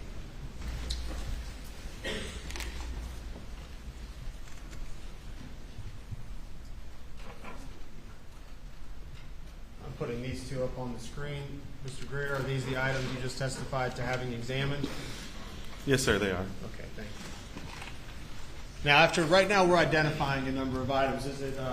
Would it be fair to say that we're going to go over your results then at the conclusion of the identification? Yes, sir, we can. All right, referring to item States Exhibit number 4, your item number 22, would you please direct your attention to that? Yes, sir.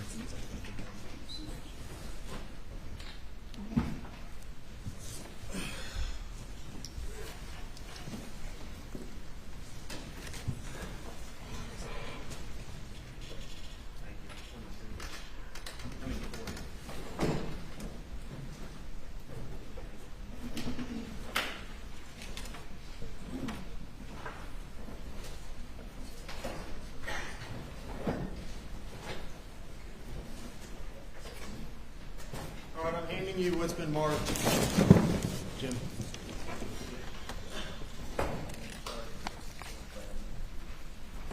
Handing you what's been marked as and entered into evidence as States Exhibit 4. Please take a look at this firearm. Let me know if you're familiar with it.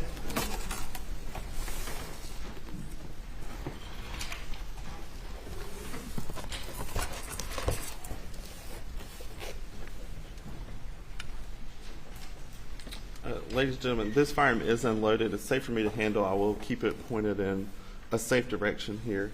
I'm going to look for some of those identifying marks that I placed on this shotgun. Yes, sir, I do recognize this shotgun. All right, tell us what that gun is. This shotgun was determined to be one Benelli model Super Black Eagle 3 semi-automatic shotgun in 12 gauge with a serial number of U573210E17. Thank you. Was there anything that accompanied States Exhibit number 4? Yes, sir. What were included with it? Also submitted with that firearm was an accessory, which was the sling, and one unfired Federal Premium double-aught buck 3-inch 12-gauge shot shell, and one unfired Winchester Super X Game Load 16-gauge shot shell. Now, I think you just testified that 12 gauge. This shotgun is what gauge? That is 12-gauge shotgun. And I think you just mentioned that loaded in it was a 16 gauge. Could you explain what the process was ejecting? Is that the proper gauge for that shotgun? No, sir. That the unfired ammunition, as it was submitted to me, was received in another package. I did not remove it from that firearm. However, a 16 gauge would not be correct for use in that firearm. Did you have to manually remove it from the shotgun? It was already removed when I received it.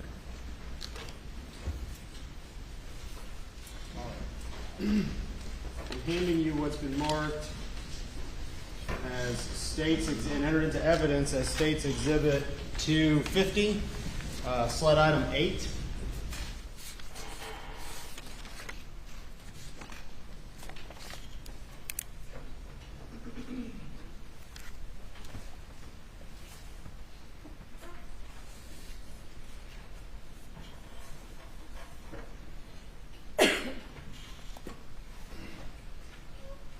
Item 8, sled item 8, but states item 250.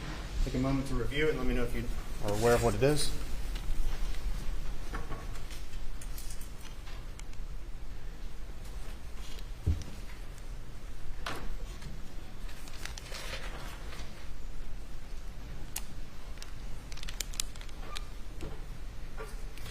Yes, sir. I recognize this as sled item 8. Okay. Did you have an opportunity to examine and review that item? I did. What did you determine it was or is? Sled item 8, States Exhibit number 250, was determined to be one fired bullet, and that was listed as a near tire impression at marker 8. Okay. And you were able to do further analysis, which will get to the results to determine its weight? Yes, sir. Very good. So as you testified before, this would be the bullet minus the casing that it originally came in. Is that correct? Yes, sir. That is just one fired bullet. And that's what it looks like when it doesn't have the back part on it? Yes, sir. That's just a bullet without any cartridge case attached to it.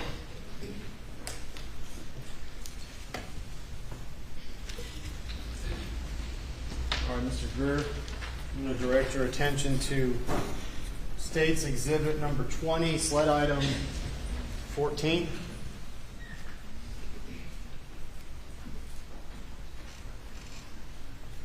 This is entered into evidence already. I'm going to hand it to you, then ask if you conducted an exam of this item.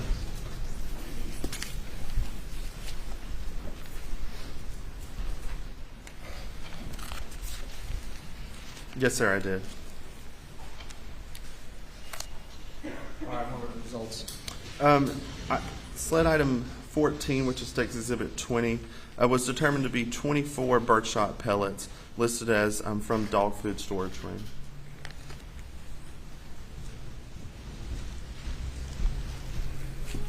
And can you repeat it for my purposes? These were pellets from what? Yes, sir. 24 birdshot pellets listed as from dog food storage room. You testified before and you presented what a shotgun shell looks like. Would that be what's inside a shotgun shell ultimately?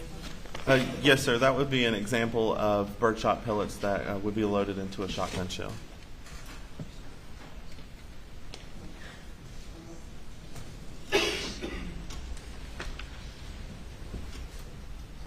Mr. Greer, I'm going to direct your attention to what's been entered into evidence as States Exhibit 76, sled item number 12.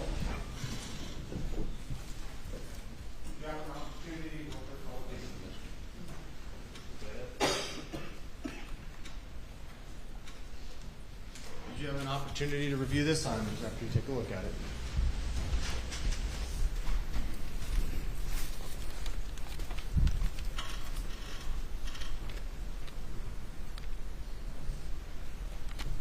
Yes, sir. All right, tell us what it is, please. Sled item 12, States Exhibit 76, was determined to be one fired bullet listed as from bedding inside doghouse.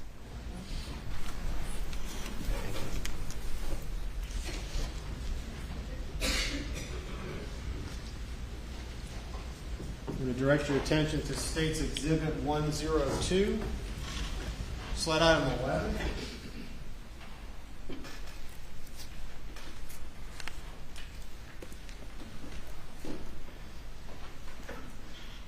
Already entered in evidence.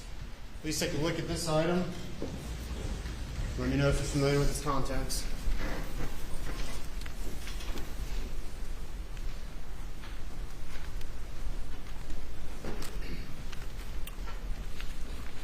Yes, sir. This is sled item 11, States Exhibit 102, and that was determined to be one fired bullet jacket fragment, 3 bullet jacket fragments, and 1 piece of lead listed as defect in ground gravel marker 13. Thank you.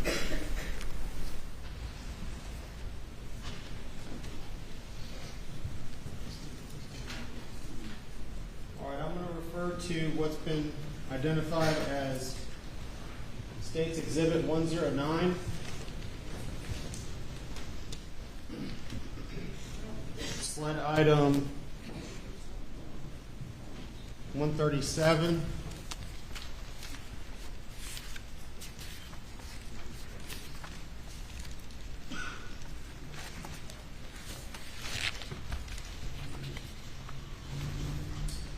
Please review this item and let me know if you recognize it and if you performed an examination of it.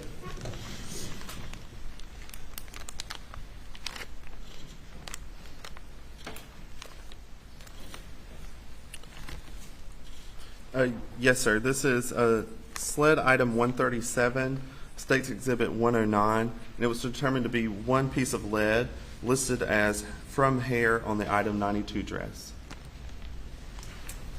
At this point, State would move for 109 to be admitted into evidence.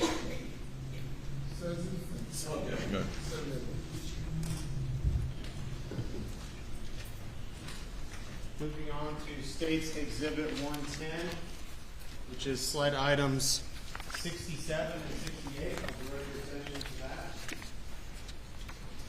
They've been marked as, for identification purposes, as State's item 110.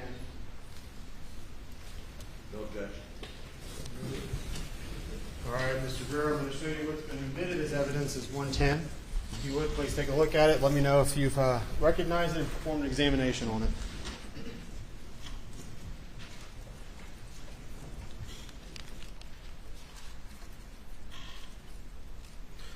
Yes, sir. State's Exhibit 110 represents two sled items. Sled item 67, which I examined, determined to be 48 birdshot pellets listed as from left shoulder and head of Paul Murdaugh at autopsy. And sled item 68 was one piece of plastic listed as from left shoulder and head of Paul Murdaugh at autopsy. When you say where it's from, that's because that's what was identified on the item when it was submitted to you for review? Yes, sir. That's solely based on how it was logged into our system by the submitting personnel.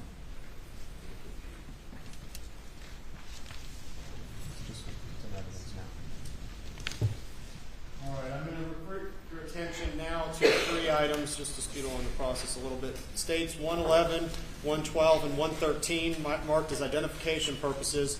Sled item 69, 66, and 104. So if you please take a look at those in your items in your report, I'll be right with you.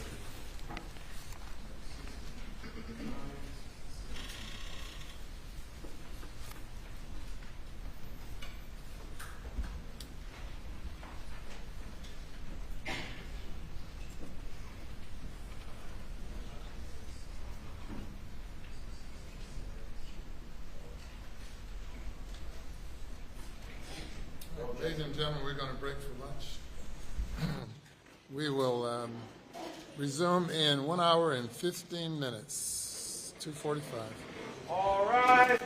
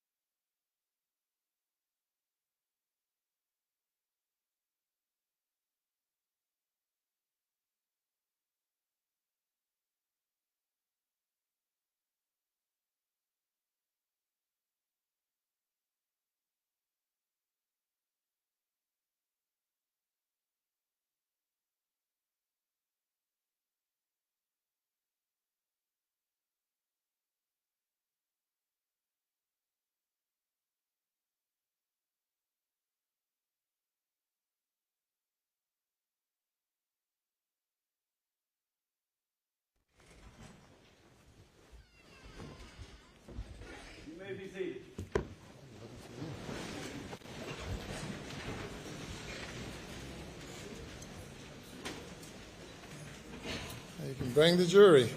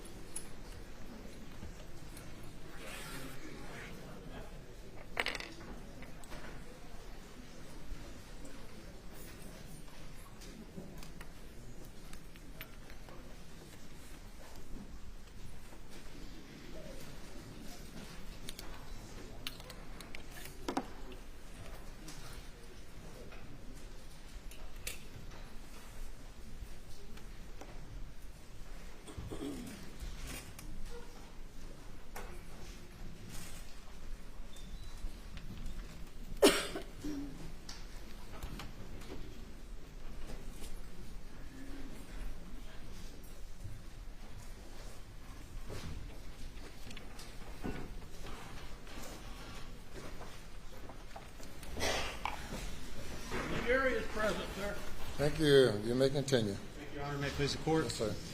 Beginning with items, States Exhibits 111, 112, 113, I believe right before we broke, I presented to counsel and was going to offer it to the witness, and I believe it was without objection going to be offered into evidence. Is that correct? Without objection. Admitted without objection.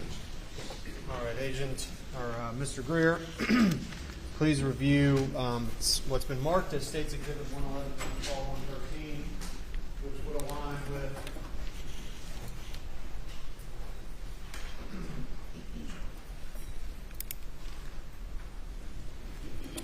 sled items 66, 69, and 104. If you would, please let us know if you had an opportunity to inspect those items and analyze them. Yes, sir, I did.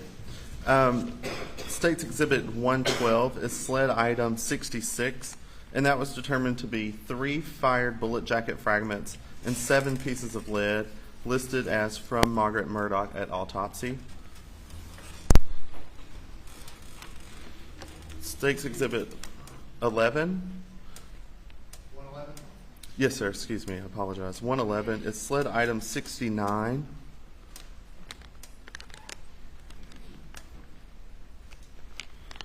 And that is 1 combination wad listed as from left axilla of Paul Murdaugh at autopsy.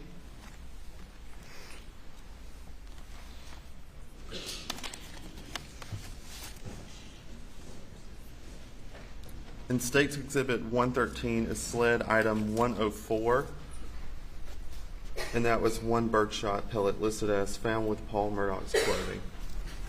Thank you.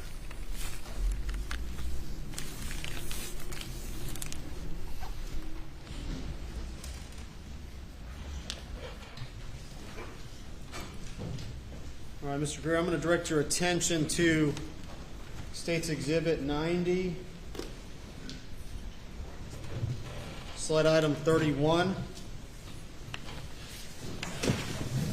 Did you have an opportunity to inspect this item? I did inspect sled item 31. Is this the item you inspected? This firearm is unloaded, safe to handle. Yes, sir, I see my identifying marks as sled item 31 on this firearm. Tell us what this is. That was determined to be 1 Browning Model Auto 5 Light 12 semi-automatic shotgun, 12 gauge, with serial number 03867NV211. And did you conduct further examinations on that firearm that we'll discuss in a little bit? Yes, sir, I did.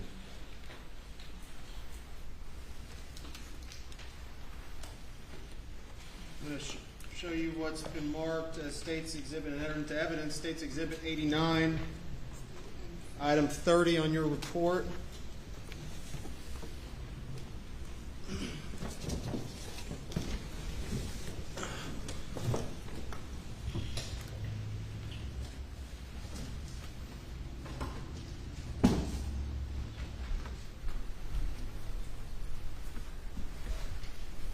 Did you have an opportunity to inspect that firearm? This firearm is also unloaded.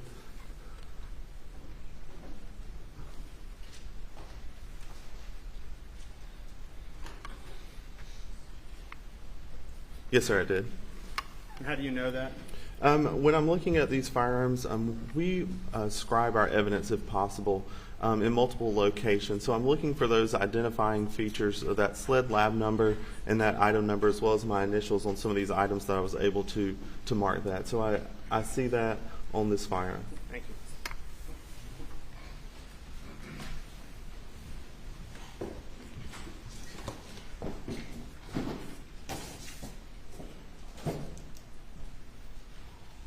And for purposes of our results that we'll discuss shortly, did you conduct additional testing on that firearm?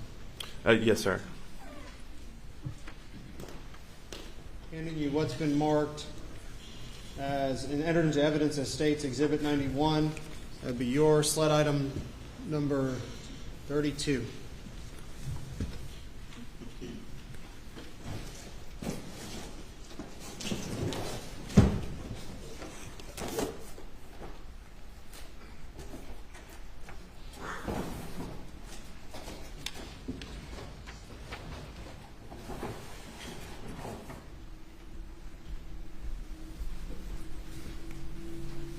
Tell me if you recognize that firearm, if you, in fact, were the one that received it and conducted examinations on it.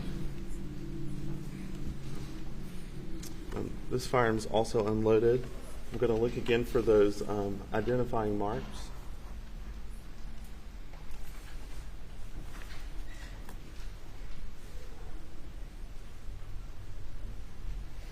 Yes, sir, I identify this as my SLED item 32.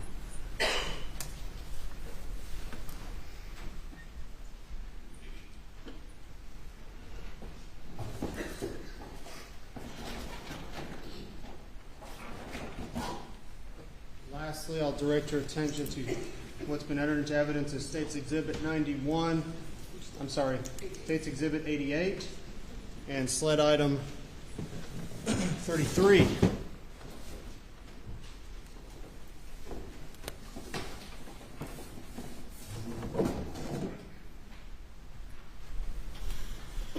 Are you familiar with that item?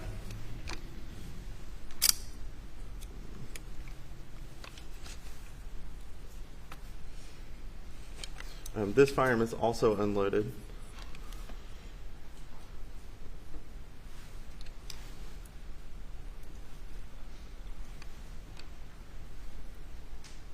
Yes, sir. I am familiar with this item. Is that the item that you conducted tests on? Yes, sir. This is the SLED item 33.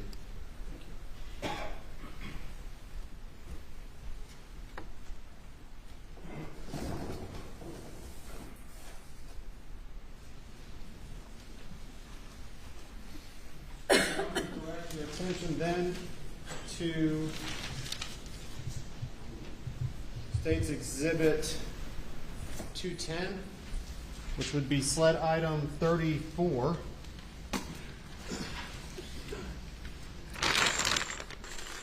That's been entered into evidence collectively as State's item 210. Are you familiar with the contents of that evidence package? Yes, sir, I am. And what are they? SLED item 34, State's Exhibit 210, was determined to be 1 magazine and 26 unfired cellular and bellow 300 blackout caliber cartridges. And was SLED item 34, but this State's Exhibit 210 included with the rifle we just took a look at? Yes, sir. It was submitted in the same package as the rifle.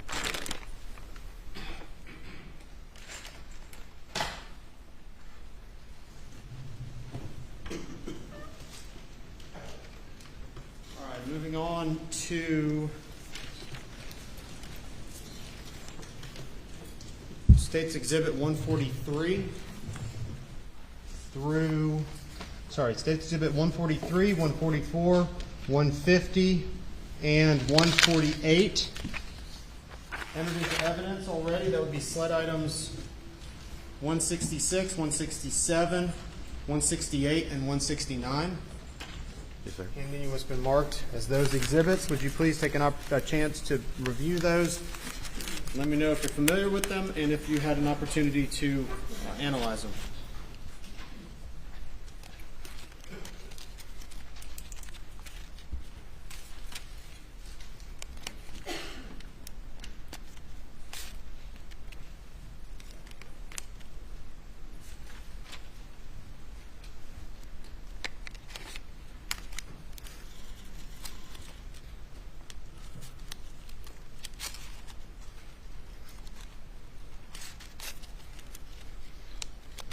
Yes, sir. I believe I have seen these items. Okay. Tell us what they are, if you would.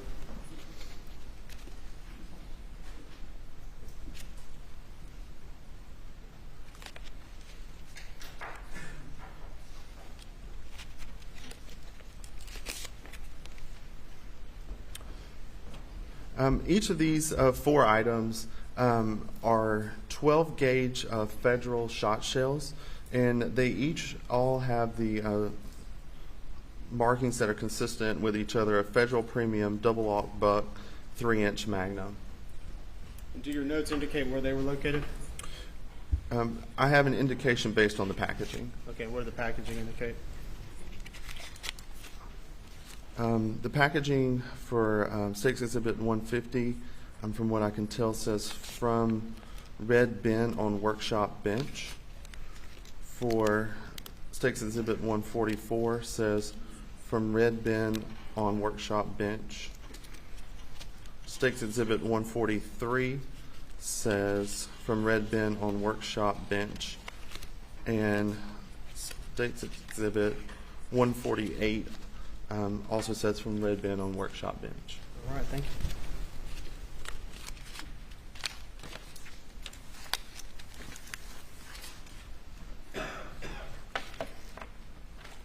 I'm now going to hand you what's been previously entered into evidence as State's Exhibits 145, 146, 147, and 149.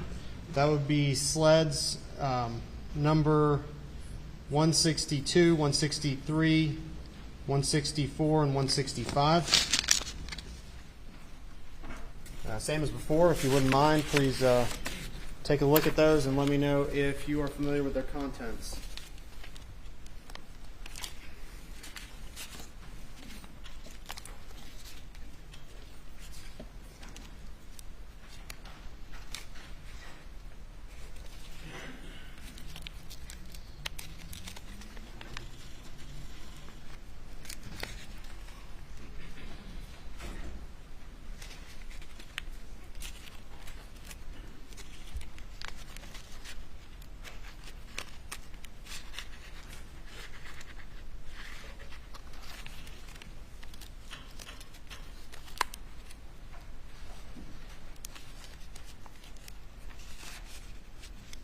Yes, sir. Okay. Tell us what they are. All 4 of these items are Winchester 12-gauge shot shells, and they all appear to have the same information on the shot shell of dry lock 3-inch with the number 2.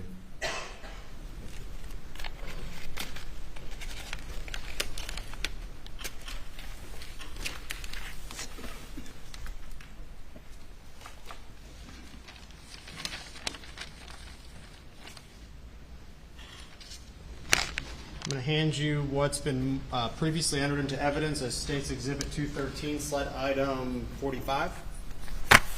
Please take a look at that piece of evidence and let me know if you are aware of what it is.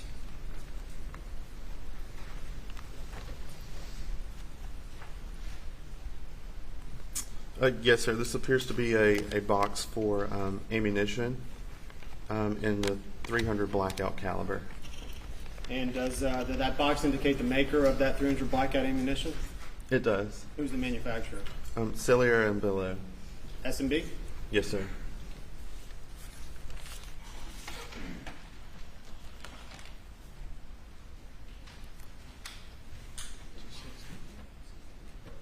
All right, this is State's Exhibit 260, which was previously marked for identification purposes only. State's Exhibit 260 contains sled items 35, 36, 37, 38, and 39. Mr.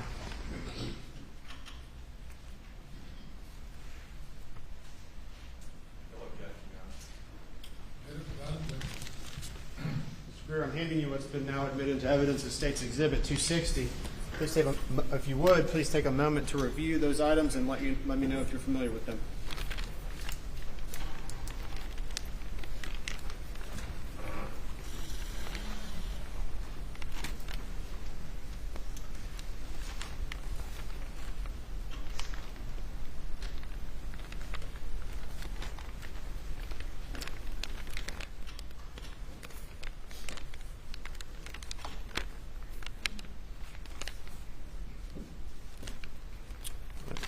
Yes, sir. I am familiar with this evidence.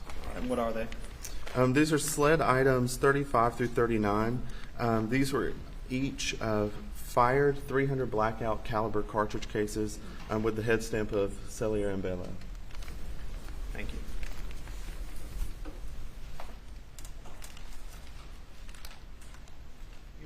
What's been marked previously as State's Exhibit 261 for identification purposes only. This would reference SLED item numbers 108 to 135. Collectively.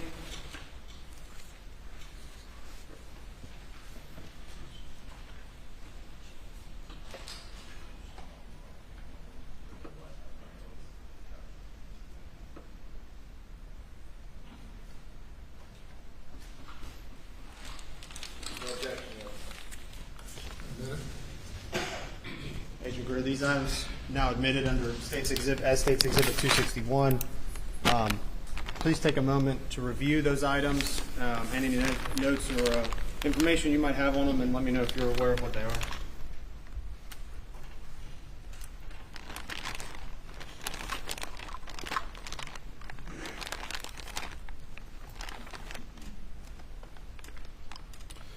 Yes, container AB was submitted to the laboratory, and it is to contain SLED items 108 through 135. I am familiar with these items, and this package appears to not have been tampered with since I sealed it last, as I see my initials and seal date there at the bottom. And what's inside that package? Inside this package, there are 300 blackout caliber cartridge cases, as well as 12 gauge shot shells. And did you have an opportunity to perform an analysis on these items? Yes, sir, I did.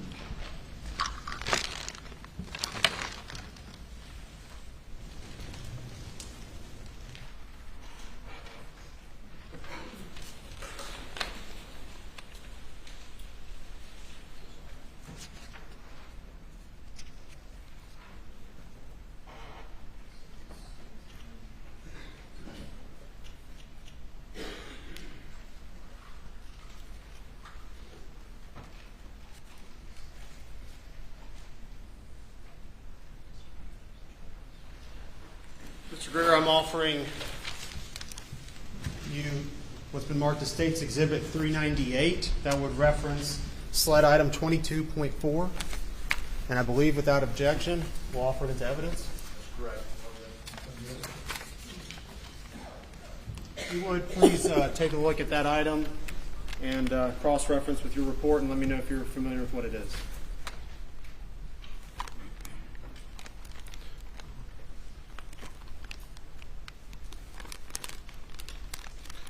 Yes, sir. This container contains two SLED items. That's SLED item 22.4, which is a swab of debris that I took, a reddish-brown debris swab from the right side of the item 22 receiver. Which item is 22? Item 22 was the camouflage Benelli model Super Black Eagle 3 semi-automatic shotgun. And it also contains SLED item 22.5, which was another swab from that same shotgun, and that was reddish-brown debris swab from the left side of the item 22 receiver above manufacturer information. And tell us a little bit about the swabs and what you're looking for with that. Yes, sir. When I receive items of evidence, a part of my process in documenting the evidence and opening the evidence is to look to see if there's any foreign or trace material on that item. When I was examining this firearm and opening it for the first time, I took note of that. And when I did that, I noticed those two areas that I saw reddish-brown debris. In order to preserve that prior to my examination, I swabbed those items so that way they could be collected and maintained.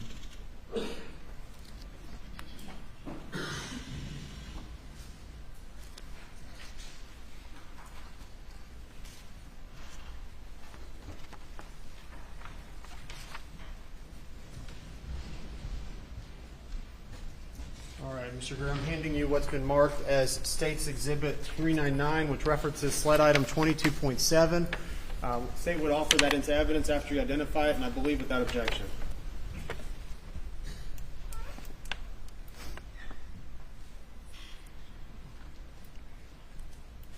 Yes, sir. I do recognize this, and this package is still sealed with my initials and seal date. Item 22.7 was the unfired 12-gauge shot shell that was submitted with the item 22 camouflage Benelli Super Black Eagle 3 shotgun. During my testing, I used that submitted ammunition that came with the firearm to test fire the weapon with, and that is represented here as sled item 22.7, State's Exhibit 399. Okay. Submitted.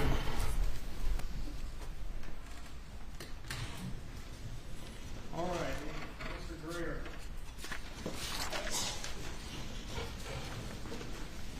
Before we move on to your analysis and your results, if you would, please tell me a little bit about the firearms identification process and the number of ways that you use to identify whether a firearm shot a particular projectile. Sure. As we were discussing earlier, when I receive evidence into the laboratory and I begin my examination, there's a lot of documentation that has to happen. First, as we're opening the evidence, we're going to, one, make sure to preserve any of that trace or foreign material. We use photography to document the evidence as we're opening it and to photograph the actual item itself and that trace material or foreign material.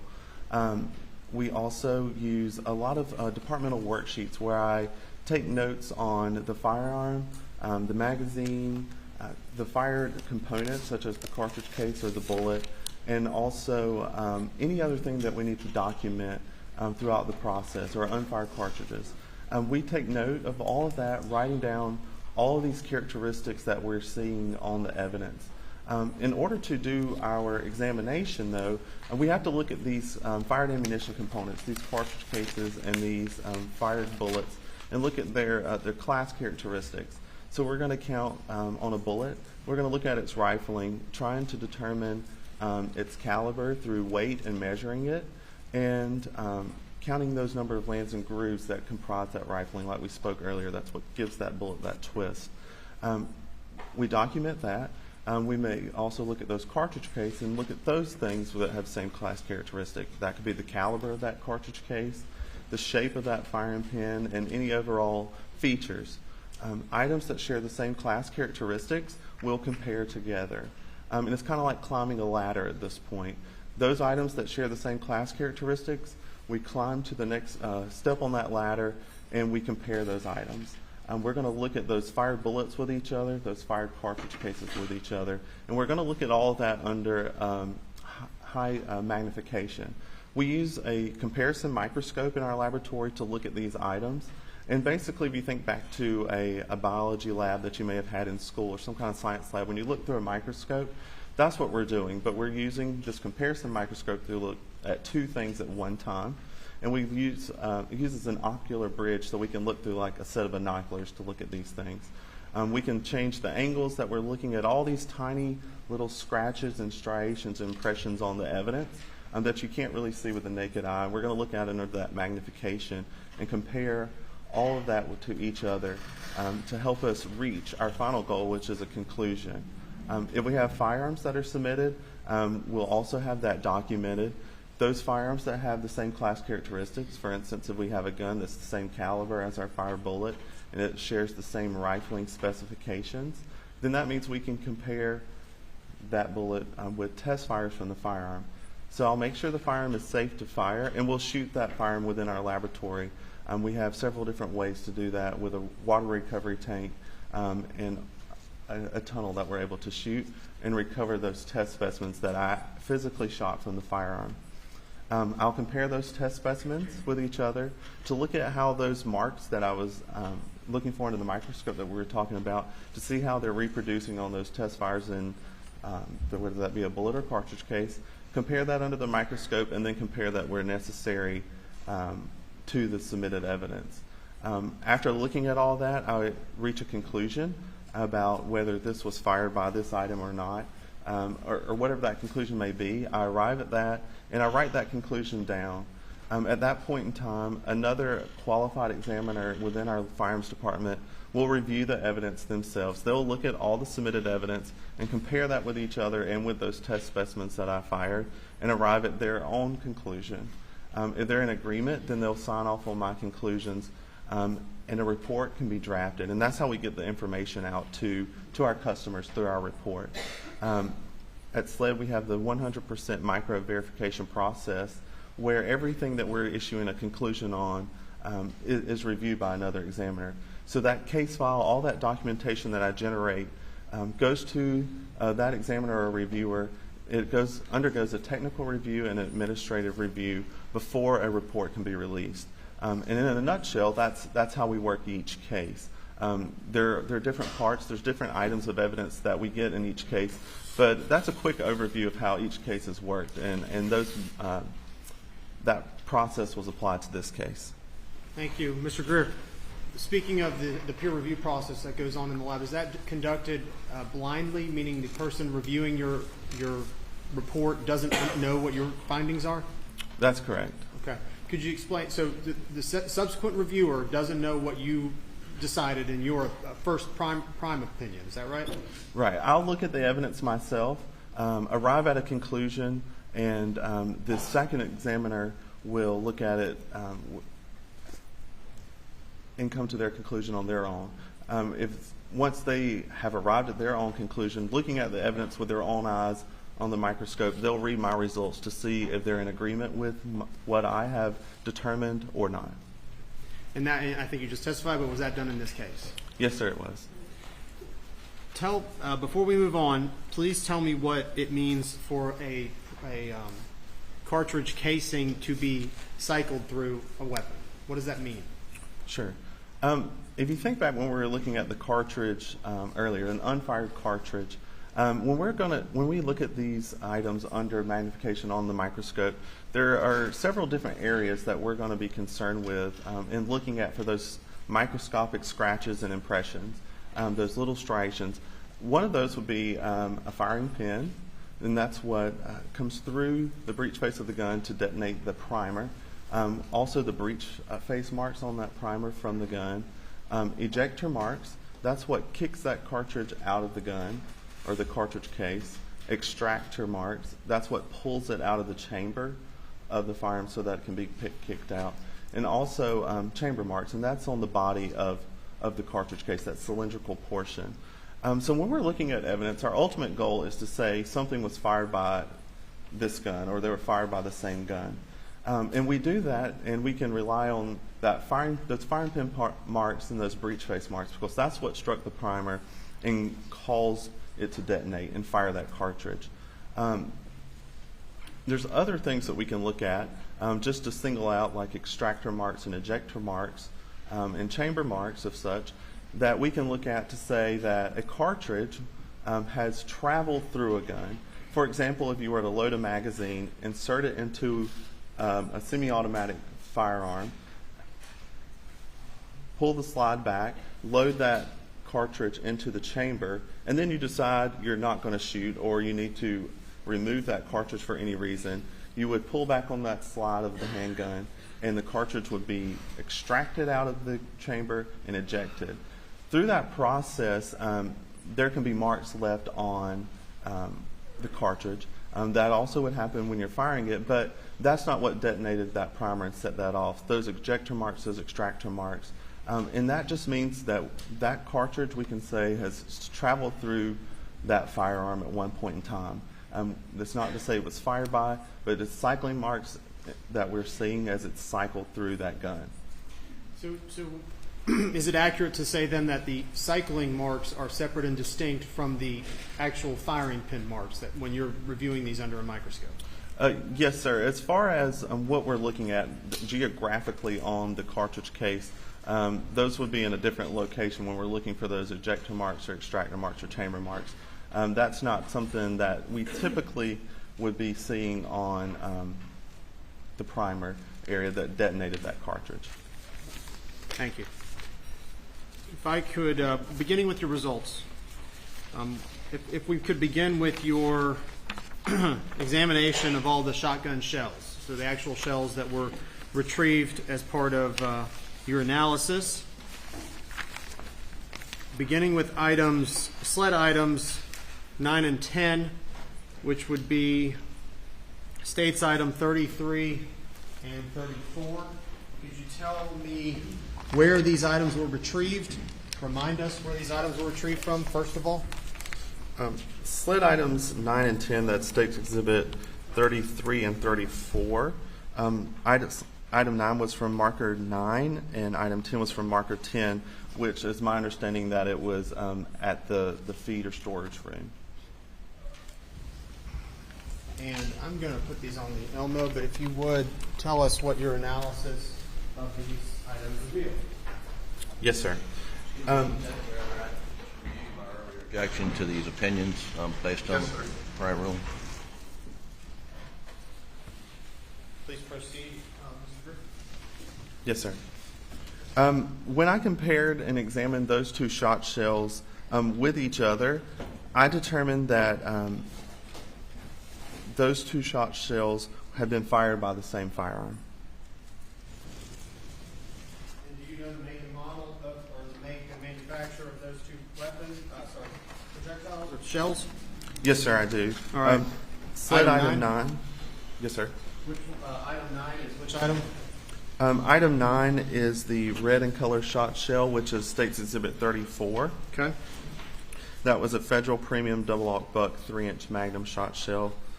And sled item 10 is the black and color shot shell, States Exhibit 33, and that is a fired 12-gauge Winchester Drylock number 2 shot shell.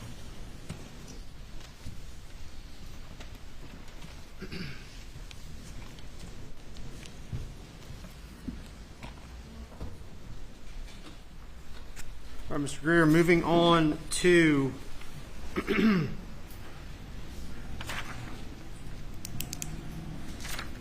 referencing item 22 collectively. Yes, sir. States Exhibit 399, 22.7 on your report. Yes, sir. Did y'all put it somewhere?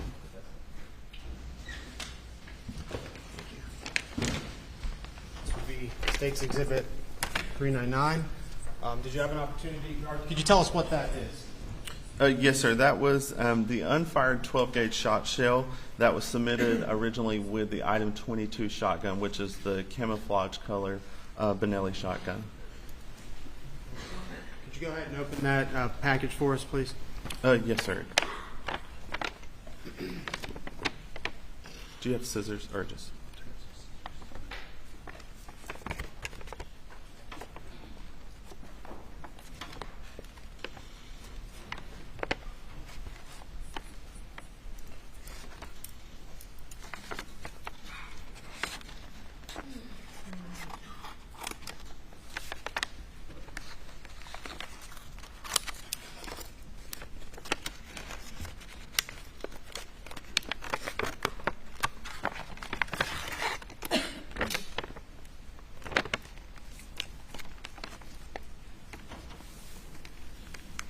Remind us again where that item was retrieved from.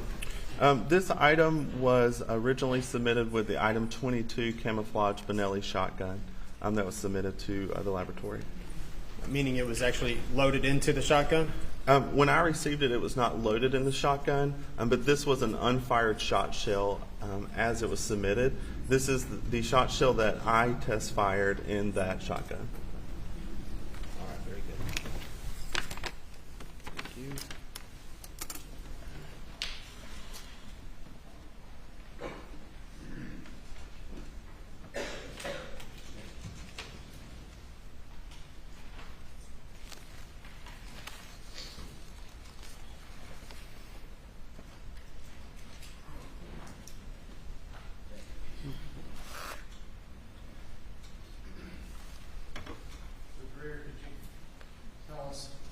I'll put it on the Elmo. Tell us what the make and manufacturer of this item is. Yes, sir. This is also a 12-gauge federal shot shell, and on the shot shell itself, it also says Federal Premium Double-Aught Buck 3-inch Magnum. I'll direct your attention back to state's item 34. Are those two items consistent with each other?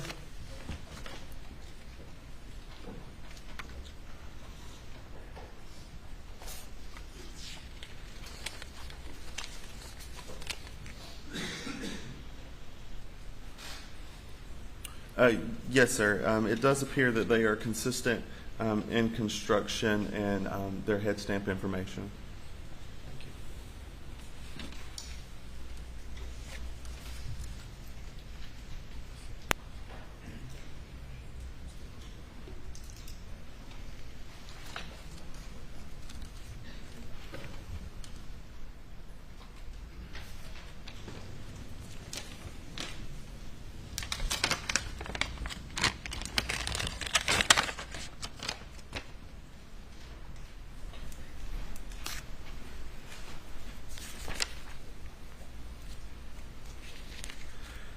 If you would, since let's work through the number of firearms that were identified by you.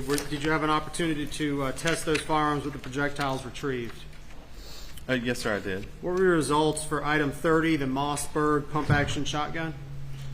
In regards to the two shot shells? Correct. My results after examining that, it was determined that the item 30 shotgun did not fire the items 9 and 10 shot shells. And could you move on to your item 31, state's item, one moment, I'm sorry. And the item you just referenced was state's item 89, the Mossberg shotgun. State's exhibit 90, sled item 31. Could you please tell us about that item? Yes, sir. Based on my examination, I was able to determine that item 31 was not fired by, that item 31 did not fire items 9 and 10. All right, concerning state's exhibit 91, your sled item 32, that would be a Benelli Super Black Eagle 2, black in color. Could you tell us your results of that? Yes, sir. Based on my examination, it was determined that item 32 did not fire items 9 and 10. Item 32 was, however, recovered with a number of rounds in it. Is that correct? Yes, sir, that is correct. And what were those rounds? Item 32, the Benelli model Super Black Eagle 2 shotgun, was submitted with 2 unfired 12-gauge shot shells, Federal and Winchester.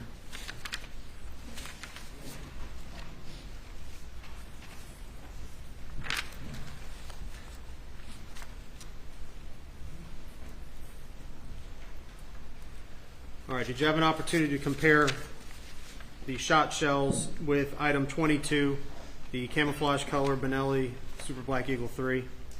Yes, sir, I did. All right, and if you would, please tell us your findings concerning item 22. Sure. When I compared sled items 9 and 10 with those test shot shells that I fired through the item 22 camouflage shotgun, the results of those comparisons were inconclusive. I was unable to determine whether or not items 9 and 10 were fired by item 22 or if they had been fired by another firearm with similar characteristics. And were you able to eliminate item number 33 from this round of testing concerning the shotgun shells? That's correct. The shotgun shells were not fired by the item 33 rifle.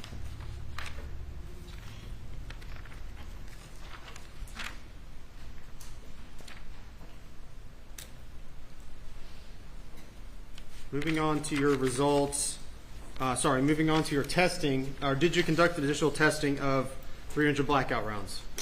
Yes, sir, I did.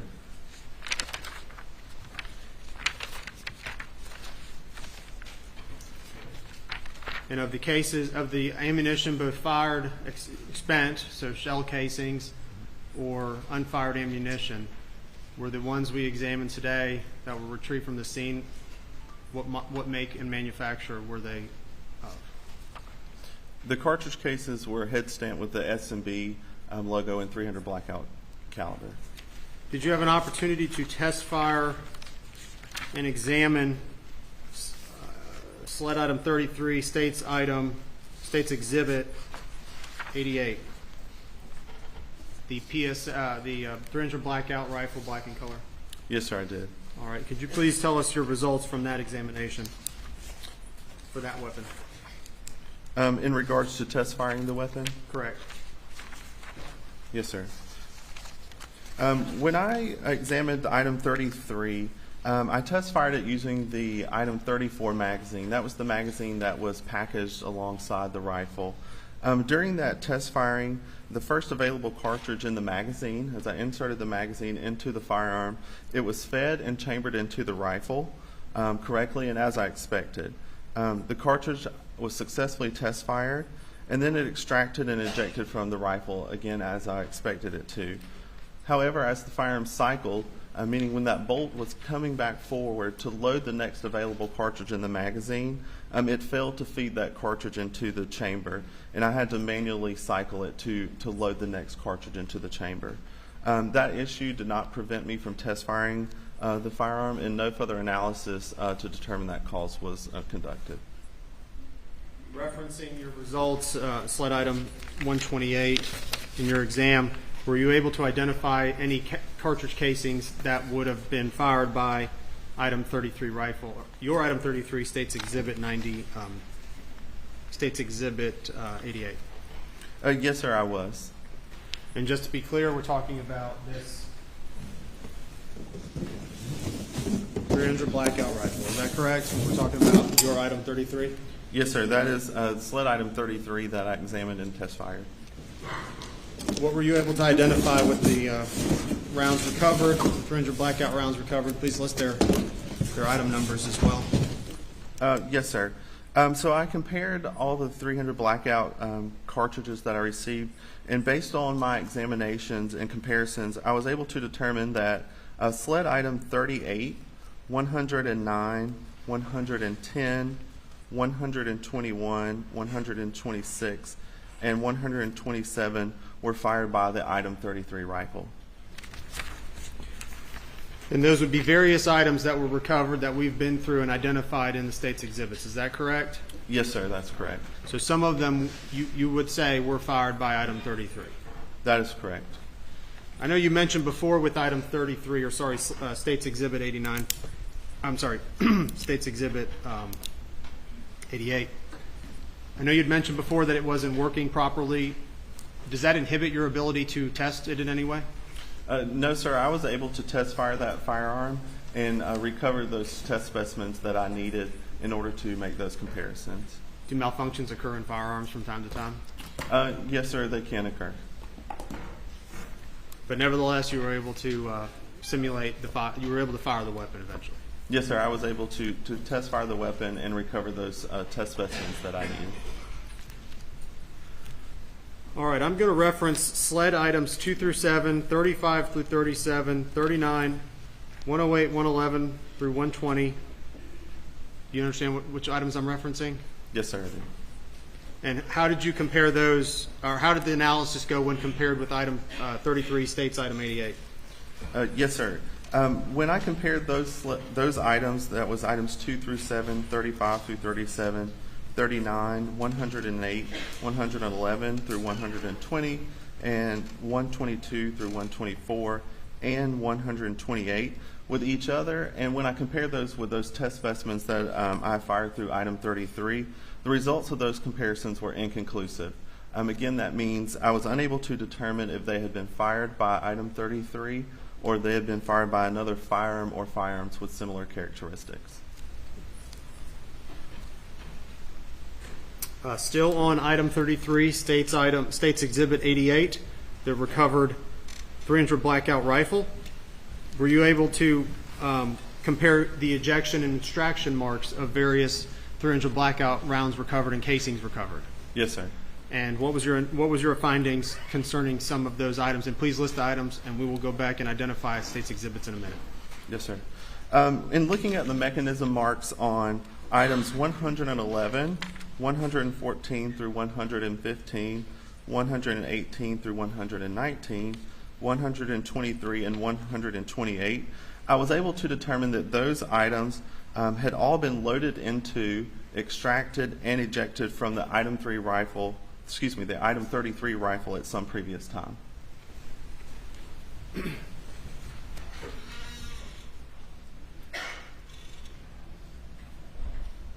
All right. Mr. Greer, I'm going to ask you. I'm going to renew my objection to the next opinion that he's about to offer based on our prior rulings, just for the record. Yes, sir. It's not. Prior arguments and understanding the court's rule. Yes, sir. Mr. Greer, I'm going to real quick reference on your chart, on your list, items marked sled items 2 through 7, 35, 36, and 37, and sled item 39. And that would be states exhibits 63 through 68.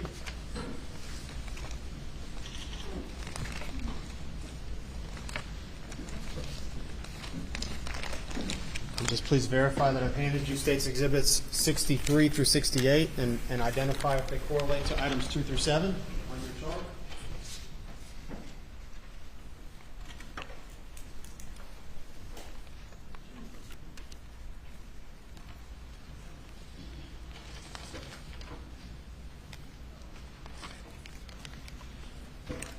Yes, sir. These states exhibits 63 through 68 are sled items 2 through 7.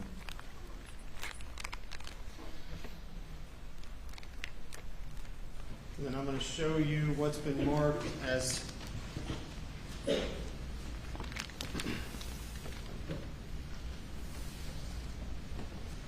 the court's indulgence.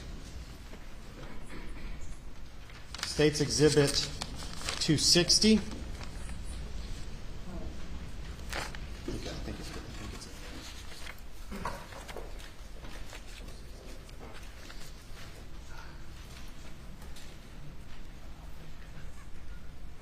States exhibit 250, which correlates to sled items 35 through 39. Please verify that for me. Yes, sir. This is states exhibit 260, which is a container that is to contain sled items 35 through 39. Okay. Sled items 2 through 7. States exhibit 63 through 68. After review of the crime scene, where were those located?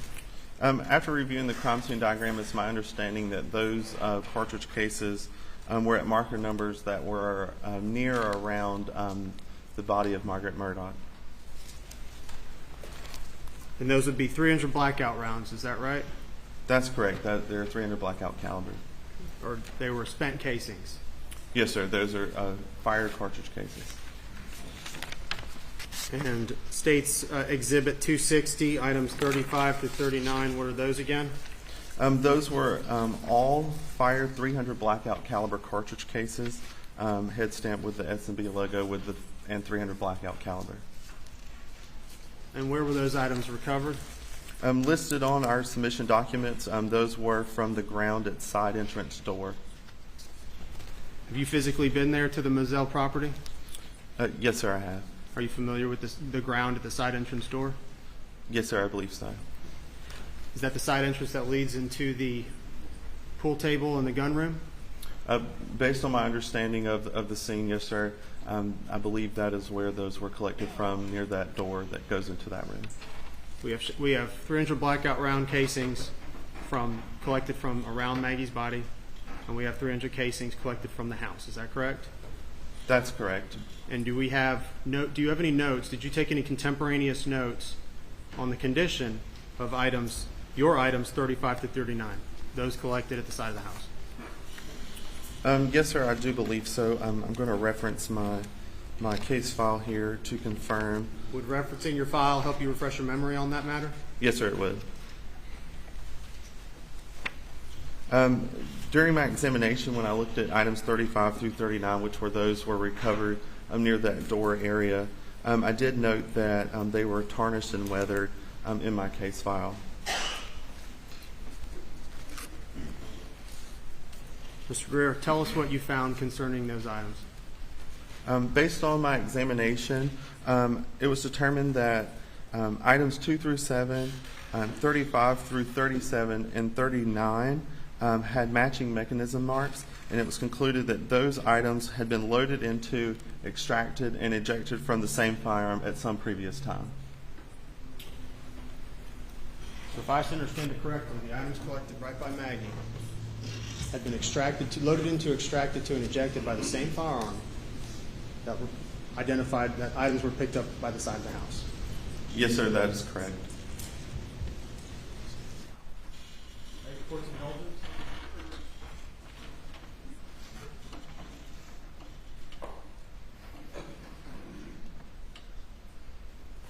Additional items were collected as well, and did you have an opportunity to analyze those? Yes, sir, I did. And identify the sled item numbers, and then we'll identify the state's exhibit numbers. Those were sled items number 108, 113, 116, 117, and 122.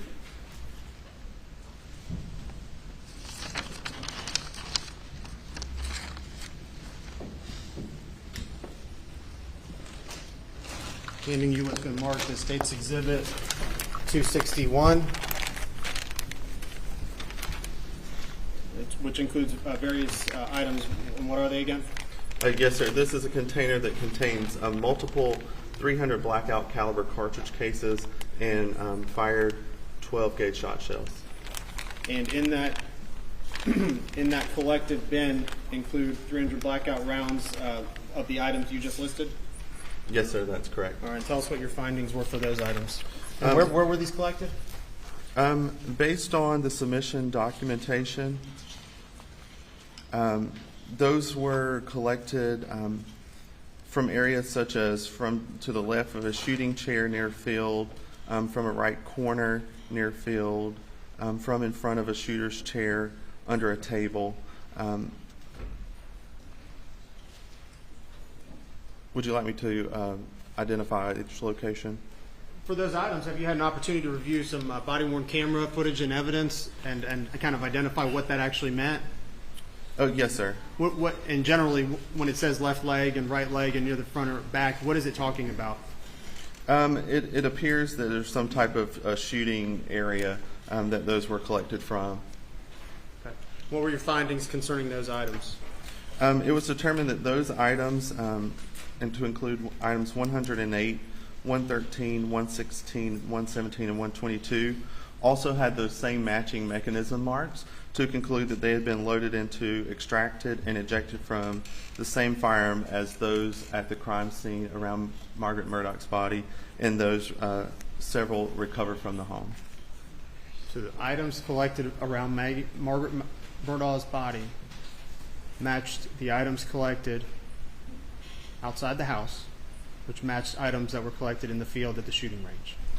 Yes, sir. I was able to identify that the cartridge cases recovered items 2 through 7 near the body did have matching mechanism marks with several of the items from the area around the home and those in the shooting field, and several of those in the shooting field, to conclude that some of those had been, that those had been loaded into, extracted, and ejected from the same firearm at some previous time.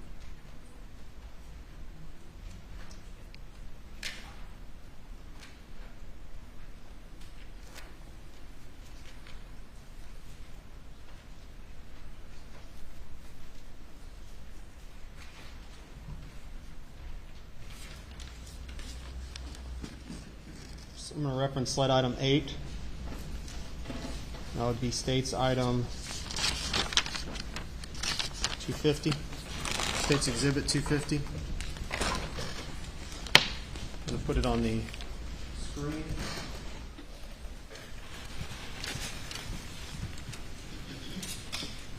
What is that item again? Remind us, please. Sled item 8 was one fired bullet determined to be 300 blackout caliber, listed as near tire impression at marker 8. Recovered from the scene? Yes, sir, at marker 8. Is that a fire projectile? Yes, sir, that is a fired bullet. Is that, how much does that bullet weigh? According to my notes, when I weighed that projectile, it weighed approximately 147.4 grains. Handing you what's marked as Exhibit 213. Remind us again what that is. State's Exhibit 213 appears to be an ammunition box marked cellular and below in 300 blackout caliber. What are the grains indicated on that box? On the side of this box, it has information about the projectile, and it says 147 grains on the side. Is State's Exhibit up on the Alamo, is that consistent with a 147 grain projectile? Yes, sir. That bullet appears to be intact, and based on my examination and looking at these fired bullets as a part of an examination, I would say that would be consistent with being 147 grains.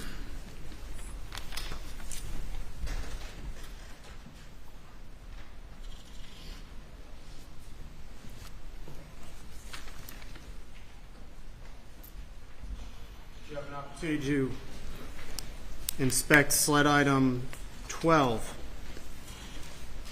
Yes, sir, I did. Tell us your results of that. Sled item 12 was one fired bullet, determined to also be 300, most consistent with being 300 blackout caliber, and it was listed as from bedding inside doghouse. And did you have an opportunity to weigh that projectile? Yes, sir, I did. And what was the results of that? When I weighed that projectile, it was approximately 146.8 grains. Is that consistent with the 147 grain unfired ammunition? Yes, sir, I would say that would be consistent with 147 grains.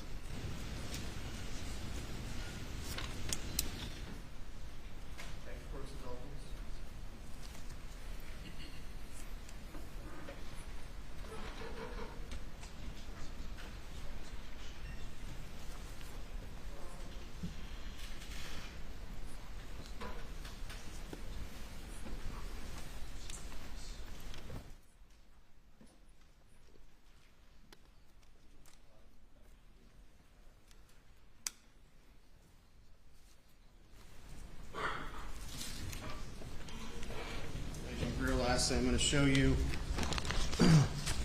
what's been marked as state and entered into evidence as State's Exhibit 143, 144, 148, and 150. Could you please remove those collectively and let me know if you are familiar with the make and manufacture of those items?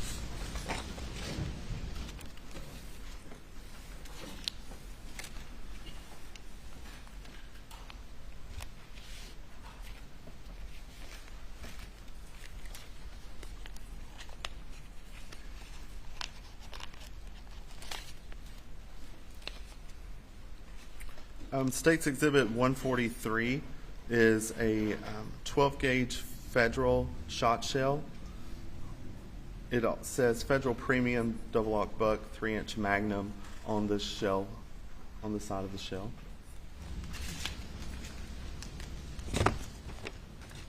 State's Exhibit 144 is also a 12-gauge Federal shot shell.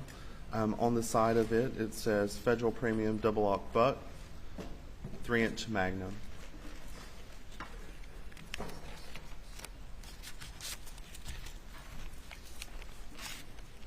State's Exhibit 148 is also a 12-gauge Federal shot shell. On the side of it, it says Federal Premium Double-Aught Buck 3-inch Magnum.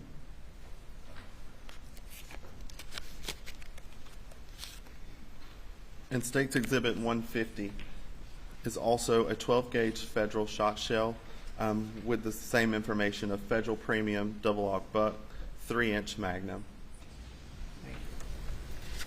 Are all of those 4 exhibits that you just reviewed of the same manufacturer and same make and model? Yes, sir. They appear to have the same information and also in their in their construction as well. So if I use one for demonstrative purposes, all the rest are the same? Yes, sir. They appear to be all consistent. Showing you what you just identified. This would be States 143. this the item you just looked at, Mr. Greer?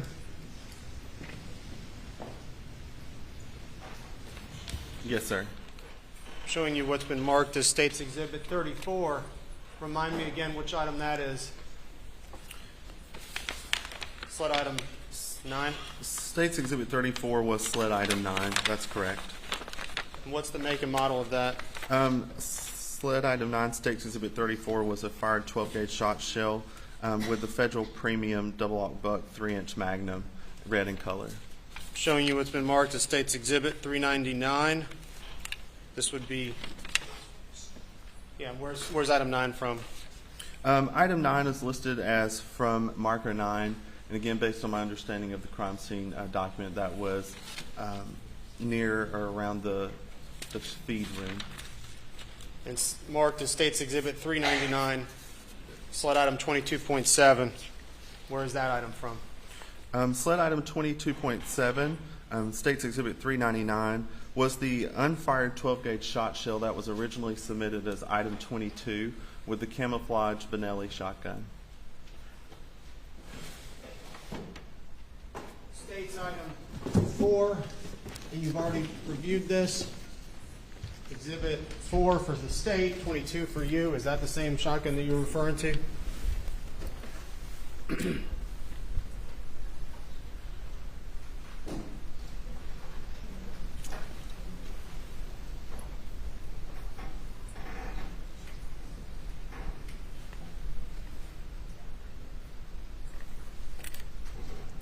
Yes, sir. This is my item 22 shotgun.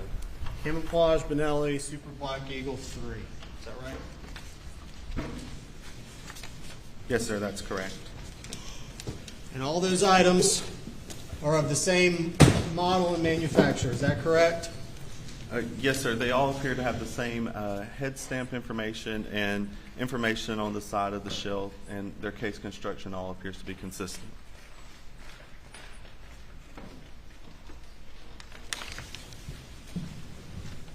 Reference your item 10 now. Well, first let me collectively hand you what's been marked as State's Exhibits 144. Sorry. State's Exhibits 145, 146, 147, and 149 collectively. Please take them out individually, review them. Let me know if you recall what they are. Make and manufacturer is what I'm interested in.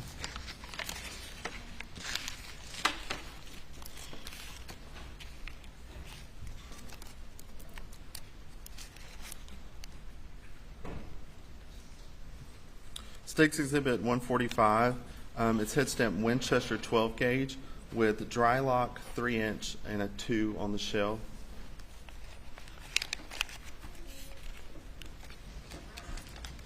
State's Exhibit 146 is head stamp Winchester 12 gauge. On the shell it says dry lock 3-inch number 2.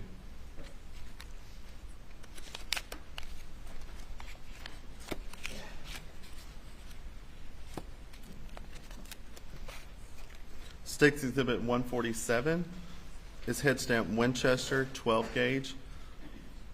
On the shell, dry lock 3-inch number 2.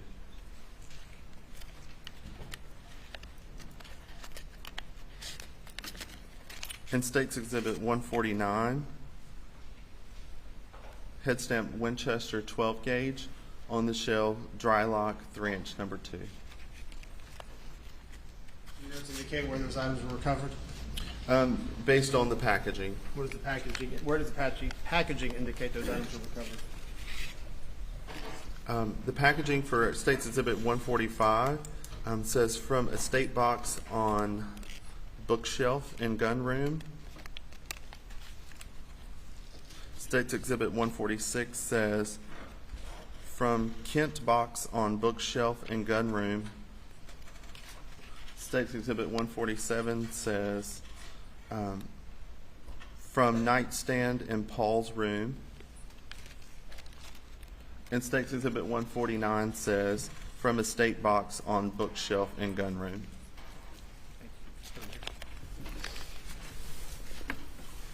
and hand you what's been marked and identified as State's Exhibit 33, slide item 10. Where was that located?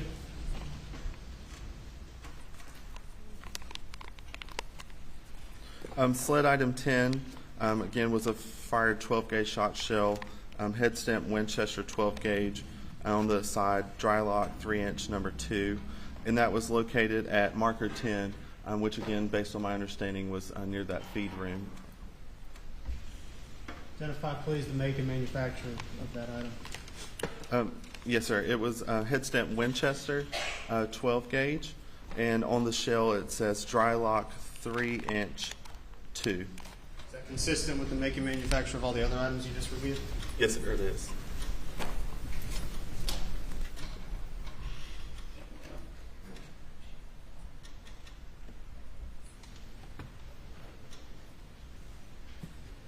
Are those all the items you just reviewed, Mr. Greer? Yes, sir. All right, no further questions from the state.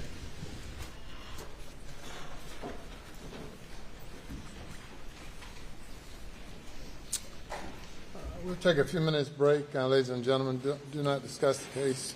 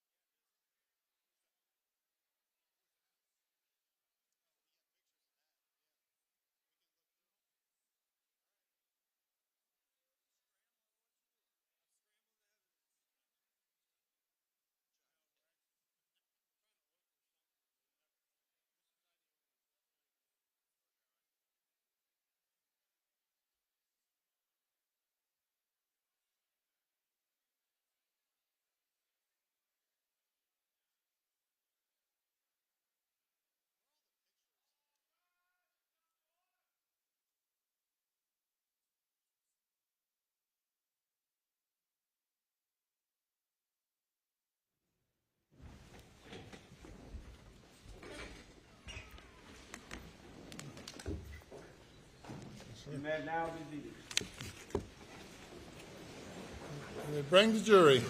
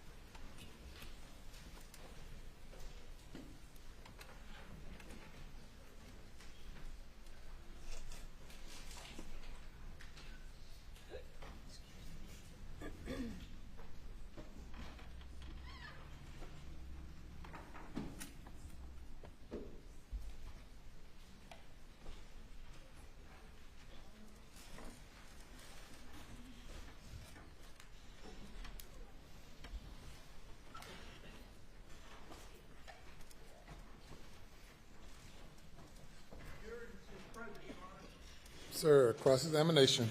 Thank you, Your Honor.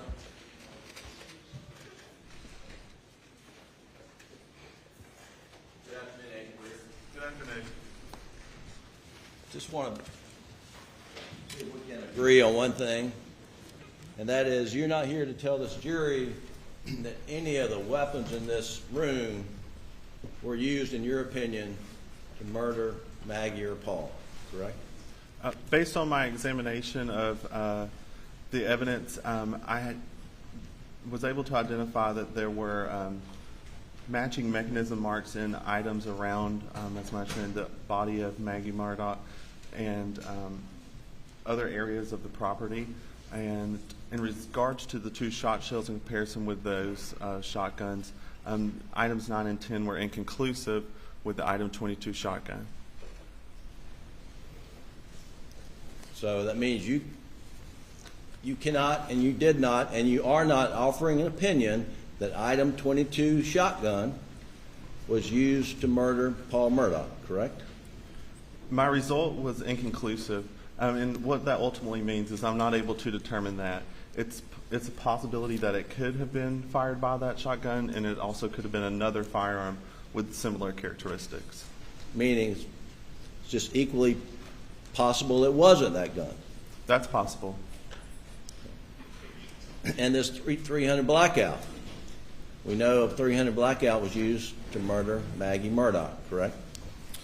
Based on the evidence that I received, I did have several projectiles that were 300 blackout caliber that were most consistent with that, as well as several cartridge cases that were head stamped that caliber. And you're not here to tell this jury, in your opinion, that this 300 blackouts laying on the floor here was used to murder Maggie Murdaugh, correct? The results of the comparisons of those cartridge cases, items 2 through 7, with test fires from that item 33 rifle were also inconclusive, meaning I was unable to determine if those cartridge cases were fired by item 33 or they've been fired by another firearm. Well, how many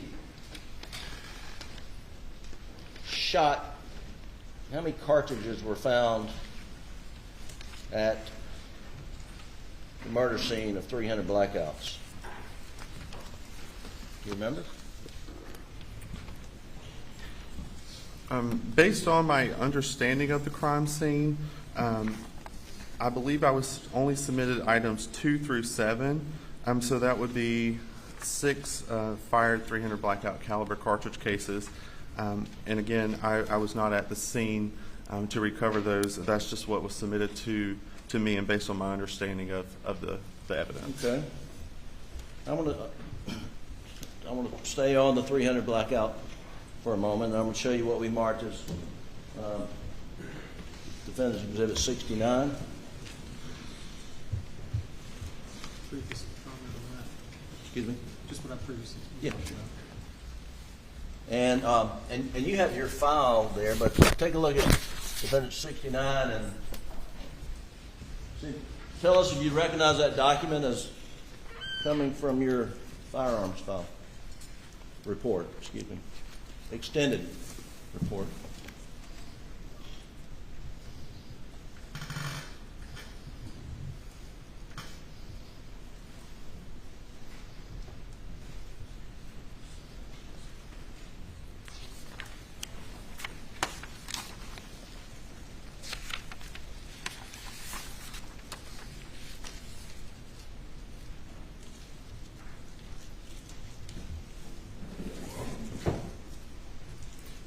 Yes, sir. This State's Exhibit. Defendant's Exhibit. Excuse me. Yes, sir. Defendant's Exhibit 69 does appear to be a copy of 2 pages from my case file. Thank you. Your Honor, we would move Defendant's Exhibit 69 into evidence, I believe, without objection. Without objection. Submit it. Yeah.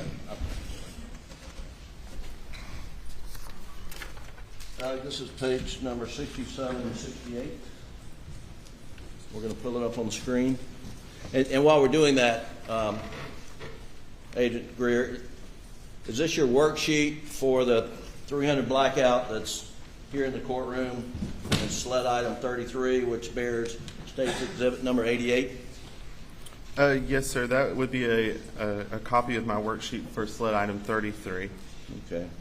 And this is the item that you're not prepared to tell the jury here that, in your opinion, was not used to murder Maggie Murdaugh.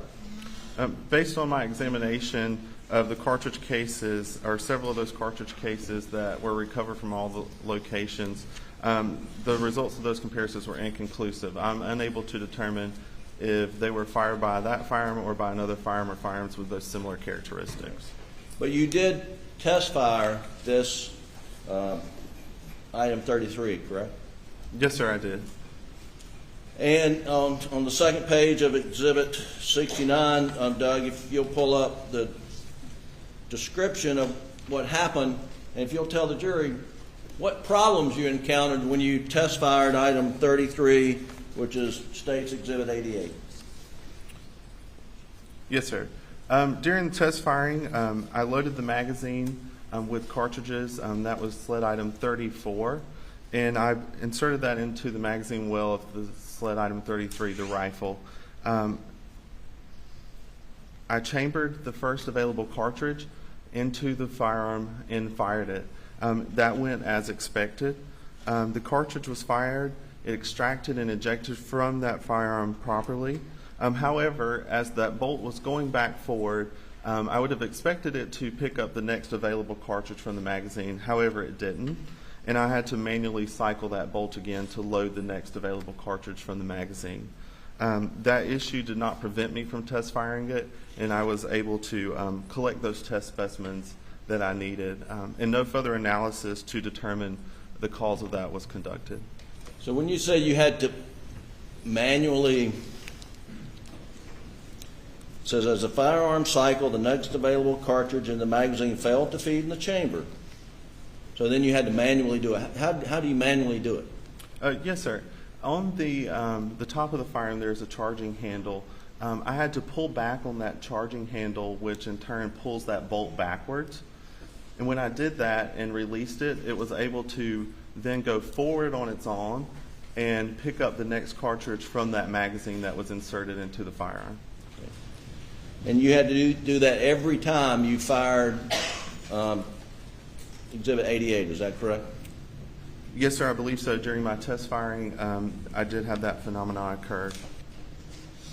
So is it fair to say Exhibit 88, item 33, was malfunctioning when you tested it? It did not work as I expected it to. I would have expected it to fire and load that next cartridge as it should.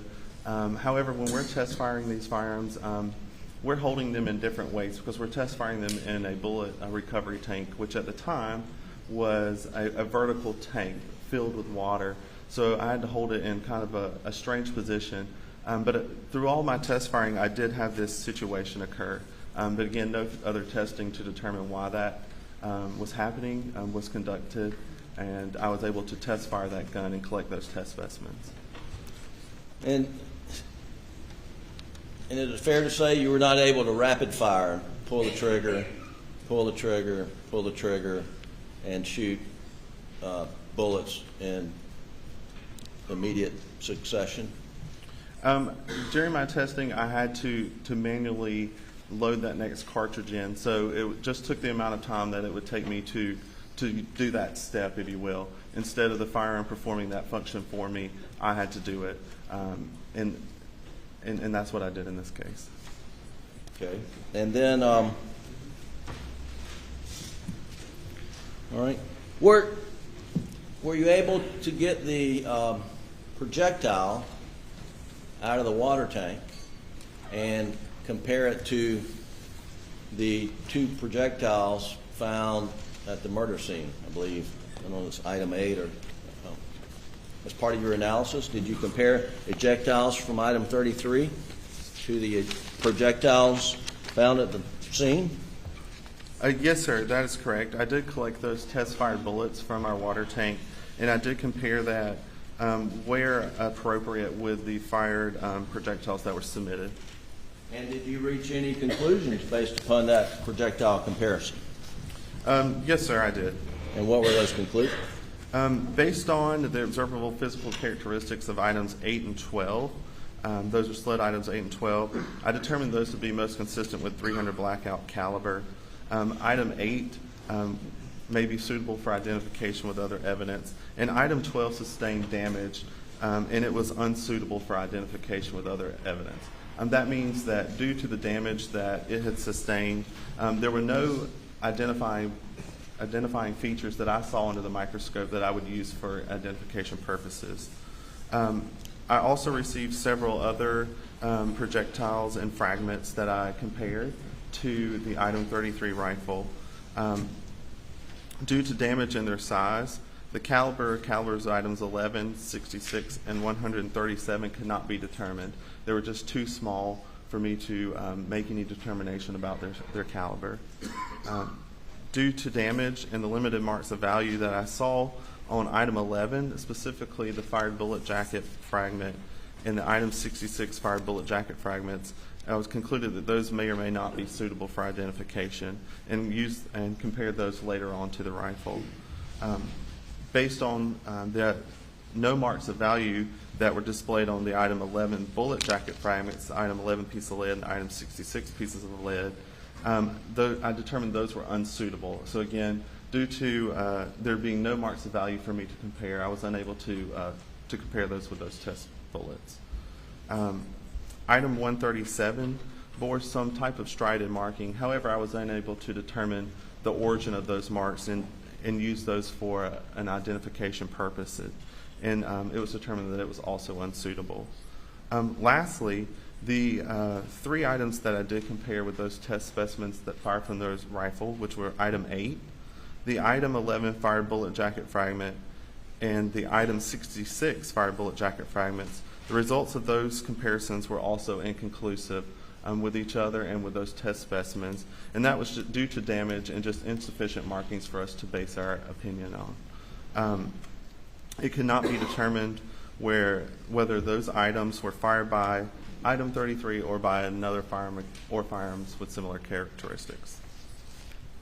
So Exhibit 250 is the projectile that was found by marker 8, I believe. Just confirm that for me, please. Is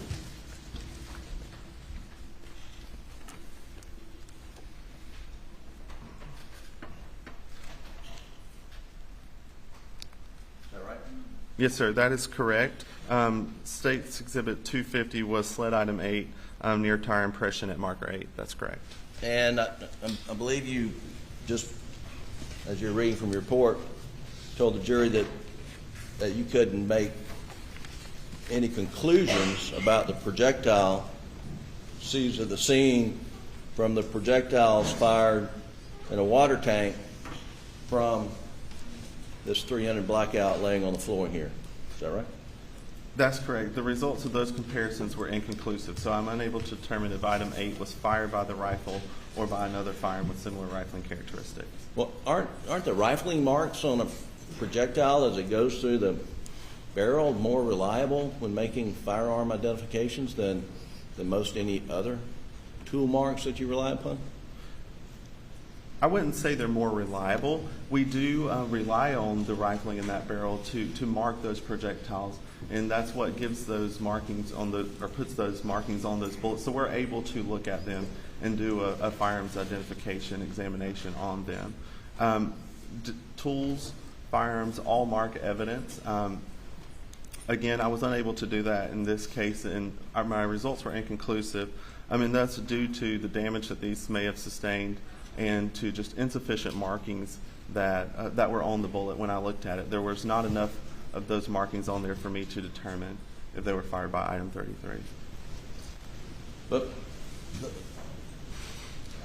item 8, Exhibit 250 there, do you recall whether there was human organic matter on that projectile when it was recovered? Let me refer to my notes. I don't have documented in my notes that there was any foreign material or trace on it as I received it. But we know that that projectile was recovered at the murder scene at marker 8. Is that right?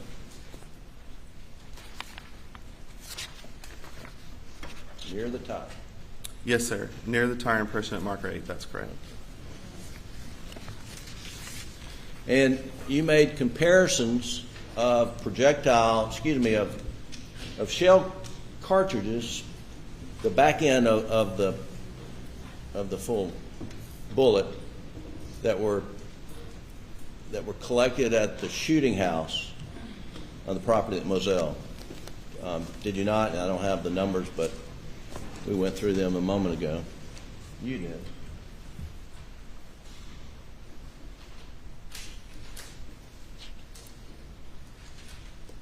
You remember? Let me ask you to take a look at the projectiles that were found. I believe they're items, well, nope. They are items 108 through 125. I'm not sure what their state exhibit numbers are, but if you look at 108 through 125 in your report, those are spent .300 blackout caliber cartridge cases. Sled items 108 through 125 was determined all to be fired .300 blackout caliber cartridge cases. And in your report, it references left of shooting chair near field, right front corner, etc. Maybe you don't know, but or are you aware those were collected at a gun house at a firing range on the property? Yes, sir. And I'm going to back up. I misspoke earlier. It's 108 through 124 are the .300 blackout caliber cartridge cases.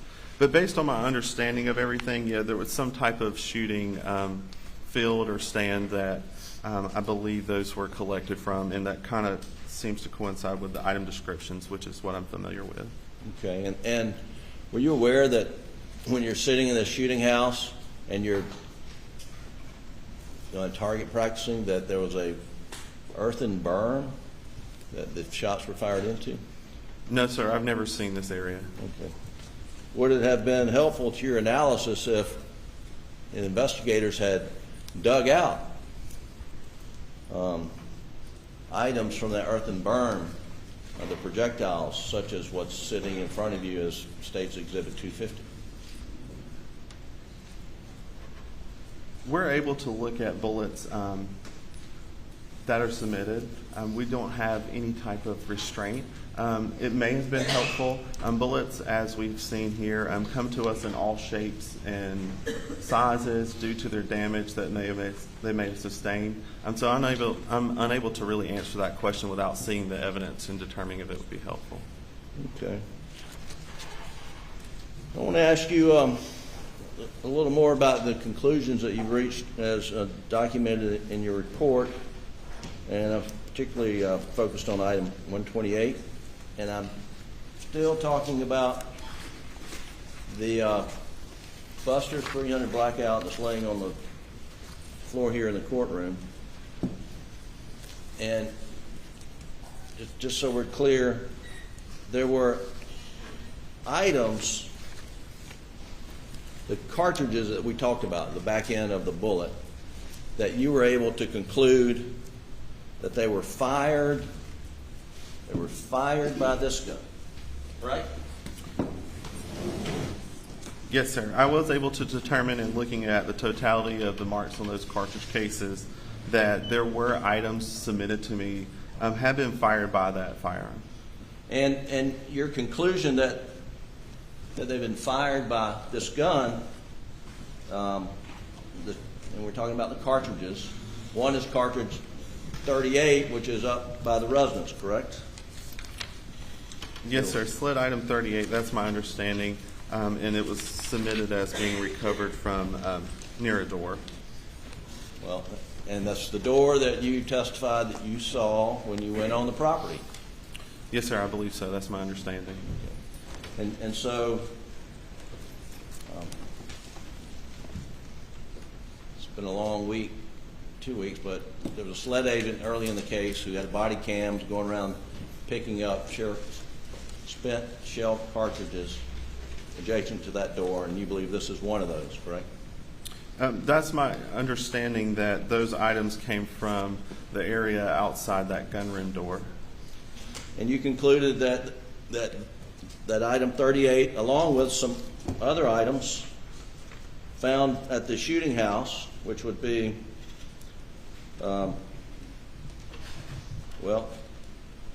109 and 110, you concluded. Where are 109 and 110 found? Yeah, that's the shooting range, correct?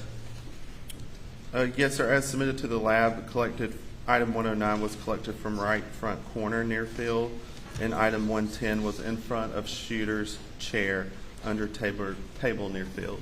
Okay. And so,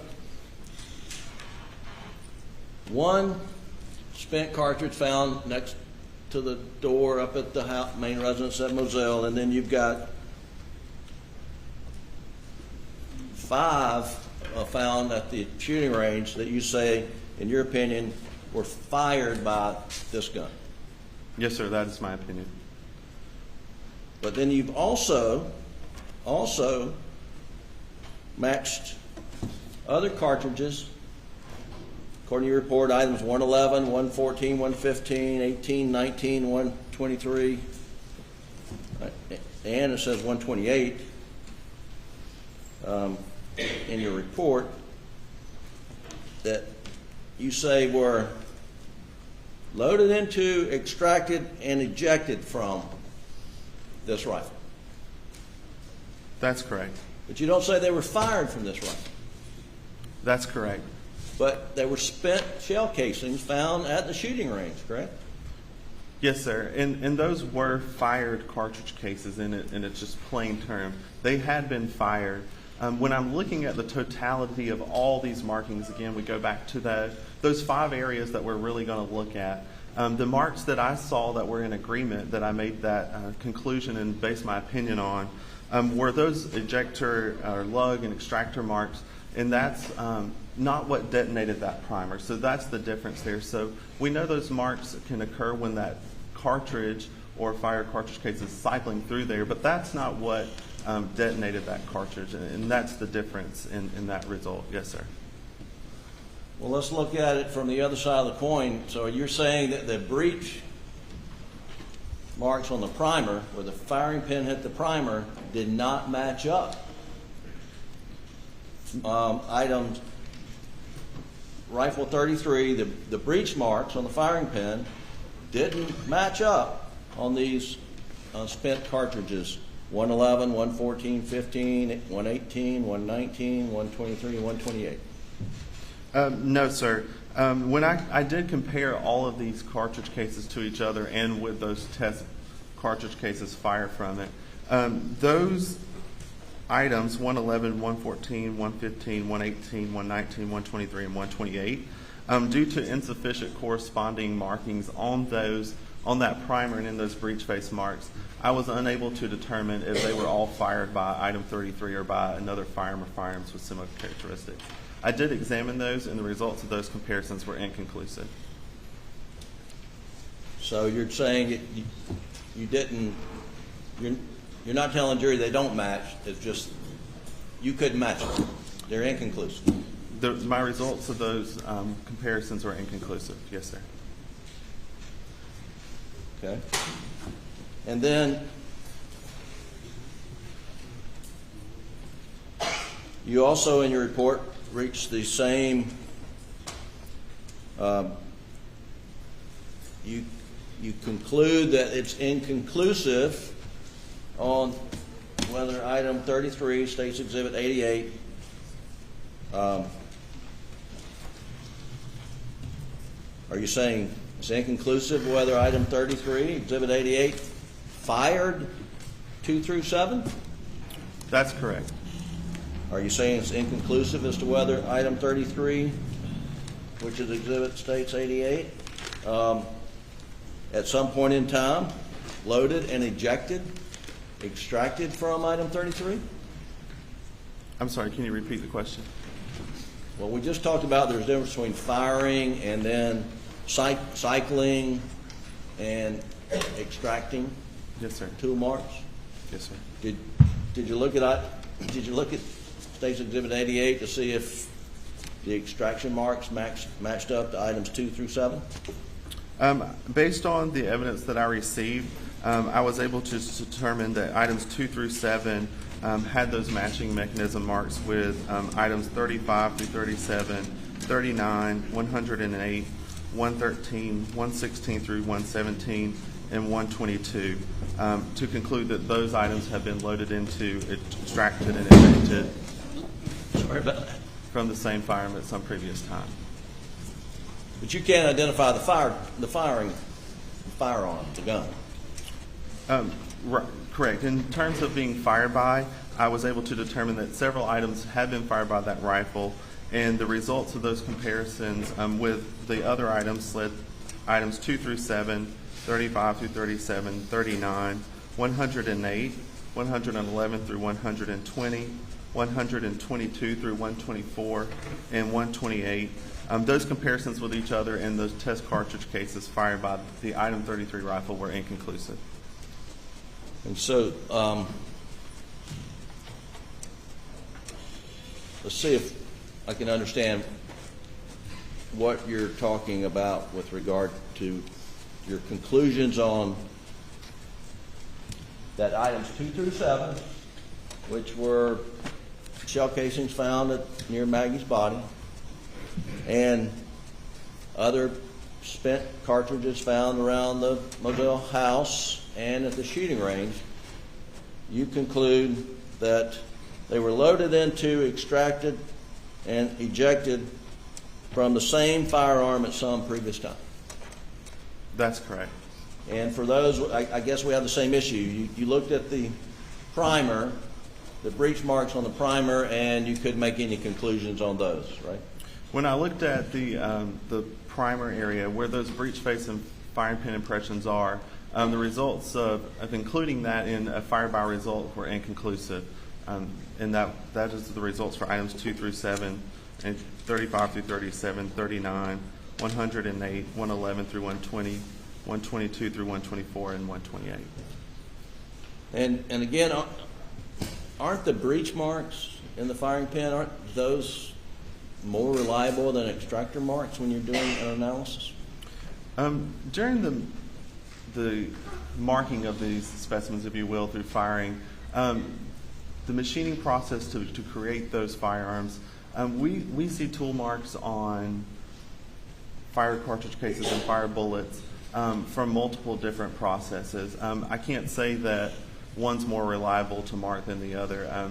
It's all due to the machining process, and also due to the individual wear and tear of that firearm through use of it in repetitive use or abuse of the firearm. That can also add to the markings in each of those locations that we're looking at, whether it be something from the breech face, from the firing pin, those extractors and ejectors, or even the rifling in the barrel. All of those variables can play into those markings and how we see those and how they reproduce on our evidence and how individual they are to each gun. Well, that does bring me to another point. Isn't your opinion based upon conclusion that every 300 blackout manufactured in the world, whether it's put together by John Bedingfield or mass assembled at Palmetto State Armory or anywhere in the world, that each one, when they cycle a bullet through and eject it, will produce its own unique, like no other in the world, its own unique tool mark? Isn't that what your opinion is based on? Again, during the manufacturing of these components. Is that a yes or no? I would like to explain it a little more. Your Honor, can I get a yes or no and then an explanation?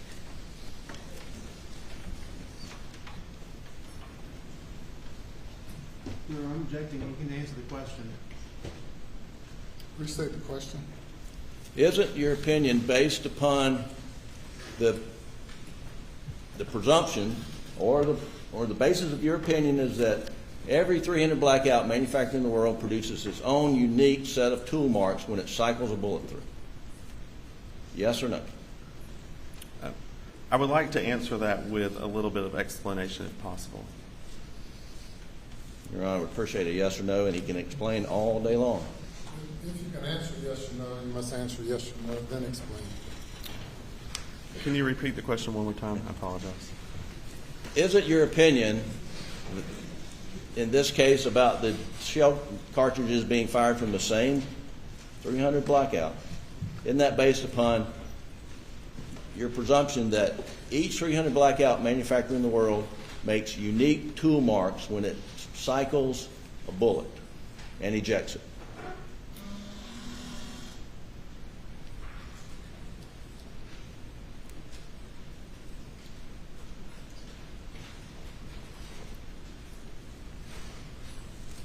It's hard to say. I have not looked at every 300 blackout that's in the world, so it's hard to answer that question. But again, based on my knowledge of that process and how they're made, I'm able to support my answer without answering it in a yes or no manner, I suppose. But you're saying you found shells here, cartridges here, cartridges there, cartridges at the murder scene, and they all have not all the marks are identical, but enough marks are close enough to being identical. In your opinion, they were fired by one weapon in the world. It's my opinion that those had all been cycled through the same firearm at one point in time. Yes, sir. But not fired by the same firearm. No, sir. That's not what my conclusions say. As far as being fired by that firearm or by the same gun, those results are inconclusive. So that means that the markings on the breech, because they were all fired, they all have a fire pin hitting the primer, and you call that breech markings, correct? Yes, sir. Those are breech face markings that we would see on the primer. And there were dissimilarities between those where you couldn't reach a conclusion. That's correct. Those shared, again, those same class characteristics. So we compared those to each other. Based on our comparisons, that's correct. There were not enough.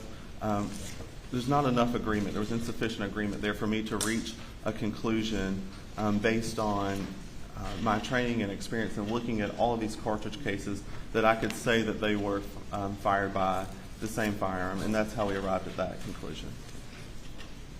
And can you say when those tool markings were made on the, or when the, scratch that. Is there any way to determine, for you to determine, when the shell casings, cartridges were cycled and ejected in this one firearm that's unique to all others in the world? I cannot date when those were fired or when those were loaded into or extracted and ejected from a firearm, no, sir. I cannot put a time stamp, if you will, on that, no, sir. and you can't state whether it was a 300 blackout assembled in 2016 given for Christmas gift, or if it was a replacement given in 2017 or 2018. I mean, you don't know what year the gun was that cycled and ejected?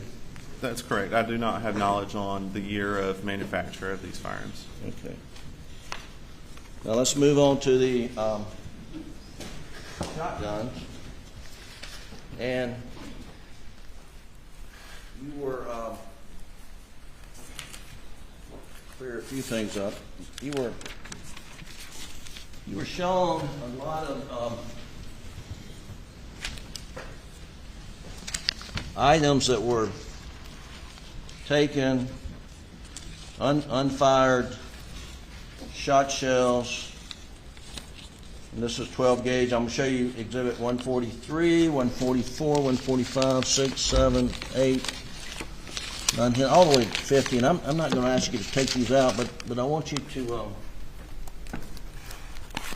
take a look at all those and tell me when those were seized or taken into evidence in this case.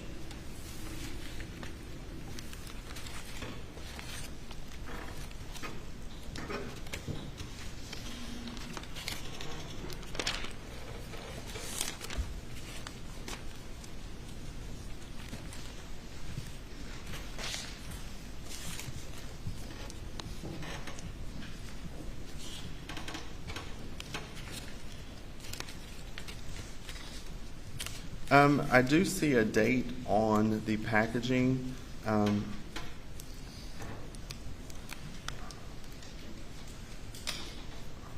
of these packages are ripped right through it. That states 9/13/21. Okay. And so you understand that is June, July, 3 months after these murders, correct? Yes, sir. That September 13th will be several months after the murders, yes, sir. And that those were seized at different places around the property? Yes, sir. According to the information here, it appears they were from different locations where they were collected from. Yes, sir. Okay. And I guess you don't know whether, I mean, the property of Moselle was open to Alex Murdaugh, I mean, from June till September, as far as you know, right? I have no knowledge of that, no, sir. And if he had the mind to, he could go out and remove it, every shotgun shell on the whole property, right? I have no knowledge of how the scene was maintained. Right.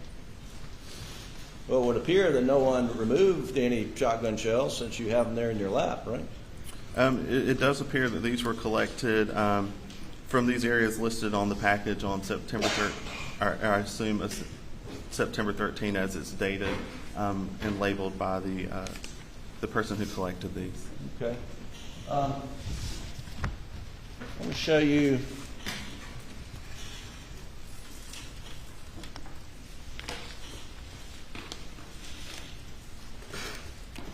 Exhibit 63 and 60. What I marked is Exhibit 63 and 64. And these are pages 51 and 55 from your report.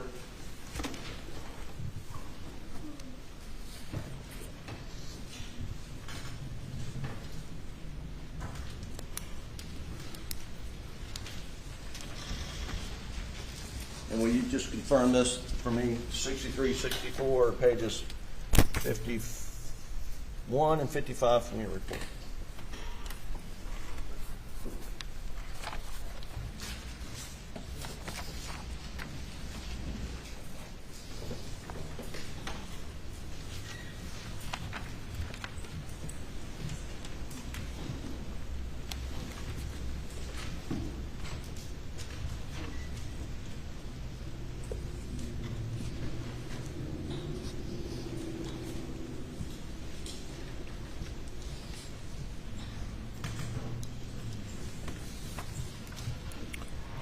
Yes, sir. I do recognize Defendant's Exhibit 63 appears to be a copy of an Item 10 worksheet for the fired shot shell.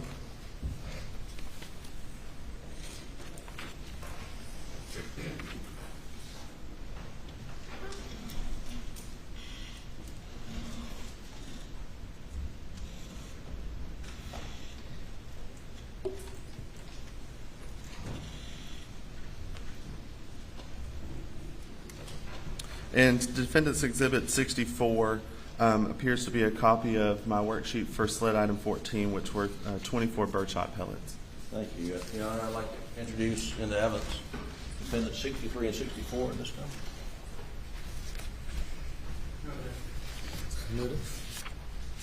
And just, Doug, if you'll pull up 63, which is page 51 of the report, and Agent Greer, will you tell the jury what this is? Yes, this is just a copy of one of our standard worksheets that we use to document evidence in the laboratory. So this is an ammunition and cartridge case worksheet, which is why I utilized it when I was documenting the Item 10 fired shot shell. And this contains my notes that I took on that item. Okay, and just so that we're clear, are we talking about Exhibit 33? This is the black colored shot shell that was found in the feed room where Paul Murdaugh was murdered? Yes, sir, that is correct. State Exhibit 33 is the item we're discussing. And you have a name under notes. It says on shot shell, it says, quote, dry lock 3-inch 2. You see that? Yes, sir, I do. You see that, Doug? Can you highlight that? Thank you. And again, the exhibit there, and that's what you're talking about, right? Yes, sir, that's correct. And number 2 is the size of the pellet? Yes, sir. That would refer to the size of the pellets or birdshot that was that we would believe to have been loaded into that cartridge or that shot shell. Excuse me. Okay. And then if you'll go to Exhibit 64, page 55, Doug, and it's 55 in your report, Agent Greer. And are these the pellets that were provided to you to analyze the number 2 size pellets? Yes, sir. Sled item 14, I determined to be 24 birdshot pellets, and those were listed as being from dog food storage room. Okay. And if you'll look at under the caliber, it says number 2, and it says steel. These were steel pellets, were they not? Based on my examination, based on my observation, yes, sir, they were magnetic. So that would provide that they had some steel in them, yes, sir. And birdshot can either be steel or lead, I suspect. Maybe there's a third kind. There can be multiple different metals used in making pellets. Lead is one, steel is one. There are also other metals that can be used in making pellets, yes, sir. Have you analyzed any of the Winchester dry locks that were seized in September of 2021 to see whether they're steel or lead? No, sir, I have not analyzed their contents. Okay. Now, here you've got Exhibit 64. You've got grain weight. And won't you explain what you're referring to? I guess I needed, I'm missing a page for that. So if you'll look at your page 54 in your file, because it says continued from Wade, and I guess that's on page 54, is that right? No, sir, that's just referencing from the weight category that's kind of at the top portion of the page. Okay. I just continued my thoughts down below. Well, so help me out here. You say there's 5 pellets weighed 3.4 grams, and then 18 pellets only weighed 3.6 grams. How does that work? I weighed each of those pellets individually, and again, we're weighing in grains. And when I weighed those on our scale, that is what I documented. 5 of them weighed 3.4, and that should be a piece. 18 of them each weighed 3.6 grains, and 1 pellet weighed 3.8 grains. Okay. So the total of them altogether was approximately 86.4 grains. Great. Thank you for explaining that. You also weighed the grains of the 300 blackout projectiles. You don't have that in front of us right here, but did you not weigh the grains there? Yes, sir, I did. And if you got it, tell us what they were. I have my notes here. I believe you said 147 grains. State's Exhibit 50, which is your item 8 on your report. Yes, sir. When I weighed sled item 8, which was 1 fired bullet, it was approximately 147.4 grains. And are you familiar with how 300 blackout ammunition is sold? What weight classes there are? I don't know all of the different weights that are within that caliber, no, sir. Do you know there's like a subsonic and then supersonic? Again, I don't know everything about that caliber. There are various weights that bullets are sold in for each caliber, so I would not be surprised at other grain weights, but I don't know all of them off the top of my head today. So, as far as you know, the only weight you could ever get is 147 grains, right? When I weighed these items, item 8 and item 12, they weighed approximately 147.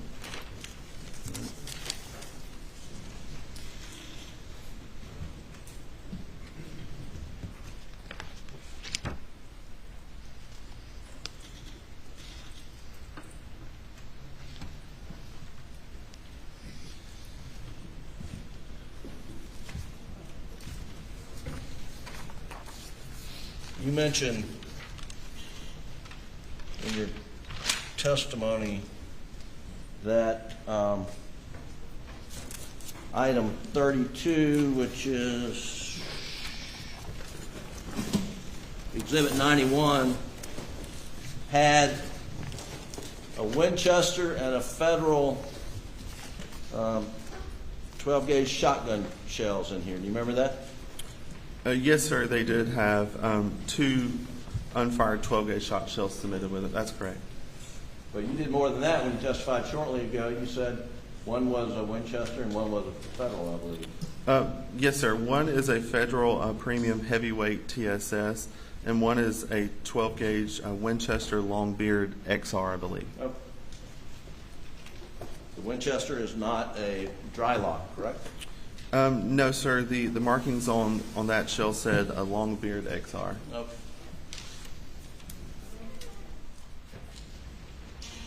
And the Winchester found in the murder scene is a dry lock, correct? The item is 10 shot shell, which was recovered from Marker 10, which I do believe, from my understanding, is around the body of Margaret Murdaugh, was a Winchester 12-gauge shell, and it says dry lock on it. Yes, sir. All right, thank you. And then item 22, which is the gun that Alex Murdaugh came down, was holding or was leaning up against his Suburban when Deputy Daniel Green arrived. That was, if you understand, loaded with a 12-gauge and a 16-gauge shell, correct? When I received it, it was unloaded, but I did receive a 12-gauge shell and a 16-gauge shell. That's correct. And if you fire a 16-gauge shell and a 12-gauge shotgun, what's likely to happen? That's something that I have not done, so I'm unable to answer that question. Is it dangerous to do such a thing? As a firearms examiner, I would recommend shooting the ammo that your firearm is chambered for. I can't predict what would happen if you shot that shot shell or attempted to. All right.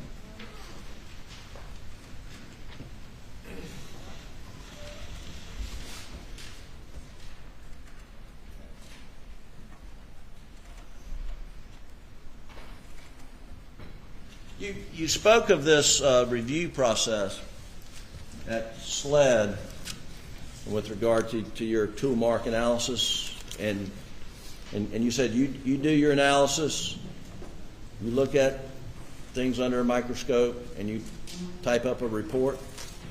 Yes, sir. I look at the evidence, reach a conclusion, and write or type those conclusions. Yes, sir. And then a reviewer, someone, and in this case, what was the name? Initial CW? The reviewer was Chad Smith, another examiner within our department. Is he on the same level with you at SLED? He is also an examiner. I don't know his classification, but he has been employed in the department longer than I have completing firearms examination. Okay. And then he looks at it, but does he prepare an independent report and then flips the two over and see if they match, or does he just take a look at it, come up with his thoughts, and then look at your document to see if he agrees with it? He does not prepare an independent report. No, he does look at the evidence and arrive at those conclusions, and he would read my results. If he agrees with them, then he will sign off on those conclusions. If he disagrees with them, then there's also a procedure for that to happen. Now, you mentioned that in order to make an identification or a match, or you have to have a certain number of similar, or is it similar or identical characteristics? In order to make an identification, we want to see sufficient agreement between the individual characteristics. There's not a certain number that I use, as we use a method called pattern matching, and we're looking at under the microscope all these tiny striations and impressions, and looking at the surface contours of those two tool marks with each other. And we're looking at those individual peaks and ridges and comparing those under high magnification in order to make an identification. And based on that, through our training and experience at doing this job, we look at thousands of comparisons, conduct thousands of comparisons. During that time, we look at things that match each other that we know have been fired from the same gun or made by the same tool, and we look at things that have been fired by separate guns and see if there's any agreement or disagreement. And we look at thousands of these cartridge cases and bullets and tool marks in order to learn what that sufficient agreement is to make our identification.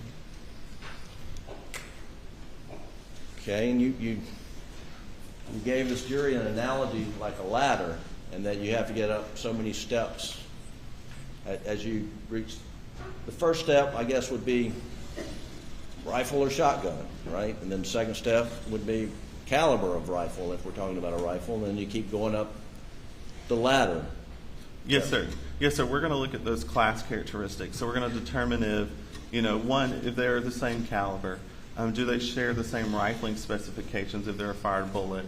If they are, then we can compare those. If, for instance, if a bullet has 5 lands and groove and it's going to the right, and we compare that to another bullet that has 6 lands and grooves and it's going to the left, then we know those did not come out the same barrel, so there's no need to do any type of comparison there.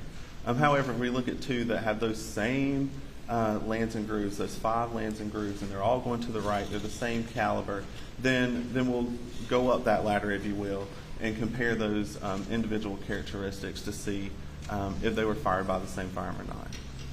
Tell this jury how many steps of that ladder you have to go up before you can make an identification. As far as making an identification, it's based on the marks that what we see under the microscope. When we're looking at all of these marks, we want to see that sufficient agreement. Again, we want to see enough agreement so that what is there is better than any agreement that we've seen in tool marks that have been created by different tools. And that's learned on the job, doing this, doing practicals that I did in training, looking at thousands of comparisons of things that I've test fired, that I know were fired from the same gun, looking at things that I've test fired from different guns and looking at that. It's also done through studies that I participated in training. I'm looking at things that help us know what that sufficient agreement is within all of those features and looking at the totality of those markings. So we're not going to base our opinion just on one little mark. We're going to look at the entire surface area of that bullet, the entire surface area of that cartridge case in order to make our conclusion. We're not looking at one little mark and making an identification. So we have to think of the totality of all the markings that we see under the microscope. So the short answer to my question, there is no set number of steps on the ladder you have to reach before you can make your decision. We use a method of pattern matching again, and that's how we do it. And that's a widely accepted method throughout all firearms examiners in the United States and the world, really. That's what we've been using for years to complete firearms identification, and that's what's been widely accepted, looking at these patterns and comparing them in order to make our identification and reach our conclusion. Well, now you say it's been widely accepted, but isn't it true that that your field of expertise has come under criticism by the scientific community? There has been criticism, but again, there's been research completed to support firearms identification, if you will. Well, I mean, the National Academy of Scientists issued a report and was pretty critical of the objectivity of your work, that it is more subjective because you don't have a set number of rings on a ladder you got to reach. It's based upon your experience, your training, and your opinion. But there's no objective criteria by which to measure whether something matches or not. You're aware of that criticism by the National Academy of Scientists, right? I'm aware of some of the criticism, yes, sir. However, the process of making the identification is subjective in nature, but it's based on some objective data that we're looking at. There's, again, lots of information that we're looking at, the contours of those tool marks, the individual peaks and ridges of those tool marks, and looking at it. It's not just looking to see is this a match and it looks good. We're really looking under high magnification at all of these features to see what agreement or disagreement that we can determine. And again, that's based on some objectivity, of how we arrived to that situation. But you agree that your chosen field is part art as much as science, right? Our field is an applied science, really. We do use lighting and angles to look at these features under the microscope, and it's important to know how to move those items around and move those lighting and those different stages on our microscope in order to see some of these markings. It can be difficult to do, and there is a special technique that you have to learn in looking at this and doing it and using that microscope to really become familiar and efficient. Do you agree with me previously in this courtroom under oath that this profession you're in is part art? There is some art to it, and that's just the lighting thing. For example, we have to look at that, and we have to use that oblique lighting in order to make some of those striations show up.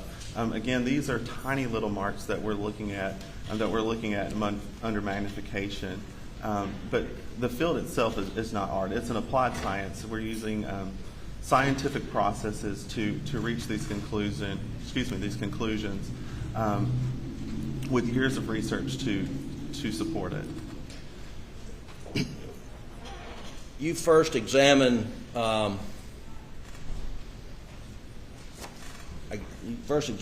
22 back in June of 2021, correct? Which is the shotgun that Alex Murdaugh had that was taken by Deputy Green, right? Yes, sir. Item 22 was a Benelli Model Super Black Eagle, and I did receive that item in June, yes, sir. And when did you receive? I'm not going to pick it up again because I dropped it, and it's almost past 5 o'clock on a Friday. I don't want to create more of a delay, but when did you receive the 300 blackout? Is that the item 33 rifle? Yes, sir. You're referring to?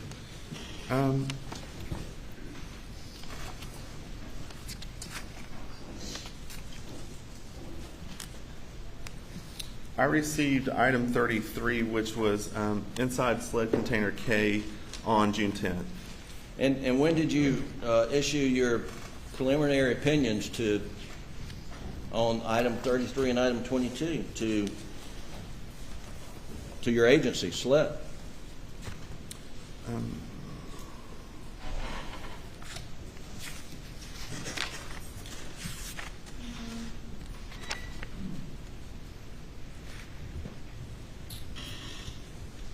I released some results to our agents and investigators on June 10th. Yes, sir. Are you aware after June 10th that SLED dive teams have been going out in Colleton County, diving the waters, trying to find murder weapons? I'm not aware of what all our dive teams were doing. No, sir. Well, you certainly didn't report to the folks who were relying on your work that we found the murder weapons, did you? I'm sorry, can you repeat that? You didn't report to the folks at SLED who rely upon your analysis that, hey, Eureka, we got the murder weapons. No, sir. That's not what I reported. Okay. And you've never received any projectiles from the shooting range at Moselle to compare Objection, Your Honor, asked and answered. I haven't asked my question yet. Have you ever received any projectiles from the shooting range at Moselle to compare to the projectile item number 8? Object. It's been asked and answered. Possibly, but you can answer it again. Yes, sir. If you've answered it before. Based on my understanding of the scene, I do not believe I received any projectiles from that shooting area. But that's based on my understanding of where I believe the other projectiles were recovered from. When you got item 22, the shotgun, do you know whether it had been swabbed on the inside of the barrel? I believe it had been processed by other departments. However, I do not know what those swabs entailed. If a shotgun has been recently fired, does it leave evidence in the barrel, that soot stuff? Yes, sir. It's possible that we would see some type of residue from firing in that barrel. And are you aware that Agent Worley swabbed the top before she removed the 16-gauge shell from it? No, sir. I do not know what Agent Worley did in this investigation. Can you see residue with the naked eye of a shotgun that has just recently been fired? Sometimes, yes, sir. And that is something that we also document as part of our examination of the firearm. And when I looked into the barrel and looked down the bore of that item 22 shotgun, I do have in my case file circled that I noticed some fouling or residue in the barrel. Was it recent fouling or residue, or was it just a dirty gun? I do not. I can't date when that fouling was placed there. That residue was placed there. No, sir. I can't put a time on that. What about the 300 blackout? Was it? I think you have a note there's some fouling there, but maybe I'm confusing it. Yes, sir. That's correct. On the item 33 rifle, I did note that there was some fouling or residues in that barrel. The opinion that you have provided this court as to the shell casings from the murder scene, which are items, SLED items 2 through 7, and that your opinion is that they were loaded into, extracted and ejected from the same firearm at some previous time with items 35 through 37, 39, 108, 113, 116, 17, and 122, and those are shell casings that were found around the house and at the shooting range. Your opinion that they were loaded into, extracted, and ejected from the same firearm. do you hold that opinion with 100% certainty? Yes, sir. That is my opinion. That is the conclusion that I reached. Did you ever tell Agent Owen that you could not forensically state with 100% certainty? No, sir. When I arrived at that conclusion, that was my conclusion, and it was also agreed upon by the reviewing examiner. So if there's a note in Agent Owen's report that you couldn't reach it with 100% certainty, then someone has made a mistake? I don't know the contents of Agent Owen's report. No.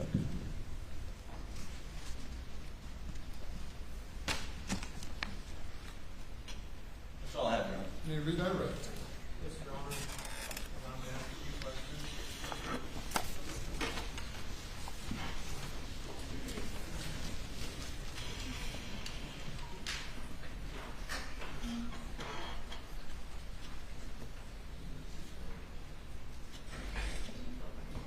I'll stand for a moment.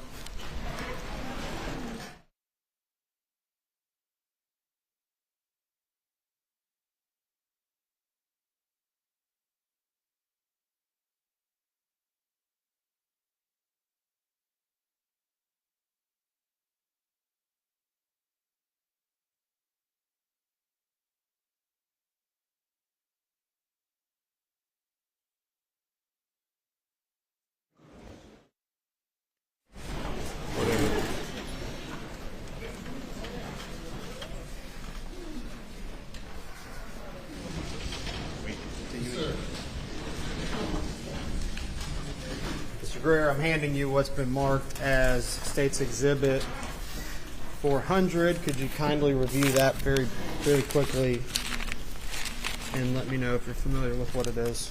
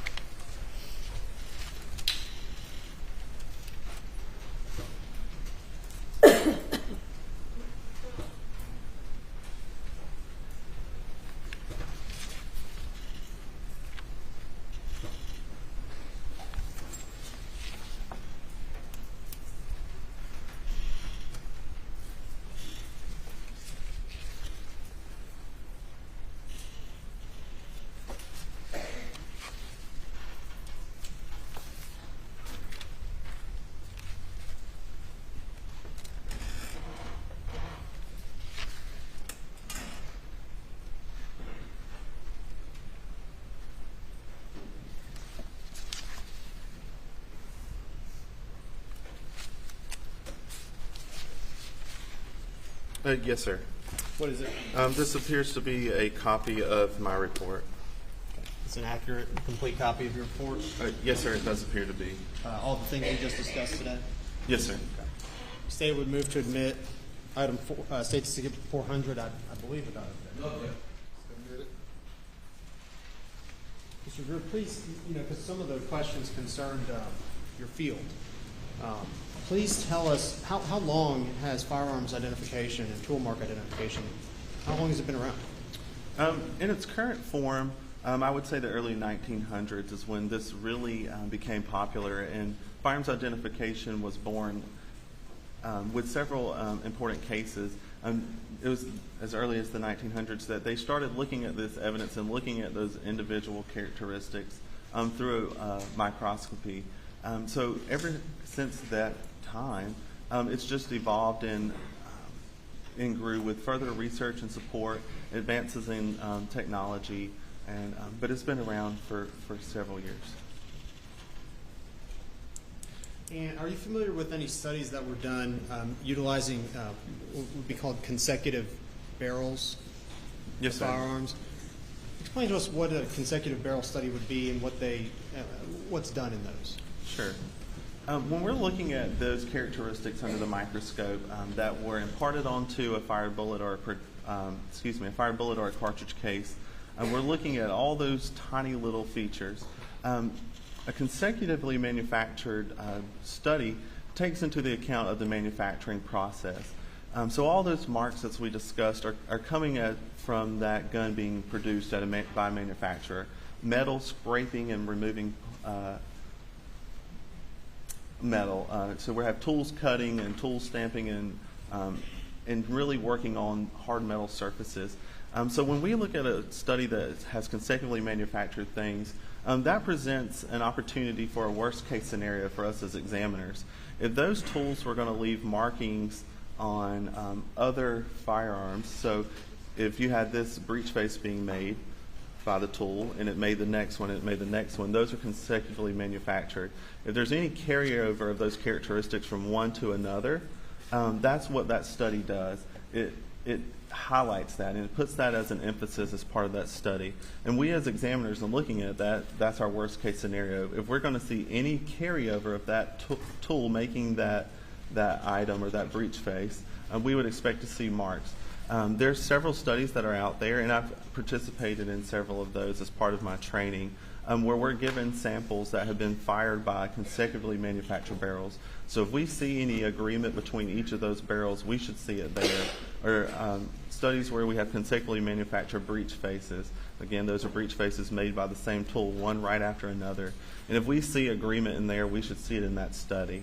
I've participated in those studies, in those research projects. Some of them have been studies prior to me becoming an examiner, and I was able to clearly distinguish and accurately distinguish between those projectiles. So I was able to determine those projectiles were fired by this barrel, this barrel, this barrel, and this barrel, or that cartridge case was fired by this gun with that breech face, this gun with that breech face, and this gun with that breech face.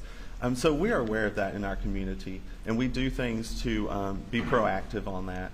And that's just an example. And that's something I participated in and was able to successfully pass as part of my competency in determining what was fired by what in those consecutively manufactured studies. And you were able to compare firearms that you know were consecutively manufactured, one after the other, right after the other. That is correct. And just for clarity, we're talking about, I'm referring to items 33 and 22 on your report. That would be the item 33 being the blackout rifle, and then item 22 on the camouflage Super Black Eagle 3. Yes, sir. Your results for some of those were, when you say inconclusive, what does that mean? Does that mean that they could have been fired, or that you just can't determine? That's correct. Inconclusive is one of our conclusions that we can issue when there's not enough agreement or disagreement there in those tiny microscopic characteristics. So what inconclusive means is it's possible it could have been fired by that gun, and it's possible that it may not have been fired by that gun.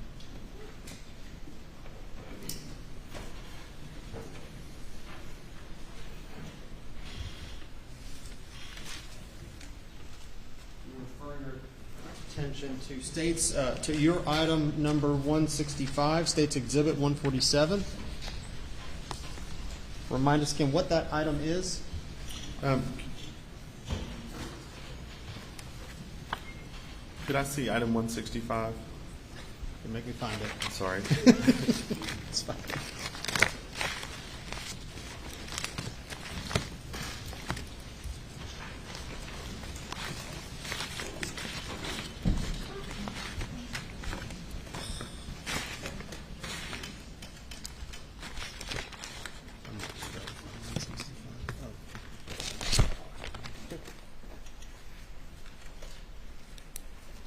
Be able to find it in your report if you have it? No, sir. I'm not sure that I'll be able to find it.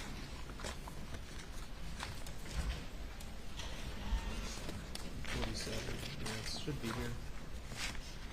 Unfortunately.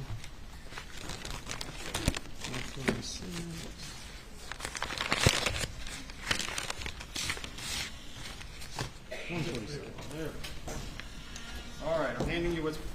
I know to evidence of States 147. That would be sled item 165. Yes, sir.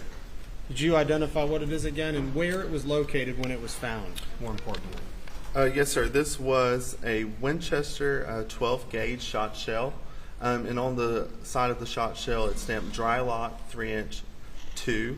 On the packaging for States Exhibit 147, it says from nightstand in Paul's room.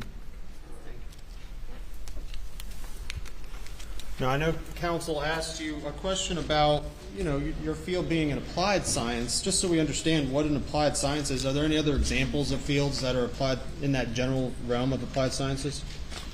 Yes, sir. A lot of what we do as firearms examiner is learned through our process of training and looking at samples and learning the job. It's kind of like, if you will, a physician. They go to school. They learn a lot in their medical school, but they still do a residency program, if you will. So they're on the job, doing on-the-job training. Comparing what he does to... Objection overruled. May continue. Please continue. Yes, sir.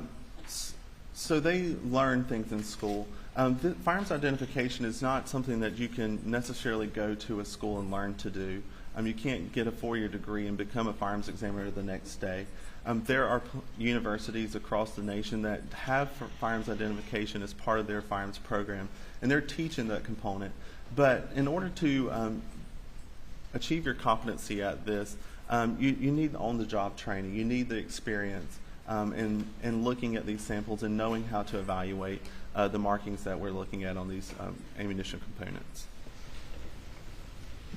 Lastly, Agent Greer, Mr. Greer, I'm going to refer you to State's Exhibit 400. I'm going to put that on the screen.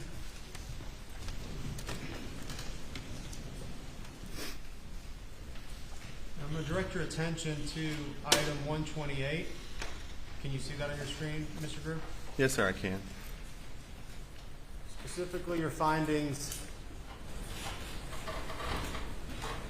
concerning 2 through 7. You see where my pen's pointing? Yes, sir, I do. Which items were 2 through 7? Those were from markers 2, 3, 4, 5, 6, and 7, respectively. And from my understanding of the crime scene, those were the ones that were located around Margaret Murdaugh's body. Okay. And again, we're on what page now, Mr. Greer? That's on page 7, yes, sir. Items 2 through 7 found around Maggie's body. Items 35 through 37 and 39, where were those located? Those were from the side entrance door, which would be the door, I believe, coming out of the gun room area. And items 108, 113, 116 through 17, and 122, where were those located? Those were from various areas, thought to be from the shoot field or from the field. And tell me again what your conclusion was. I was able to determine that based on matching characteristics in the mechanism marks that items 2 through 7, 35 through 37, 39, 108, 113, 116 through 117, and 122 had all been loaded into, extracted, and ejected from the same firearm at some previous time. Nothing further. Thank you. Further examination. No, Your Honor. All right, thank you. You may step down.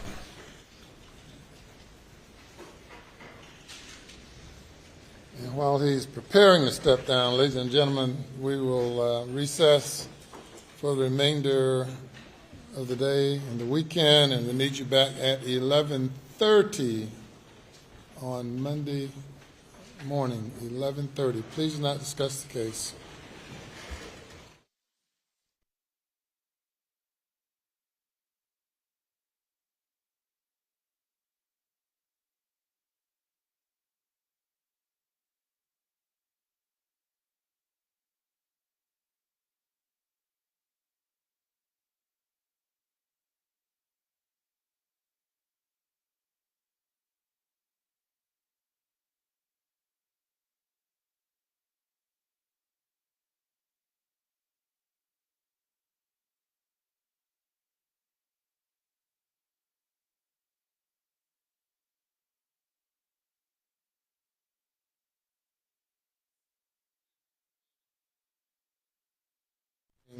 Which witnesses will you have?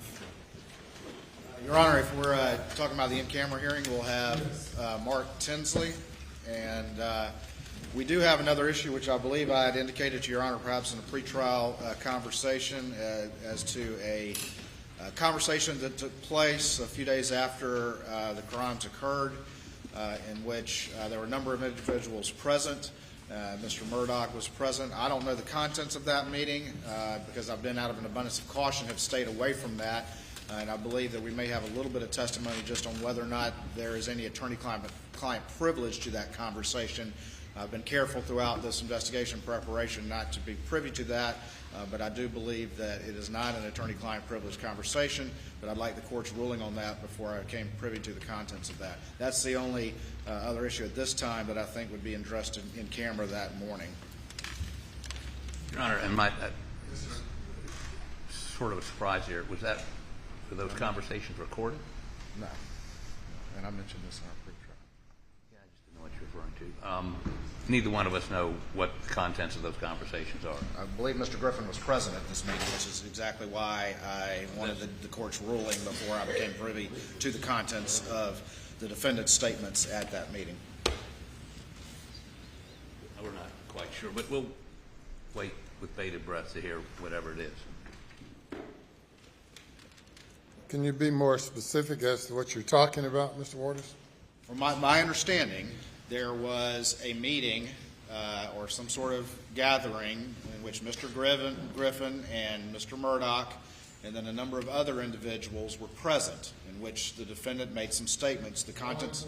Individuals? No. I think some of his partners and other individuals, maybe some family, to which I have never been privy to the contents. However, I would like to know the contents, but I've been careful out of an abundance of caution not to ever become privy until I had a ruling from the court that there was no attorney-client privilege because of the presence of third parties to that conversation. So I would like to address that with the court, and if the court believes that and rules that there is no attorney-client privilege, then I may, at the appropriate time, examine people who were present at that conversation as to what the defendant said. And is that in relation to financial crimes or? No, sir. That would be in relation to the murders of Maggie and Paul. But it is an in-camera matter that if we have the time available, I wanted to raise that with the court. Maybe we can go ahead and knock that one out as well. All right. Any thoughts by the defense?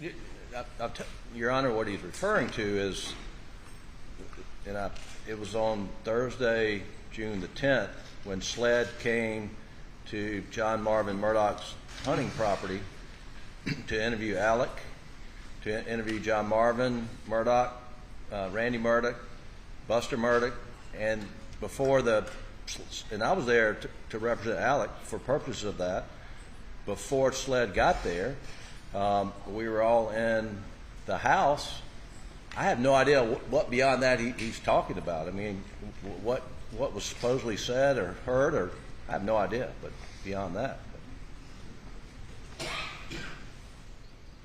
I don't know of any conversations that he's trying to find the substance of and who he's going to get them from.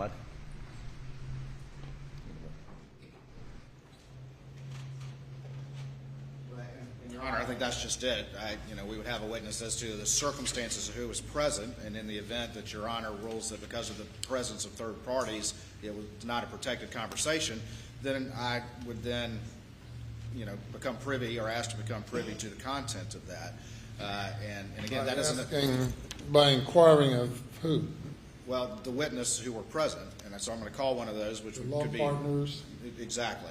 And again, I wouldn't even have to do that on the stand. I would just want Your Honor's blessing before I did that because of an abundance of caution and protection of the attorney-client privilege. At that point, I could, offline become privy to the content of it. It may be nothing. I've just been told that there was that meeting and the circumstances of it, and I don't believe it's protected, and so I'd like to know, what the defendant said at that meeting. Yes, sir. Sounds like he's asking for a deposition, Your Honor. And he's got no right to an evidentiary hearing about what happened at a meeting in the course of a trial. He's got no right to compel people to come testify so we can find out what was said. That's discovery. I mean, state grand jury allows him to do that, but there's no rule that permits him to conduct a deposition, whether in court or out of court, and that's what he's trying to do.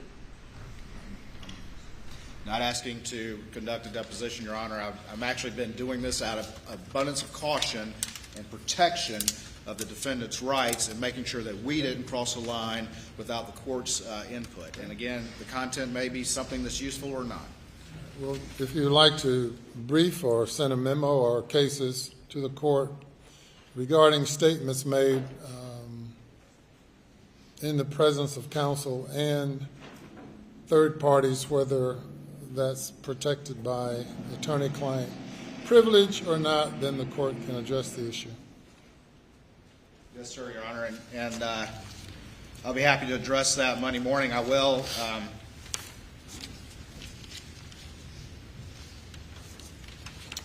I do have a case, Marshall v. Marshall, 320 Southeastern 2nd 44, which just generally, of course, states the rule that if attorney-client privilege communications are related in the presence of third parties, then the protection is lost.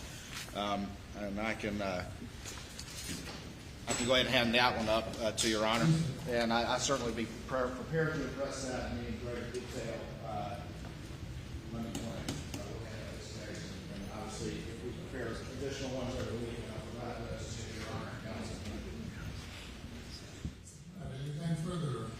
Nothing from the state, Your Honor. Defense, Your Honor. All right, we'll be in recess till 9:30. All right.